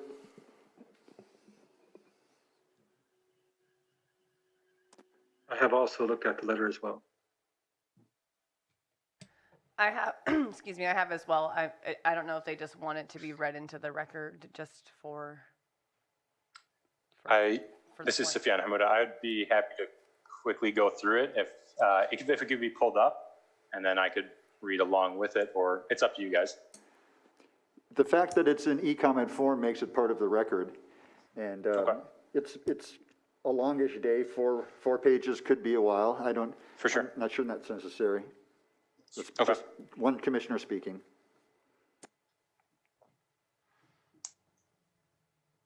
I am in agreement with that statement, John. Thank you. Sufjan, you can go ahead and continue if you'd like. Oh, I have nothing else at this time. I think, Zarina has taken into consideration all of these while planning. The letter, again, is lengthy, but we do outline in every portion of it all of the mitigation measures that are needed or that we believe are needed. As Zarina outlined, we'd be happy to include any additional mitigation measures that you guys deem fit today. Mr. Chair? Thank you. If we have no, go ahead. I just had some questions for the applicant before we went to public comment. Okay. First of all, regarding the water usage plan, was there a reason that the replacement trees and the water involved for the lifetime of the project for those was not included? It sounds like we're talking between 60 and 90 trees, and it's always nice to see a complete application in that regard.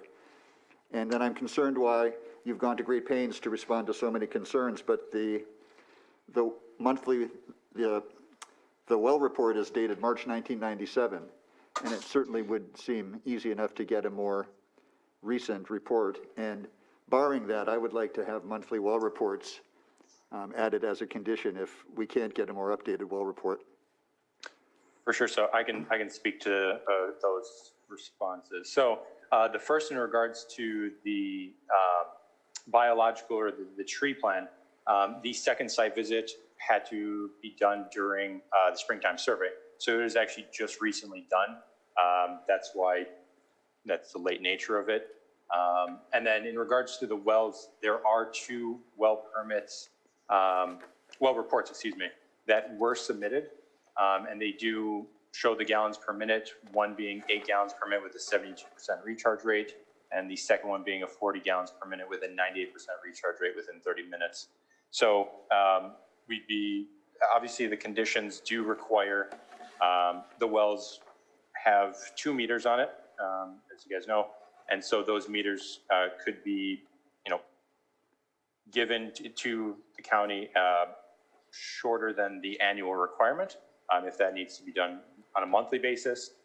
Again, the 1 meter does show the well depth at a continuous reading 24 hours a day, every single day, and the other one shows the gallons per minute output for cannabis itself. So if that is a condition that needs to be included, those well meters could be provided at a more regular basis than annually. I would appreciate that. And I was happy to see in the letter you did put out yesterday that you're willing to work with the property owners on paying annual improvements for Tinalin and Jacqueline roads. That is correct. I am unaware of the community itself. However, we do have people that can work with them in order for that to happen. Again, I'm unfamiliar with the area itself specifically, but if there is a community fund, we'd be more than happy to pay our share portion of it because it will be accessed. And just one other thing, I don't want to monopolize the time here, but in your letter, which I found was welcome, you didn't respond as directly to concerns about certain violations. You said something very carefully worded about, at no time has anyone on my team been part of a cannabis violation or felony. But I believe there's been an enormous amount of community concern about stolen or unauthorized heavy equipment that was brought onto the property for some activity, and that involved CHP getting involved and a case number being created. That's not a cannabis violation, but it would have been helpful if you had been more forthcoming about that. Is there something you could tell us about that? Yes, I have reached out to CHP numerous times. The property was purchased in early of 2020, and there is no residents on site. None of Zarina's team has been on site actively, as there's nothing on the property. I have contacted CHP numerous times. I actually provided those to both Eric Porter and Andrew Williams, CHP in Lakeport, or excuse me, Clear Lake, I believe.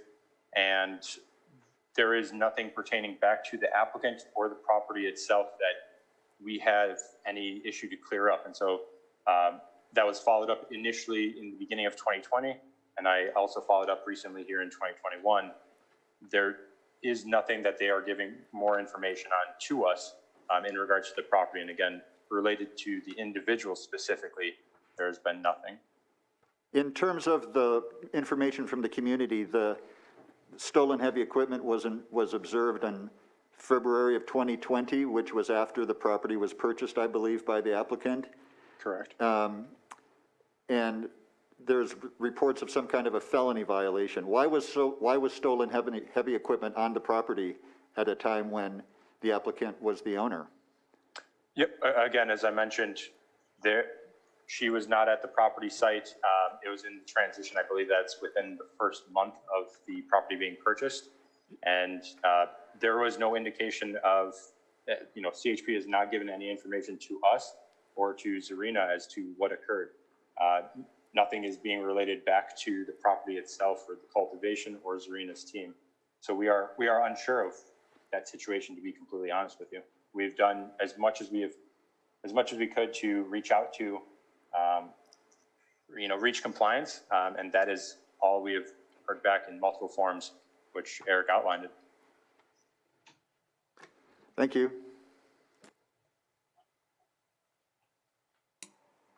So I guess this could go out to Sufjan or to Eric. So there was no cannabis violations at any point in time there in terms of if it wasn't their team or anything like that. I did read one of those letters saying that there was helicopters or SWAT, and so I'm assuming that might be for the stolen heavy equipment, but at no point in time were any plants cut down or anything like that. This was not an early activated project. No, they didn't qualify for early activation last year. And I talked to Sufjan in August or September, and he indicated that the growing season had passed. They were no longer going to request it for 2020. Okay. Regarding illegal cannabis cultivation on site, I'm not aware of any that's occurred in 2020. Great. So if it did, I haven't observed it, and I haven't been notified that it was actually happening. If I may also. Oh, sorry, Eric. No, go ahead. I did address that in the letter, so that is something that did come up early on and quite often within the review process.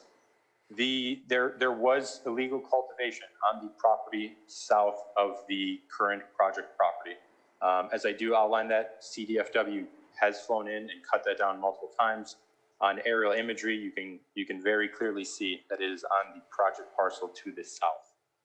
At no point in time, my client or a previous property owner has cultivated on any of the three parcels that are being questioned today. Okay, and so that is not at the proposed site then, I assume, so. Correct, yes. CDFW also performed their site visit on July 28th, in which they issued the LSA, so. Great, thank you. Mm-hmm. Is there any additional questions for applicant or the consultant? No questions. I don't have any Okay. questions at this time. I Okay, guess I thank do you, have Scott. one more, Mr. Chair, I apologize. And that is current and past generator use on site? Sorry, I don't believe I heard you there. Sufjan, complaints about generator noise at all hours? Could you characterize current or ongoing generator work use on the property? There are no generators. Again, as Eric outlined, there has been well drilling recently. The structure that is currently existing on site is a barn. To my knowledge, it does not have a generator, and it is 100% not being used within the proposed project. So, no, there would be no generators. Thank you. Thank you, Mr. Chair. Okay, and I need to disclose that I have to leave at 2 o'clock for an appointment at 2:30.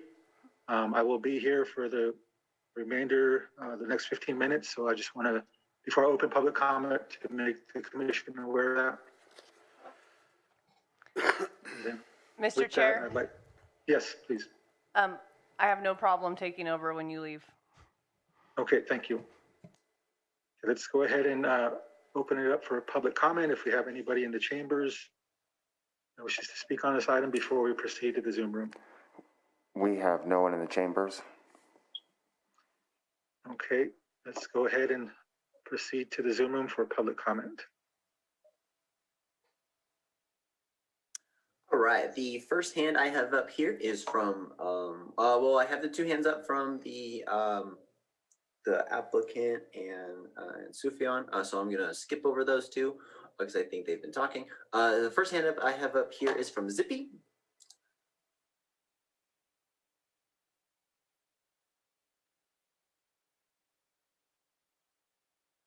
Okay, so Zippy is using an older, I think you have permission to unmute now, Zippy?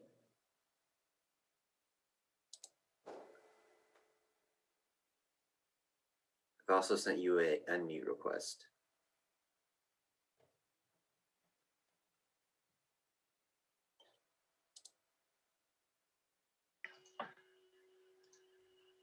Hello, Zippy, are you there?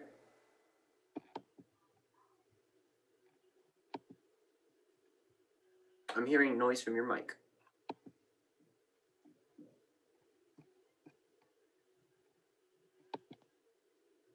Okay, can we proceed to the next comment and come back to Zippy if they're able to unmute their mic? All right, I've muted Zippy and I will go on to the next name I have here as I have Scott Nicholson. I have given you permission to speak and it looks like you're muted. Will you please confirm your first and last name? Good afternoon and thank you for having me. My name is Scott Nicholson. My wife and I own property at 20395 Vineyard Drive, which is on the eastern boundary of the proposed project, and I am speaking in opposition to the project. I have a number of concerns that I can't cover all of them in 3 minutes, but I'll try to hit the high points. Number one is water. It seems kind of strange that this project would be approved based on a 1997 well study. And I've listened to the commentary here, but I am also aware that the county's issued permits for 5 new wells. Those of us that rely on wells in the area are very concerned about the impact on the aquifer and the impact on our water supply. Access. Harrington Road is nothing more than basically a dirt driveway. And access is not off of Spruce Grade Road.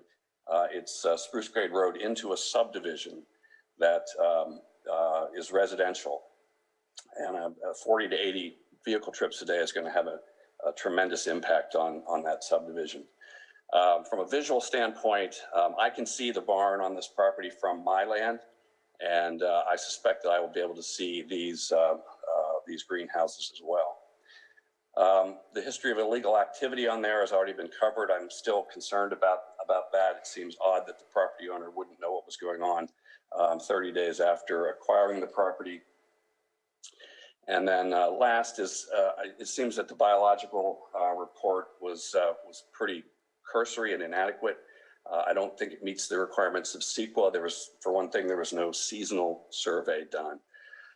So I would like to urge this commission to disapprove this project. It's well out of scale for the area that it's being proposed for, irregardless of whether it can be seen from Hidden Valley or not. There are many others of us that will have to look at it or hear of it. There is an illegal grow that's going on that has been resurrected just to the south of this project. I understand it's on a different parcel, but you know, that's got to have some impact on this project as well. So I want to also thank Mr. Porter for his assistance in getting information on this. Staff has been very responsive. Thank you. I'll turn my time back. Thank you. To the next hand, please.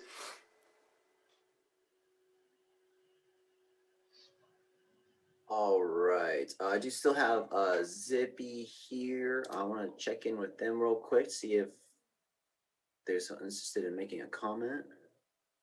Zippy, I've sent you an unmute request on Zoom.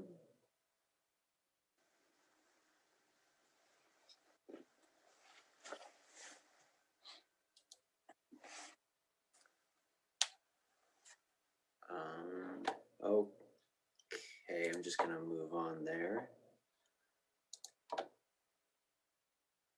The next hand I have up is from Jeremy Pickens. Jeremy Pickens, I've sent you permission to speak and asked you to unmute. Hi, can you hear me? Yes, we can hear you. Will you please confirm your first and last name? My name is Jeremy Pickens. My wife and I own approximately 6 acres at 19320 Dallas Court. And we purchased that land in August of 2020. It's on the northwest corner bordering the proposed cultivation project. We're speaking in opposition of this project for a few reasons. One of the high points is water. You know, we have horses and animals, and we plan on developing that property this year, and we're going to be building a house and living out there. You know, the amount of water required for a grow this size is going to be staggering. You know, with only 2 wells and not even knowing, you know, how much water is being produced out of those wells raises a lot of questions. One of the other concerns that I'm having is just the general safety of my family. You know, every single year in this county, these pot grow sites get robbed from people outside of the area. They wait till around harvest time. They come in from other areas and they rip them off. And there's nothing stopping somebody from driving through my land to get to their marijuana site. And at that point, anything could happen. And it's happened in this county many times over the years. That's all I have to say.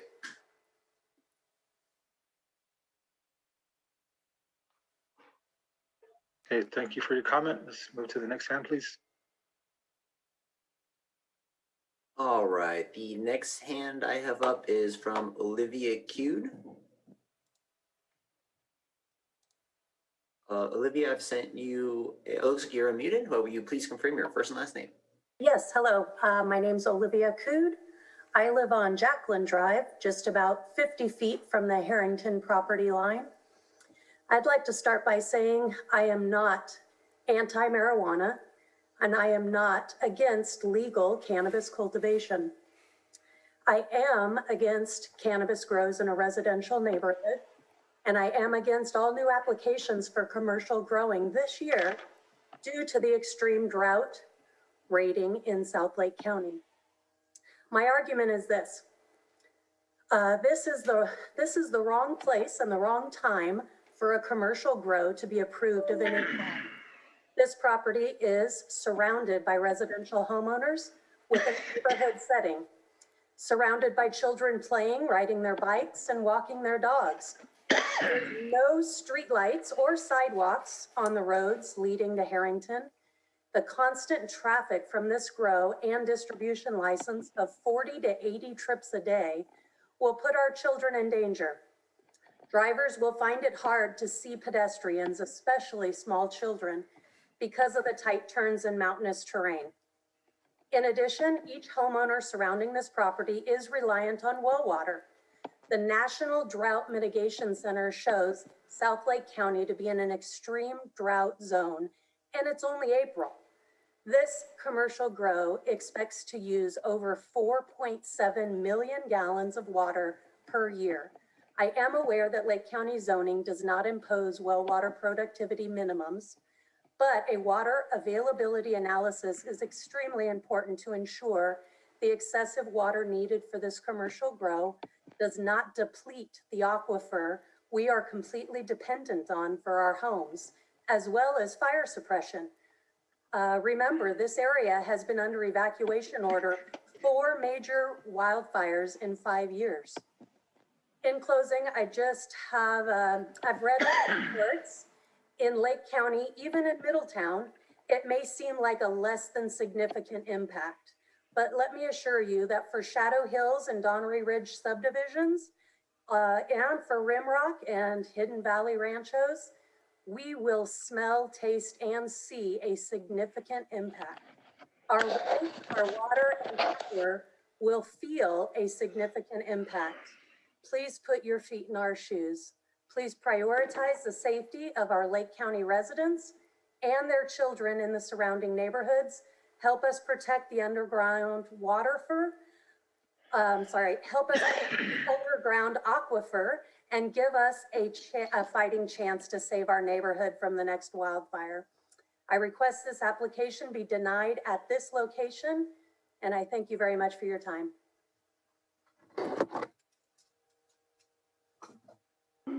Thank you for your comments. May we proceed to the next hand, please? All right. I had earlier moved Zippy over, and I was hearing them during that last comment, so I want to check in with them again. Zippy, if you still like to make a comment, will you please confirm your first and last name? Thomas Laughlin. Hi, yes, I can hear you. Hi. I am here today to speak against this permit. This is not the right time or the right place for the county to be giving permission for this mega indoor growing concern. Centered squarely in the middle of what is a rural residential area, with the exception of HVL, a residential area with a suburban density pattern. There are numerous concerns that create a situation where this type of business is completely inappropriate. Let me list a few. The business is requesting 15 commercial pot growing permits to be grown in 40 greenhouses, around 40 greenhouses, 400,000 square feet of growing space. 5 new well permits have either been requested or have been issued that would use millions of gallons of water. Apparently, we are talking about a 24/7, 365 type of operation on the premises. This is a massive operation. What will be the impact to neighbors? Many. How could this be concealed to neighbors in a residential setting? It can't. The visuals, the smell, and the traffic resulting from such an operation could only have a vastly negative impact on neighbors. It is not the sort of place that belongs among homes. Property values will instantly decrease, and the reason that people have spent millions of dollars building homes in this area will be destroyed. Where I come from, the view is money. This would destroy that value in our property. We're at the beginning of a serious drought that who knows how long it will last. Why would we be choosing to put that kind of pressure on our aquifer at this time? Millions of gallons of water that property owners depend on for their lives will go to a for-profit mega indoor pot growing complex. How does that make sense? Where is an environmental impact report on this project? Seems to me that the environmental impact concerns are an integral part of this application. The business would offer little economic opportunity for Lake County residents. How many jobs would be created by this? What prospects are there of this business giving back to the community where it exists? Seems very minimal to me. The noise, traffic, and activity for such a business would be a huge burden on neighbors. How could it not be? This would not be a quiet operation given the proposed extent of its ambitions. There would be no way to mitigate the effects of this sort of business being in our midst. I've listened to them drilling a well for at least 2 weeks this month. The sound of that travels right up the hill along with related clanging of tools, voices, etc. Highly irritating and not why I built here. The resulting sound from the activity of running this business could only be worse and be constant. These people have already shown themselves not interested in working with neighbors. Thomas, I'm sorry, we've hit our 3-minute time frame. Okay, so Thank you. I urge you to reject this proposal. Thank you. Thank you. Thank you for your comment. Christina, if you can please, Commissioner Price, take over the meeting. Thank you. Thank you, Mr. Chair. Enjoy your afternoon. Jake, if we can get the next person in the Zoom room to speak, please. Right. The next hand I have up is from Doug Berman. Doug, I've sent you permission to speak, and it looks like you're unmuted. Will you please confirm your first and last name? Yes, my name is Doug Berman. Great, Can you hear me? Pardon me? Yes, we can hear you. Thank you. Okay, very good. All right, I do appreciate the opportunity to make my comments. I would like to echo the comments made by the lady, I believe her first name was Olivia, when she prefaced her comments by saying she was neither opposed to uh, cannabis grows or cannabis, I would say the same thing. I am a resident of Hidden Valley Lake. I own several vacant land parcels that were impacted by the drought and did not have use or marketability of those properties for close to 6 years. But the main thrust of my comment would be Lake County is a very sparsely populated county. I looked it up. There's 850,000 acres, of which there's a population of only 65,000. We have 3,300 property owners within Hidden Valley Lake, and it's the second highest population area in the county, which by my rough calculation is 1/10 of the entire population of the county is within, at its closest point, 1,000 feet to this proposed project. I think the interest of all those 3,300 property owners will be very negatively impacted. I do not believe that this is in the public interest to allow this, and I think it would be poor public policy to allow that in such close proximity to an area of density population. I did look at the County of Lake, the cannabis exclusion zone map, and frankly, I simply cannot understand the logic behind the drawing of the lines so close to areas of population density. And I'm saying this just not in respect to Hidden Valley, but countywide. We've got so much vacant land. Everywhere you stand within Lake County, if you just turn around 360 degrees, you can see vacant land everywhere. And I just don't think that, I don't know how those lines were drawn, but I would say that they were remarkably poorly drawn, and that should be reviewed such that something like this cannot impact these areas of population density within, as I have said, such a remotely and sparsely populated population. I personally don't think it should be within 5 miles, but I think that is the real nature of the problem here, is that the planning, which... Hi, Doug. I'm so sorry to cut you off, but we've hit our 3 minutes. Okay, thank you. Thank you. Jake, is there any other hands? Yes, so just so you do know, we do have we have 7 hands raised in the Zoom room here. Thank you. So the next hand I have up here is from Dan. Dan, I've allowed you to speak and I've asked you to unmute. Looks like you're unmuted. Will you please confirm your first and last name? Dan Levine. Thank you. Yeah, good afternoon and thank you. My name is Dan Levine. I live in the Shadow Hills subdivision, which is located next to and just above the proposed major project. And contrary to the initial study, many that live here will have a clear view of the proposed lighted greenhouse array the size of over 13 football fields. Imagine 13 football fields all lit up at night. That's a substantial negative impact. How many generators will be running to support that when the power goes out? And that is actually not covered in the initial study. I'm not anti-cannabis at all. Whether this had been a wrecking yard, a petunia farm, or an art center, with this many negative impacts on the neighborhood, I would have been against that too. And it breaks my heart to hear all these residents that are in the same position as us, like the residents on George Road, and how their quality of life has been so negatively impacted. These homes are their sanctuaries. And I'd like to say that according to CEQA, in the CEQA guidelines, section 15021, and I think this has been missing, CEQA recognizes that determining whether and how a project should be approved, a public agency has an obligation to balance a variety of public objectives, including economic, environmental, and social factors. And in particular, which means it's most important, and in particular, the goal of providing a decent home and satisfying living environment for every Californian. Well, the entrance for this major commercial project is proposed to be right through our quiet residential neighborhood. Up to 80 trips per day, depending on where you look in the initial study. Much of it will be large trucks, and that will be an unbearable negative impact for us and our residential streets.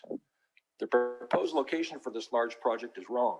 Contrary to the initial study, it has many residences in the immediate area, including 5,500 people 1,000 feet away in Hidden Valley Lake.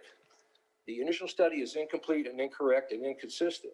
On page 2, it states that the 309 acres is insufficient to support the size of this grow, and it will have to be amended according to Article 27. Well, was that a mistake? Why is that never addressed? Why was the study completed if you knew up front that the grow was too big for the property? Why was the grow size never amended? The mitigation measures for these negative impacts were insufficient. We're in a historic drought and the water supply needs to be verified and not ignored. There's no data or measurement standards for water, for the power, for the odor, or the traffic. Our special road tax district is not mentioned at all. We residents here pay an extra $767 a year per lot for road maintenance. This business is set to benefit off of our added tax. What about the road wear and tear? Who pays? I urge you to reject the mitigated negative declaration. Thank you. I'm sorry, thank you. I'll be sorry.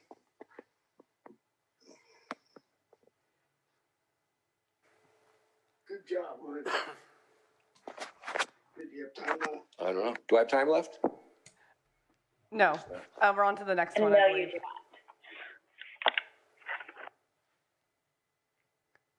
Okay, so on to the next hand, correct? Yes, please.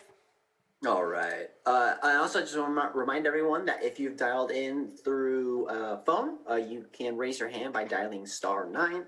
And if you're cooperating with us through Zoom, just raise your hand at the bottom of the window. The next hand I have raised is from Donna Makowitz. I think. So I started saying that because I recognized it. Donna Makowitz. All right, great. Thank you. I'm Donna Makowitz, volunteer for California Bluebird Recovery Program, Red Bed Audubon Society, and Sierra Northern California Forest Committee. And I'm here to speak in opposition to the project. Lake County is proclaimed this month as Bird Appreciation Month, and this project will greatly affect hundreds of species of birds that call the Oaks home. 4 species of owls, lots of acorn woodpecker families, and hundreds of bluebirds. It will be years before the newly planted trees in the mitigation will become beneficial for the birds. Will native trees be the only trees replanted? And if this project has to go through, could you consider a mitigation addition of nest boxes for the hundreds of bluebirds that will be displaced? And I'll give back my time. Thank you very much. Thank you. All right. The next hand I have raised here is Misha Groth. Misha, I've allowed you to speak. Looks like you're unmuted. Will you please confirm your first and last name? Hi there, Misha Growth. I am a resident and owner of property on Stinson Road, a little farther down from the Stinson parcel that is referenced here for this project. A lot of my comments echo what other participants have stated. I do want to say my biggest concern is also the aquifers. We are in a massive drought this year. I'm also on a well. I live here with my family. I'm not growing any sort of commercial crops. I am very concerned what the drought will do to my well just in the next year or two or however many years. I cannot understand how the county is willing to consider allowing such a massive consumption of water at this time. I want to mention a couple people stated that it's at the beginning of the review of this that it's not close to other homes. It is. No, it's not in a regular neighborhood area. These homes are on 2 to 5 acre parcels, so there's definitely homes right by there. as other people have pointed out. The person who spoke about the property said that there's nothing on the property, but there is a large building. So I feel like that is a bit of a conflict of statements. There is a barn, I guess. I don't know what that's being used for, but saying there's nothing on the property I thought was incorrect. Finally, I have a concern about future traffic on Stinson Road. If the roads end up being overused, that the Tinlin and Jacqueline residents are concerned about, will a road be built to Stinson, and will the Stinson residents now have to deal with a huge increase of traffic for this project? That is a concern of mine. Lastly, since I have a little bit of time, I wanted to also mention my concern about air quality and the smell that will be completely pervasive throughout my neighborhood. I certainly don't want that, and I feel that it will definitely decrease my home values. That's all. Thank you. Thank you. All right, the next hand I have raised is from 692165. I've sent you permission to speak, and I have asked you to unmute. Looks like you're unmuted. Will you please confirm your first and last name? Hello, my name is Kelly Davis. I am a Lake County resident as of 2005. We moved here with the understanding that we live in a small community as in 5,000 people. Having this grow, entering Spruce Grove, we have 2 Hidden Valley gates. The amount of semis that will need to be used, just bringing soil in to just start the grows, will be more than you have any idea that they'll need to use. And that being damaging to Spruce Grove Road, which is the main entrance to both gates to Hidden Valley. Also, once you pass the Hidden Valley entrances, the Spruce Grove Road becomes a very small, thin road, 2 lanes, which is also very dangerous to drive on. So then you have the entrance of all these beautiful, beautiful homes that these people have worked their entire lives to create these homes. And the damage of these roads, the damage and the use of these roads is going to be very impacted on this neighborhood. I understand that these people want to create a business, but I don't feel that this was the correct location. I agree with many other people that have spoke. Lake County has multiple acres of land that there is nowhere of any houses involved. So choosing this location probably wasn't the best decision. Also, the drought. We have had 2 multiple evacuations here in Hidden Valley. There is no water. I'm letting my front and backyard grass go because there's going to be no water soon. Hofacker, another road. There is multiple grows on it. My friend who does not grow has hardly any water left in her well after a legal grow has put only 1 of your large tents on it. These huge grows, these are massive.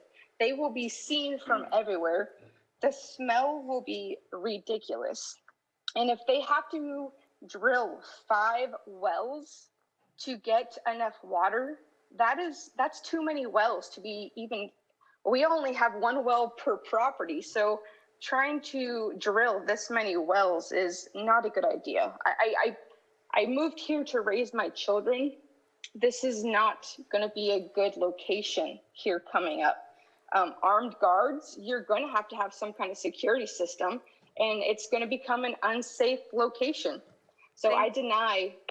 I'm sorry, Ms. Davis, we are out of time. Thank you. Thank you.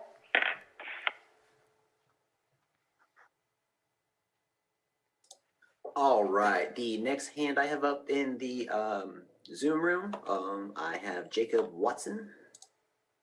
I've given you permission to speak. It looks like you're unmuted. Will you please confirm your first name? Yep, it is Jacob Watson. Can you hear me? Yes, we can hear you. Thank you. Okay, thank you for listening. So I live on Penland Road, just north of the project, the property in question, and my property looks directly over this entire parcel. And I've got several concerns, some of which have been mentioned. But number one is access through a residential neighborhood. And this is a neighborhood that, families take walks to the neighborhood, kids are riding their bikes. Imagine 40 to 80 trips a day coming through your neighborhood and disrupting your peace and quiet and potentially putting your family or children in danger from additional traffic. It would be unsafe to use it as we use it now. They mentioned that they'd be willing to kick in on the road maintenance, $700 a year that we pay. But the traffic that they're going to be putting through the roads is more than our entire neighborhood combined, as it currently sits. 40 to 80 trips. I go out once, I come in once.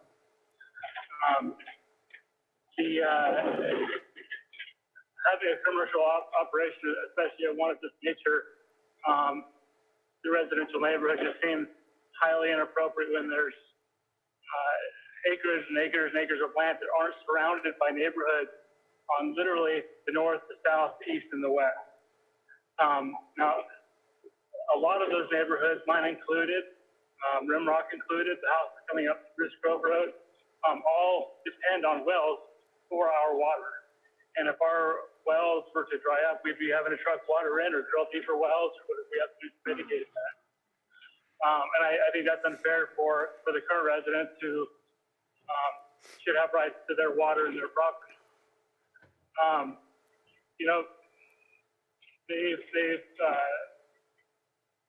Maybe this is in question as far as the comments earlier, but in my experience from talking to the people in the neighborhood and their eyewitnesses, these people have shown that they're not really concerned about the law. They've had stolen equipment on their property. They've had other violations. It shows they're playing nice in the meeting to get their approval, but ultimately I don't really get the impression that they care much.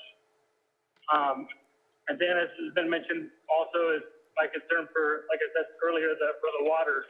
And I would like to ask that they be required to hire an engineer, a hydrologist, to study the aquifer and to prove that their water use will not impact the neighbors around them. And I'm sorry, Jacob. We are out of time. We've hit the 3-minute threshold. Thank you so much for your comment. Thank you.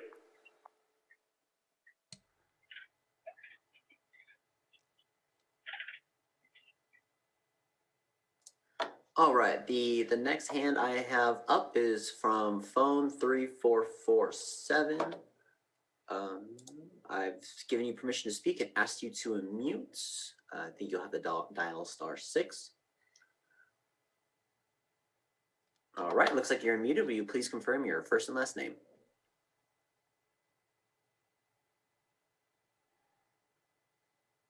If you're speaking right now. Are you there?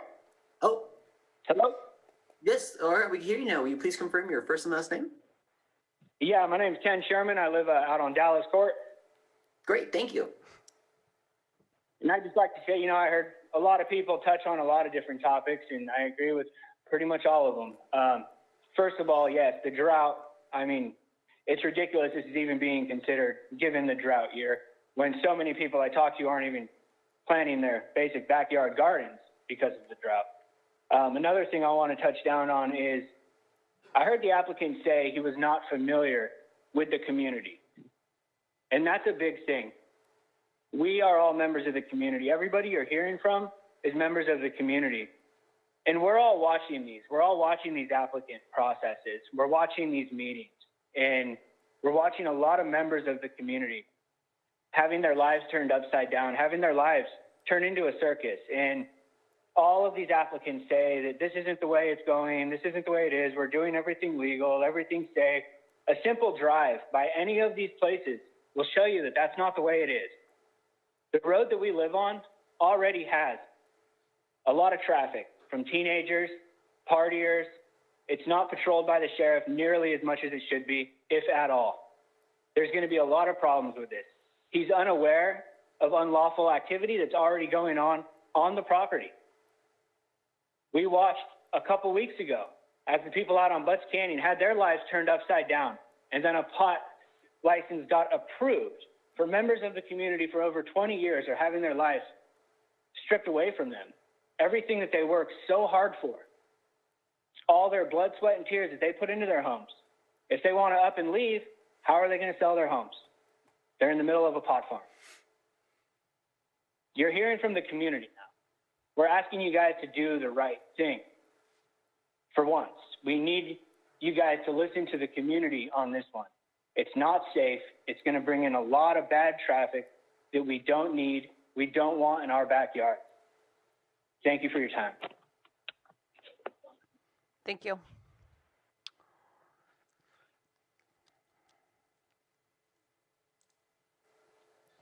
All right, the next hand we have raised is from phone 7000. I've sent you, given you permission to unmute, and it looks like you're unmuted. Will you please confirm your first and last name? Yes, my name is Mary Sullivan, and my husband is here with me, Jeff Graham. We are residents of the Rimrock Ranch community, and I wanted to voice our opposition to this project, and it's for the various reasons that our very passionate community members have lodged with you already. As other counties are on the verge of imposing water restrictions throughout the Bay Area and Northern California, we feel like the scale of this project and the water usage is just totally out of balance for our community. Within the gates of Rimrock, we have already suffered some well failures, and it's scary. And so this is an imminent, we feel like it's an imminent threat to our livelihood, given what we've already experienced. Without any knowledge of what these aquifers are, if they are connected or not, we could lose everything because of this development. As also mentioned, I'm very, very surprised that the consultant for the owner didn't know about the nefarious activity that had been going on there. I find that incredibly hard to believe. And so it makes me question any future intentions, and also the security of the surrounding area, as one of the other community members voiced about, crime because of trespassing and stealing crops and that sort of thing. I could go on and on, but I just wanted to have it on the record that we are vehemently opposed to this. It's not in the right setting. It has no business being in a residential community. Our property values would suffer dramatically. And as the last speaker said, please, please consider us, not 10 or 20 jobs that are negligible to the economic contribution. Please consider what it would do to us. And we are also taxpayers, and we live in our community, and we support our community. Thank you for your time.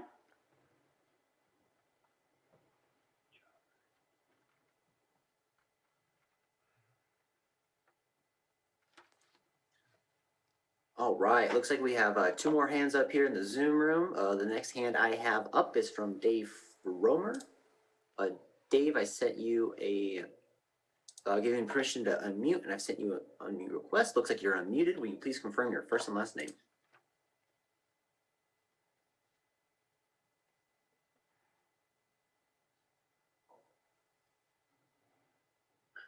Dave, if you're trying to speak, I can't hear you. It looks like you're unmuted, but you might have a mute on maybe your headset or something like that.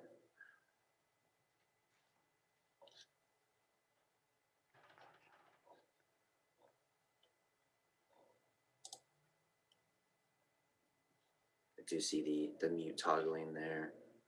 Yeah, still no activity on your line there. Maybe you have a switch flipped or something like that. If you want to look for that, I will move on to the next person for the time being. The next hand I have up is from Carly Sherman. All right, Carly, looks like you're unmuted there. Will you please confirm your first and last name? Yes, good afternoon. My name is Carly Swatosh Sherman, and I am proudly born and raised in Lake County. Since there's not adequate time to detail the vast concerns I have, I will focus on the water which is a required resource for life. According to this proposal, Lake County is willing to give up about 5 million gallons of water for someone to easily turn a profit and take the money out of the county. This estimation does not include usage for screening trees or employee facilities.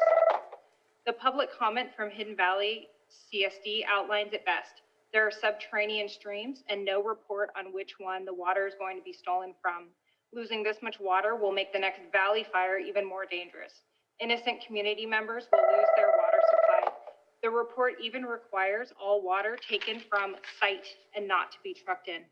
The other area of concern is that the applicant only verbally consented to a water tank for fire suppression. To meet NFPA 1142, there must be water storage for each structure. For 40 structures, it seems odd that only one tank is required. Speaking of inconsistencies, the staff report only mentions the 1997 well report. The county has already approved 5 additional wells to be drilled as of March 11th, 2021. That's a lot of water taken from innocent people who have dedicated their lives to Lake County. According to the report, the lots are zoned, which includes rural residential. It says these lands provide important groundwater recharge functions and collect precipitation as well as water filtering. Not only will this mismanagement of much needed water cause wells to run dry, it will also contaminate remaining water from chemicals used for a large portion of Lake County, which is a large tax base. The county does an annual inspection, which will do nothing to mitigate because for the other 364 days, there will be no way they are enforcing that law. Due to lack of time, I am not able to address the fact that the roads are not able to accommodate traffic. There will be horrible impacts to tons of surrounding residences. There's no estimation of power. Page 20, NOI number 2 has no DBA requirement from 7 p.m. to 10 p.m.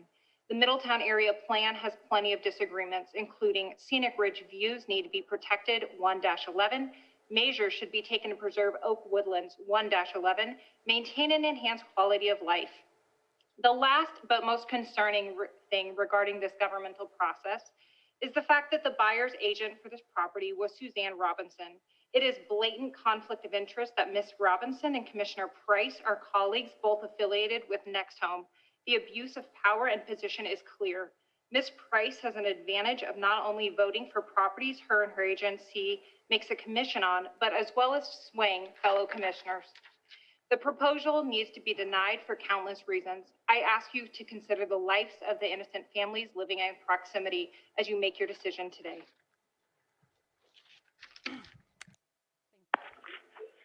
Thank you.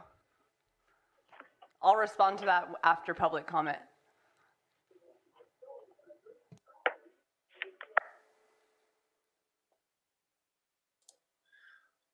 All right, so the, let's see.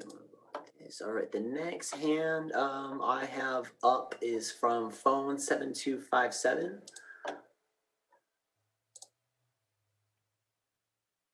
I've sent you, again, your permission to unmute and asked you to unmute. Looks like you're unmuted. Will you please confirm your first and last name?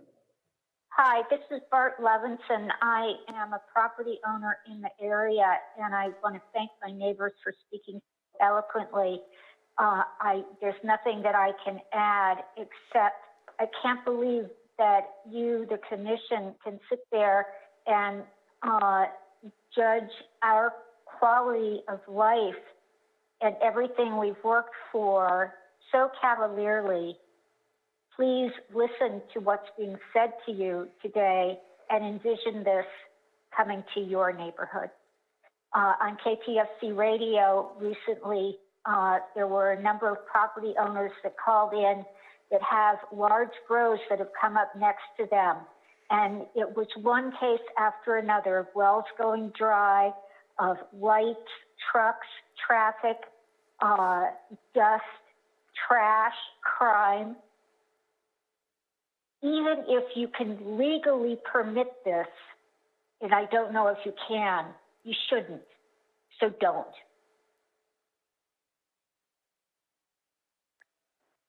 Thank you. Thank you. Jake, does that conclude all of the Zoom comments, or raised hands, I should say? So we have one more at this moment, and they might still be popping up. I have Dave here. Dave, I've given you unmute permission, asked you to unmute. Looks like you're unmuted. Will you please confirm your first and last name? Thank you. Good afternoon, Commissioners. My name is Dave Fromer. I'm a former 30-year resident of the Hidden Valley Lake community, as well as a former member of the board of that community, and very familiar with a lot of the history of the community. I will say my biggest concern, and I would like to remind you mostly, is water. And I just need to remind you of less than 10 years ago of an approval given for a vineyard development in the Murphy Springs area that resulted in many well failures and the need for the community to import water by truck. They're still feeling the impacts of that. I would just invite you to look at the current state of the state and the governor's declaration in Sonoma and Marin counties and Mendocino County, which are reservoir dependent. We are groundwater dependent. We don't have a reservoir base from which to draw water from. We get it from Puda Creek through wells. And I would suggest that this site is on the Puda Creek drainage, which will feed down the creek through the Hidden Valley community and the park area there into the well system that serves the Hidden Valley Lake community. This is something of concern and something this board should certainly take under consideration. Roads can be mitigated with fees without a doubt. The impact of the travel on the community is great. I currently live in a community that has numerous unfortunate legal grows that our community development agency doesn't seem to adequately address, including one that lights up the community when the lights come on, much like the Close Encounters of the Third Kind movie. And it turns night into day. I can just say that the impact of that on the community itself is worth actively considering and denying the application. Thank you very much for your time. Have a great day. Thank you. All right, I have two hands up in Zoom again. The next hand I have up is from Davis Palmer. Davis Palmer, I've given you permission to unmute, and I've sent you a unmute request. All right, looks like you're muted. Will you please confirm your first and last name? My name is Davis Palmer. Oh, we're getting a little bit of echo there. Resident of Hidden Valley, but I have some concerns, as do many of my fellow residents, regarding this development. I appreciate the work that Mr. Porter did on his staff report, but there are some inaccuracies, and in his presentation, it seemed to focus on the residents as close by being in Hidden Valley, but that's really not the case. There are residences within 600 feet from my calculations on Google Maps of the grow area. And obviously you've heard from residents of Shadow Hills and Doherty Ridge and Brimrock. So I just want to make sure the Planning Commission is not swayed by the discussion of just Hidden Valley Ranch, but it is the surrounding community, the whole surrounding community. And as many of my community members are, I am as concerned about the aquifer. Eric Porter said that there was no aquifer adequacy test. I've seen in the report that the county does not have any adequacy requirements. I'm not sure why that is, and I don't know who oversees our water uses in the area. But I can assure you that having 106 gallons in 97 in the well report, and now drilling new wells and getting, according to Eric Porter, I have not seen the well data, 4 gallons per minute or 26 gallons per minute, obviously there is a reduced aquifer that the property is drawing from. I personally have neighbors in the area who have had well levels drop 8 or more feet in the last year. We are in a drought, as everyone has pointed out, and just For those reasons, I certainly oppose this. I had also heard of the stolen equipment and code violations since the property was acquired by the current owner, and whether they're responsible or not, it's hard to say. But if this is any indication of their willingness to abide by the law and the rules, it doesn't give me a good assurance that they will abide by all of the conditions placed, the mitigation conditions placed on this application. So I would just recommend disapproving this application.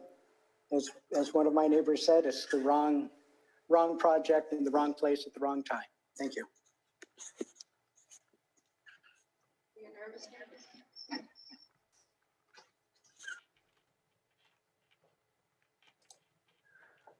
All right, so now just to update, I now have 3 hands raised. To remind phone participants, you can raise your hand by dialing *9. Jake, yes. if I may, can we please keep public comment to anything that we have not yet heard? We're aware of the drought, we're aware of all of that, but if we can have anything that's a little bit, it still pertains to the permit, but that doesn't, a little bit newer questions. Anything that has not been brought up yet. Thank you. All right, so the next name I have is Davis Palmer. We just said Davis Palmer. Okay, that's what I was thinking, a little confused. Okay, so that's who just spoke, right? Okay, so the next hand I have up is from C. Taylor 1021. C. Taylor, I've given you permission to unmute and have asked you to unmute.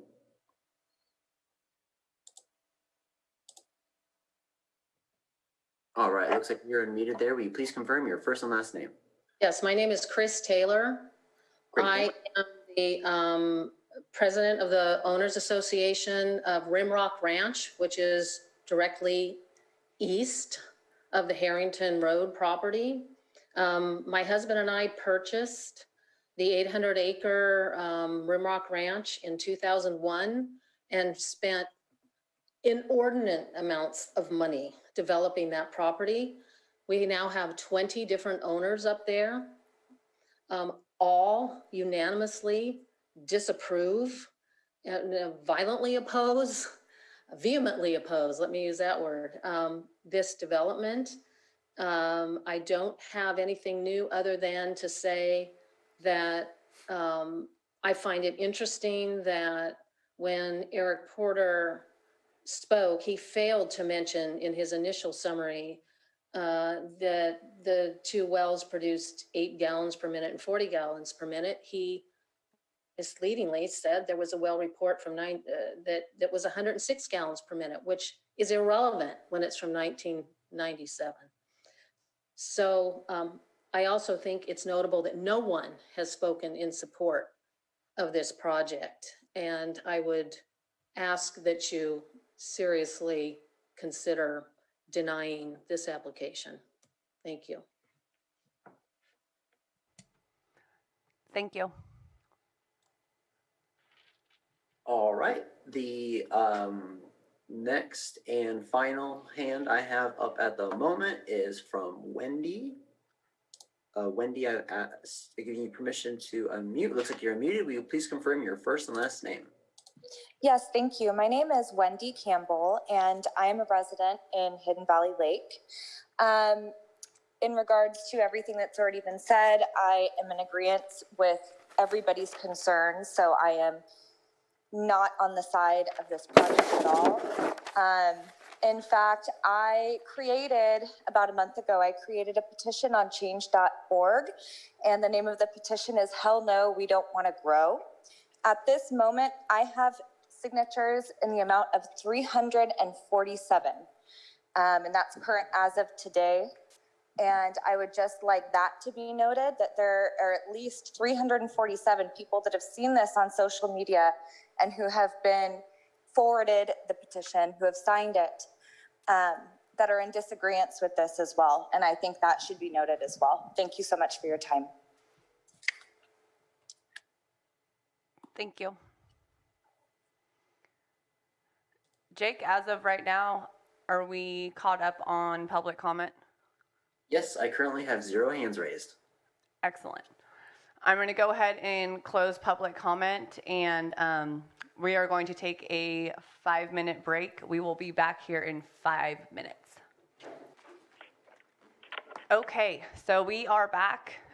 Public comment is closed on the agenda item number 7. For the record, I would like to state I had nothing to do with the sale, did not know the applicant, do not know the owner. I do work for the same brokerage, however, I had no hands in this transaction. So, that being said. And I, Madam Chair, would like to add that at no time has Commissioner Price attempted to sway the opinions of any other commissioners about this application. Thank you. So moving forward, I would like to bring this back to the commission, and we have a lot of things to consider and to discuss.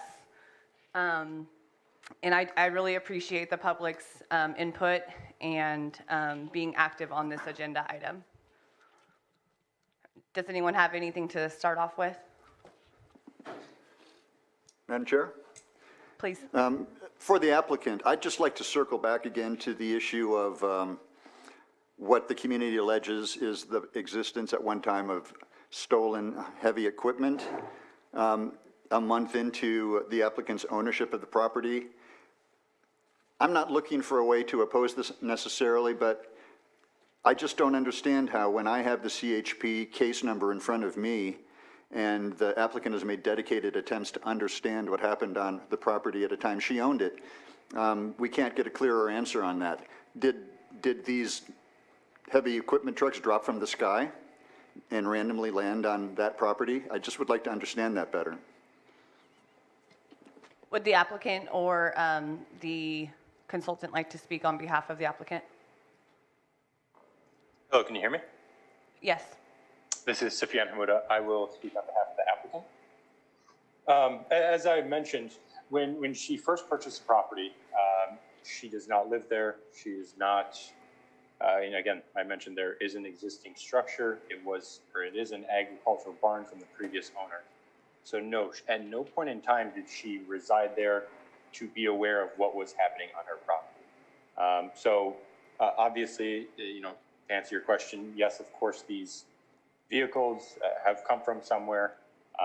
Obviously, there is a CHP case, and at no point in time were we aware of what was occurring on the property due to her presence not being there. If there is no reason to be at a property that she just purchased, she would be unaware of what is going on. So, it's very common in Lake County. I'm sure you're aware of squatters and people coming by. We have, again, I have many transactions with CHP to try and determine what has gone on there. And at no point in time have they indicated anything relating back to her or the project itself that needs to be cleared up in any sort of way. Thank you.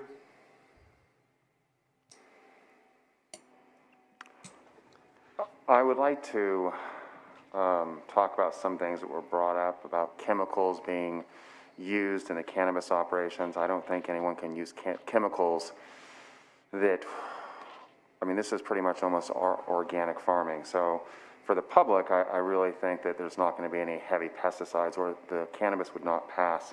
There was something brought up about the closeness to houses at maybe 600 feet. I believe it's 200 feet from the property from something like a house. So that's not going to sway a decision. I would have to look back through this, but I would expect that these greenhouses would go under dark skies. Many times I've heard Eric Porter say that these have to be covered or they have a darkening system or a blackout system. I'm wondering if these ones have this because obviously, no, I don't find that is acceptable. And that to me would be kind of like a violation if we are putting that in, but I don't know if we truly can. To address the one resident who had said, you know, it was 106 gallons, and it seems to be, I'm hoping that 106 gallon is the 40 gallon. Obviously, that well is lower if that is the same well. The recharge rate does not scare me in any way, but I also look at this and say that originally when I saw 106, that made me feel very comfortable. I know that there is no rates right now here in the county of what is acceptable. And I believe that it is zoned correctly for this, and it is not within the gates of the community. So I'm going to stop there and listen to the other commissioners, but those were a couple things that just immediately came to mind. I was doing calculations on what I thought admissible water would be. But again, there is no set standard. I'll stop. Thank you. Commissioner Chavez, do you have anything to chime in on? Not at the moment. Madam Chair? Please. No more questions. Just a comment that understand that there are strong feelings about this application. There is no application that comes before us that has only opponents or proponents. Any decision we make generally upsets half the room, and we've learned to live with that. But we do not teleport here from Mars every couple of weeks for a meeting. We teleport from Hidden Valley Lake and Lower Lake and Clear Lake and Kelseyville and Lucerne and Nice. We live in these communities. I live a stone's throw away from the Yankee Valley Road gate to the Ranchos, and what affects the Ranchos affects me. I've looked high and low for ways to oppose this project based on the criteria that apply to our decisions. And I haven't found anything that, in my mind, permits me to oppose this. But do not imagine for a moment that we are blindly allegiant to some kind of a cannabis cabal and automatically approve these things. We give these careful thought, and oftentimes we're making a vote in an imperfect situation. Thank you very much. Commissioner Hess, I appreciate you stating that, because there's no easy decisions, and we're not here to be emotional and to tap into our feelings. We're here to make decisions based on the information provided in the land use. So thanks for saying that.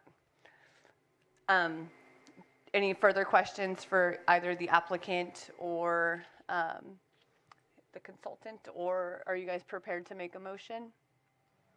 Could I ask a clarification? Absolutely. Commissioner Hess mentioned several mitigation measures, an 8-foot tall fence. There were 4 in total. Monthly water usage report. Correct. The trees? Tree removal? I wasn't clear on the trees. Well, to the extent that that's important additional water use information, it didn't seem logical for me to omit the information about the trees that are a permanent feature of the project for its life. And then a more recent water report, which is actually aligned with the monthly water usage report. Thank you, Eric. I did want to point out several things. First of all, the greenhouses, condition number B1 addresses the blackout screening requirement. And so the blackout screening is required prior to any cultivation activity occurring. Minimum water gallon storage on site. We're actually requiring an additional 5,000 gallon tank that they had verbally committed to put in for fire suppression. And that's in addition to the 20,000 gallons of on-site storage that we're requiring. And I believe that's under hydrology. Condition number I1, which lists the minimum on-site water storage required. Condition number I2 would be amended to say monthly rather than annually as the last word in that paragraph. And Eric, I thought of one other thing, and I don't think this is something we can enforce, but the applicant appeared willing to pay a share of the road improvement taxes to the county for Tinalin and Jacqueline roads that go from Spruce Grove to Harrington. if that's an agreement that they have to reach with the community, fine, but that was the other thing that I had mentioned as well.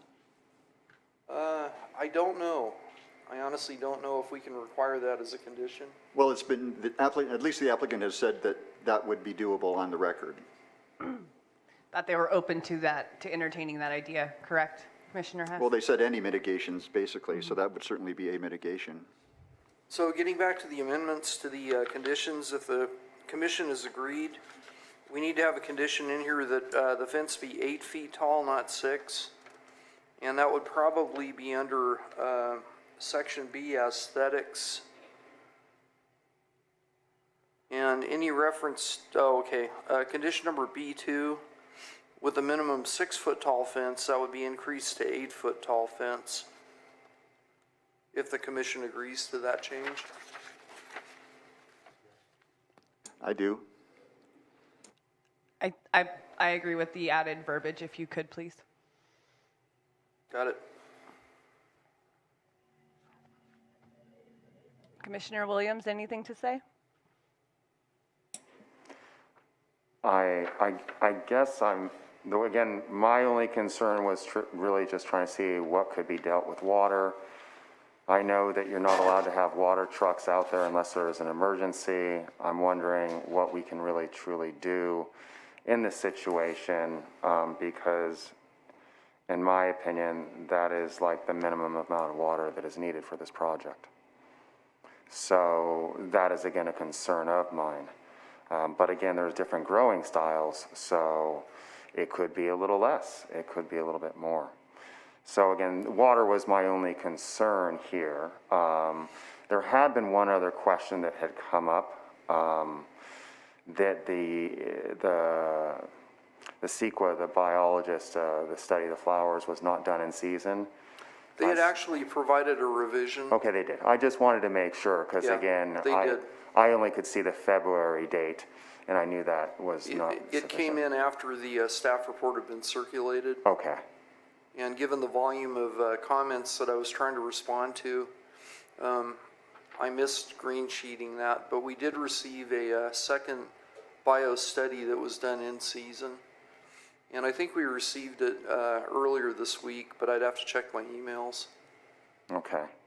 And I mean, that is truly it. In circumstances like this, I would like to have seen a hydrologist report. But I don't think I can ask for that at this point in time. And again, I think that I'm just in this situation. So I think that our ordinance does not clarify enough.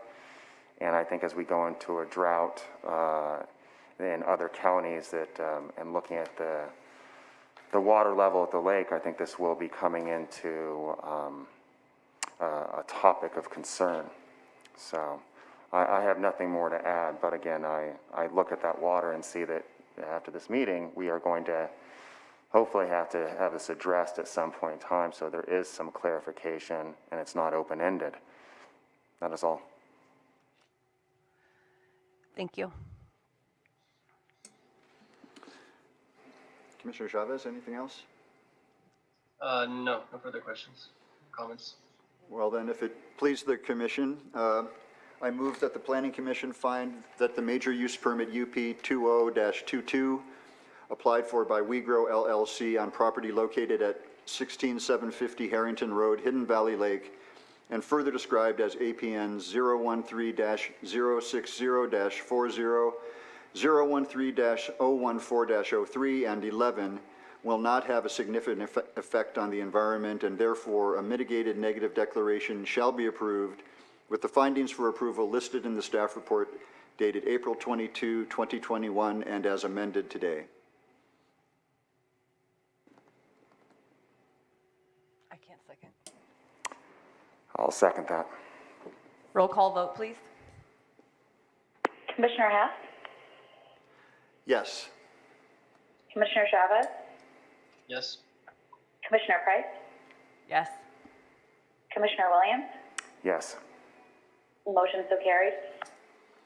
Madam Chair, I move that the Planning Commission find that the major use permit UP 20-22 applied for by We Grow LLC on property located at 16750 Harrington Road, Hidden Valley Lake, and further described as APNs 013-060-40, 013-014-03, and 11 does meet the requirements of Section 51.4 and Article 27, Section 1, III, G, III of the Lake County zoning ordinance, and the major use permit be granted subject to the conditions and with the findings for approval listed in the staff report dated April 22, 2021, and as amended here today.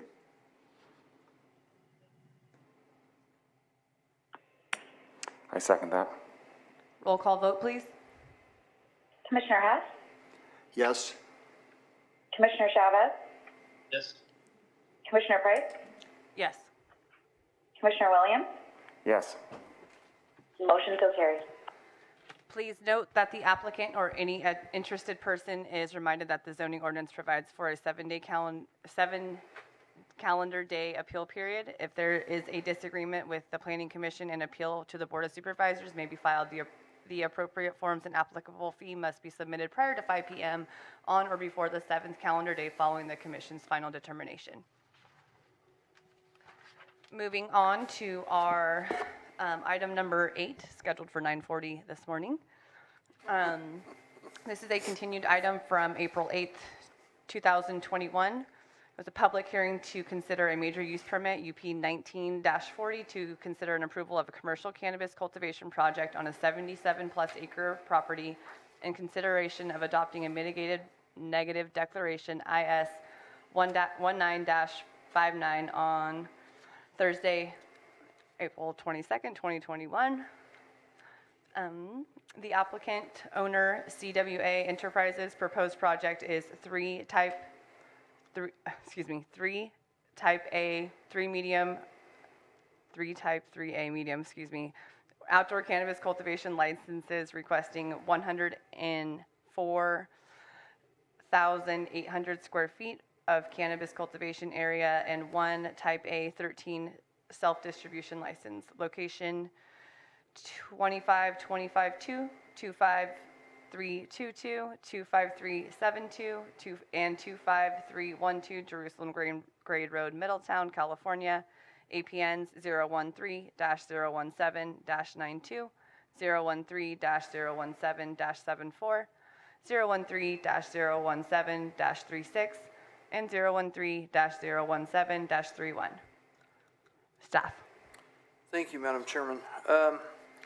This came before you 2 weeks ago on April 8th, and the issue of BLM and the applicant requesting self-distribution and whether we were creating any kind of a legal issue came up. The Planning Commission had asked staff and legal counsel to revisit the entire issue of whether it's possible for the county to grant a Type 13 self-distribution license when a property is entirely surrounded by BLM land. Legal counsel came back to staff with verbiage for an indemnification condition, and I've been asked to read it in its entirety. This is going to apply to the next file as well. I apologize, this is kind of lengthy, but because it wasn't able to be circulated, I have to read it verbatim into the record. Thank you. It's entitled Assumption of Risk and Indemnification Agreement. I, the undersigned, have applied for the issuance of blank permit number, in parentheses, a blank permit type class permit for the purposes of cannabis cultivation and a blank permit type class for purposes of distribution on and from the permitted property. The permitted property located at blank is on all sides surrounded by federally administered lands. Permit blank, parentheses, permit number, is accepted with full understanding and acknowledgement of the risks associated with the cultivation, transportation, and distribution of a federally regulated Schedule I narcotic as defined in the Comprehensive Drug Abuse Prevention and Control Act of 1970. Sub 1, Assumption of Risk. I understand that the Comprehensive Drug Abuse Prevention and Control Act of 1970 makes the manufacture distribution, dispensing, or possession with intent to manufacture, distribute, or dispense controlled substances illegal. 2, I understand that individuals who cause resource damage, i.e. erosion control or soil contamination, through illegal acts, including the cultivation of cannabis, to federally administered lands may be subject to federal criminal and or civil action. Sub 3, I understand that transporting of cannabis and other illegal materials across an existing right-of-way on federally administered lands to access a private parcel is illegal under federal law and violation could face federal criminal action. Sub 4, in light of expressed risks enumerated herein above, I understand that the risks can arise from my use of the above named underscore parentheses number type distribution permit and underscore parentheses number type cultivation permit for the purposes stated herein. Nevertheless, knowing and understanding these risks, I hereby agree to assume all risks associated with and related to my willing acceptance and use of the permit, parentheses, plural, S. Indemnification, sub 5.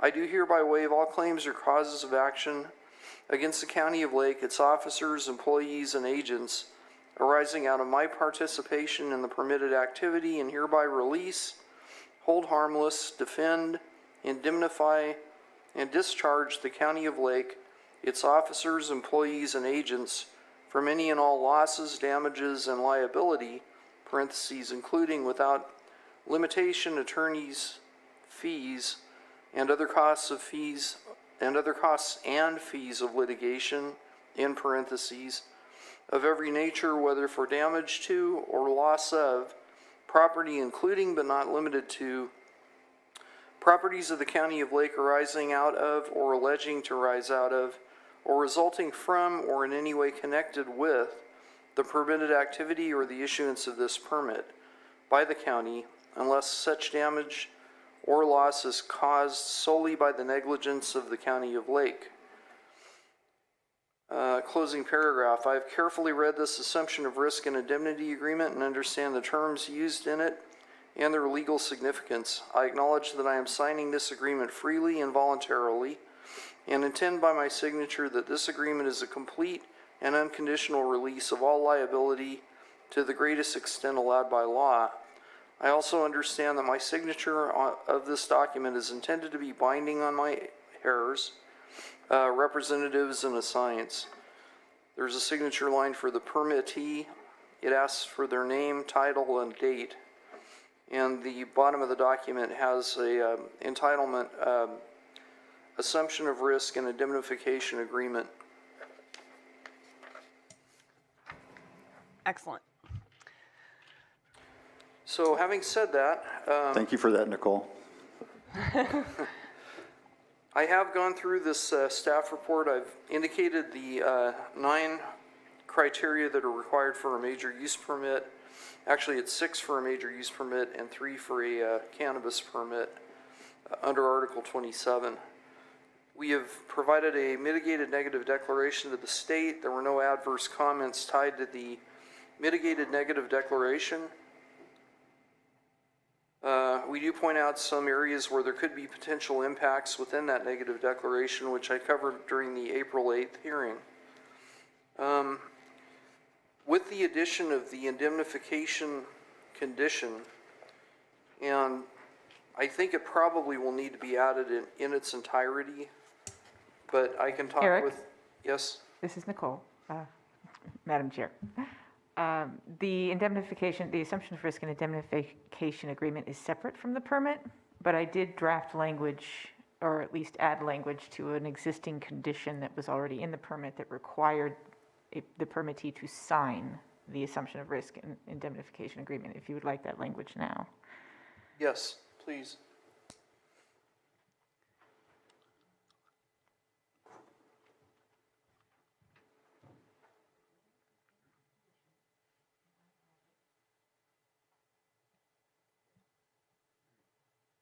And that'll be condition number A21, it looks like.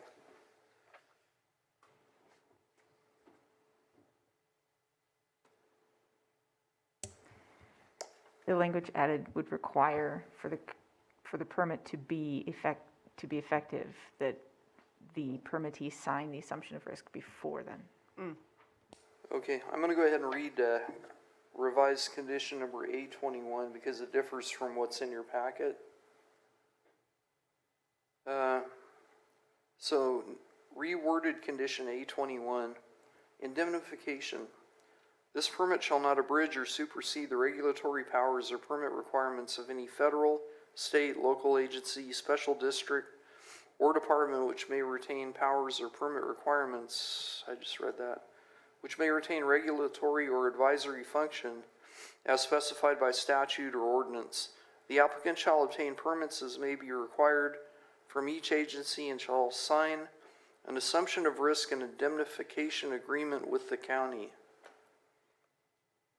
And that probably should start off prior to any cultivation activities under this permit.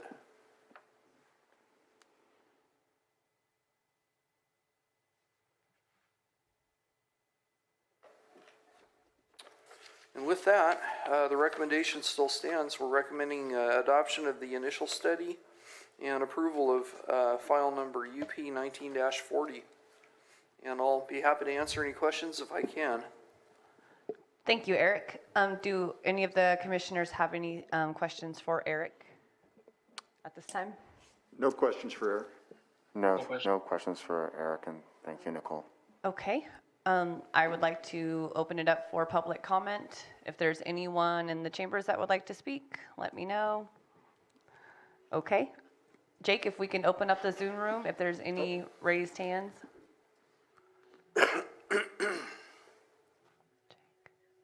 All right, I currently do not have any hands raised. Okay, we'll give it just a few seconds and then I will close public comment, but I'll let you know.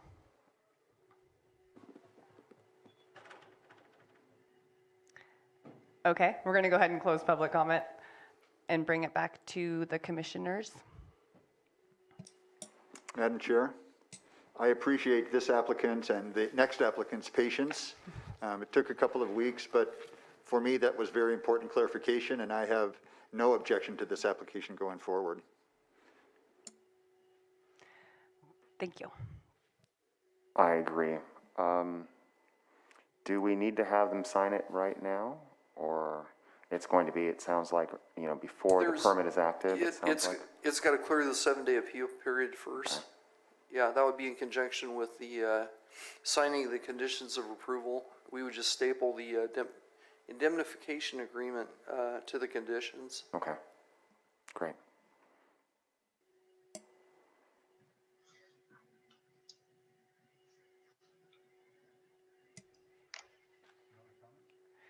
I don't believe there's any other comments from the commission or the public because public comment's been closed.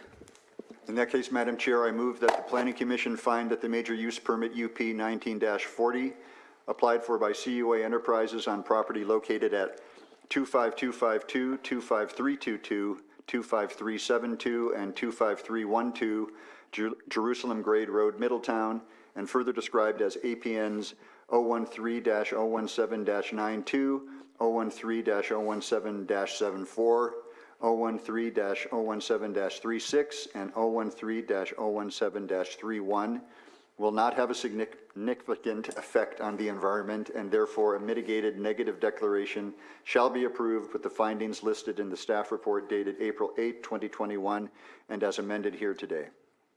A second. Roll call vote, please. Commissioner Hess?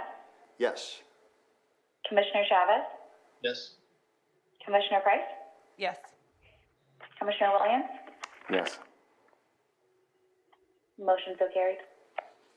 Madam Chair, I move that the Planning Commission find that the major use permit UP 19-40 applied for by CUA Enterprises on property located at 25252, 25322, 25372, and 25312 Jerusalem Grade Road, Middletown, further described as APNs 013-017-92, 013-017-74, 013-017-36, and 013-017-31, does meet the requirements of Section 51.4 and Article 27, Section 1 subsections I, IIG, III of the Lake County zoning ordinance, and the major use permit be granted subject to the conditions and with the findings listed in the staff report dated April 8, 2021, and as amended here today.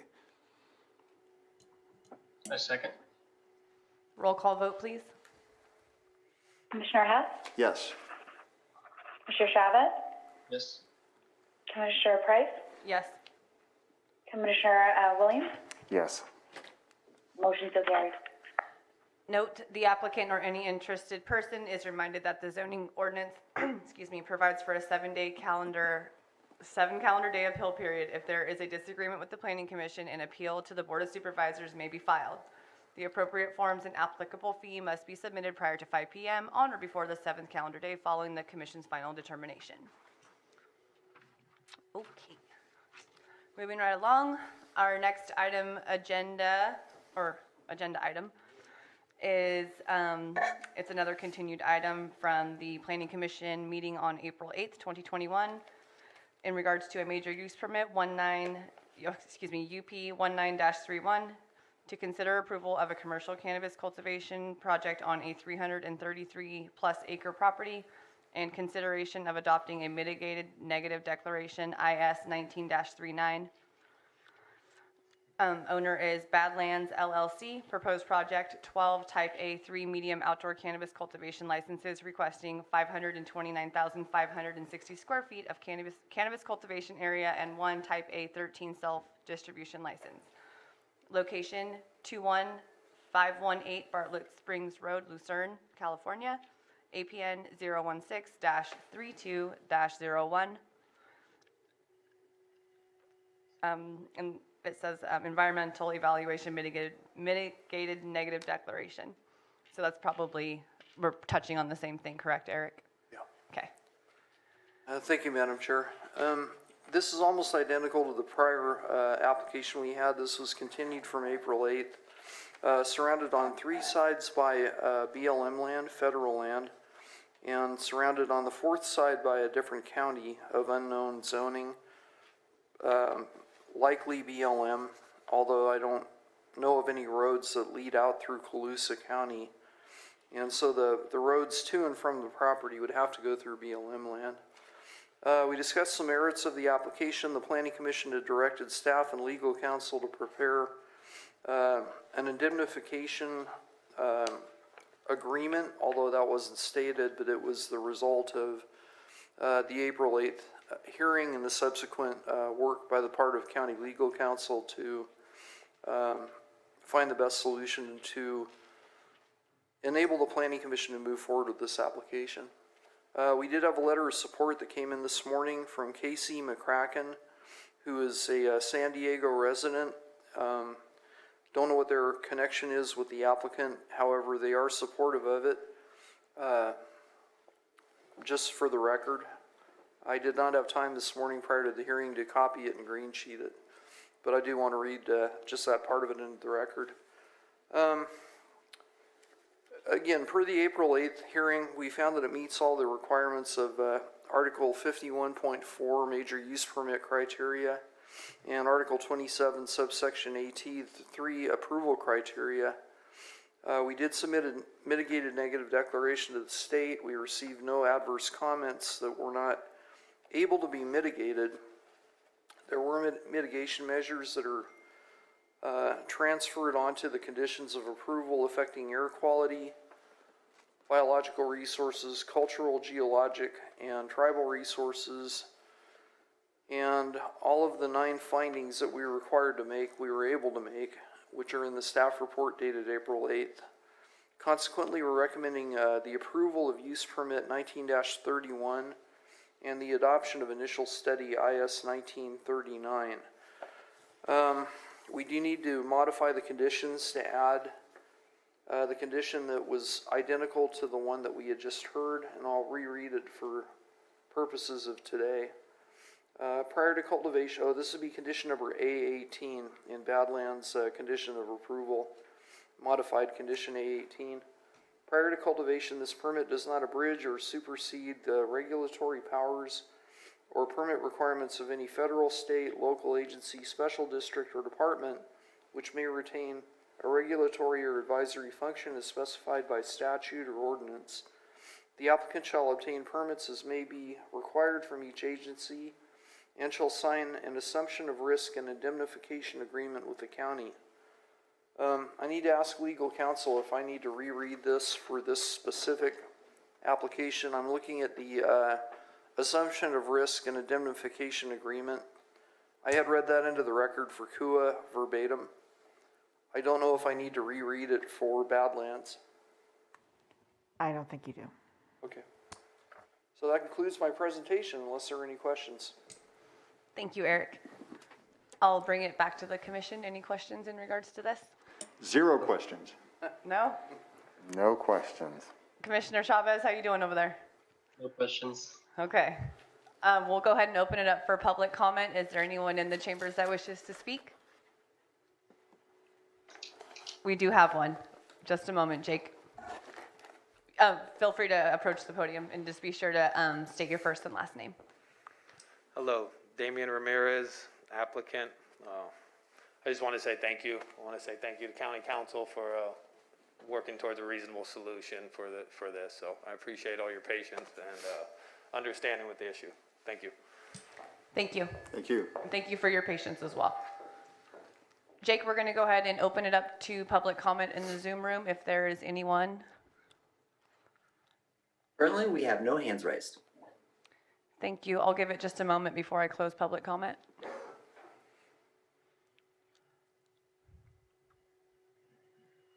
Okay, we're going to go ahead and close public comment, bring it back to the commission. If anyone's prepared to make a motion, please do so. I'm prepared to make a motion.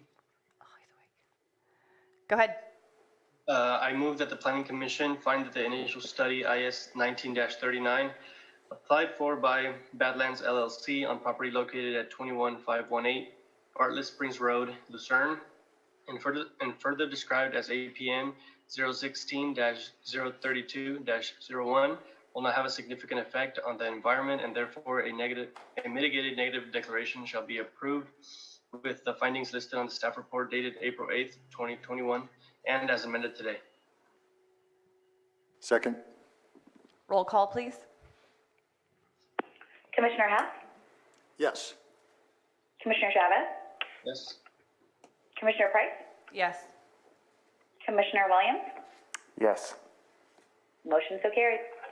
I move that the Planning Commission find that the use permit UP 19-31 applied for by Badlands LLC on property located at 21518 Bartlett Springs Road, Lucerne, and further described as APN 016-032-01 does meet the requirements of section 51.4 of the Lake County zoning ordinance, and the major use permit be granted subject to the conditions and with the findings listed on the staff report dated April 8th, 2021, and as amended today. I second that. Roll call vote, please. Commissioner Hess? Yes. Commissioner Chavez? Yes. Commissioner Price? Yes. Commissioner Williams? Yes. Motion so carried. Please note, the applicant or any interested person is reminded that the zoning ordinance provides for a 7 calendar day appeal period. If there is a disagreement with the Planning Commission, an appeal to the Board of Supervisors may be filed. The appropriate forms and the applicable fee must be submitted prior to 5 p.m. on or before the 7th calendar day following the Commission's final determination. Next on our agenda is our office, or it's our untimed staff update with Madam any Chair, office news. it was brought to my attention that we omitted citizens' input at the beginning of the meeting. Ooh. I think. I'm not sure if we Did we do citizens' No, input? we went into the pledge and then item 1, you're right, Nicole. Jumped right in, huh? So perhaps now we could do citizens' input and then move into staff updates. Not a problem. We will go ahead and open up the floor for any citizens' input on any non-scheduled items. There's no one here in the chambers, Jake. And we have no hands raised in Zoom at this moment. Okay. we're going to go ahead and close citizens' input and move on to Untimed staff update with any office news. I'm not sure if we have anyone speaking on behalf. Okay. I want to thank my fellow commissioners, the public, and everyone else for sticking it out with us today. And this meeting's adjourned. Thank you. Thanks, everybody. Good weekend.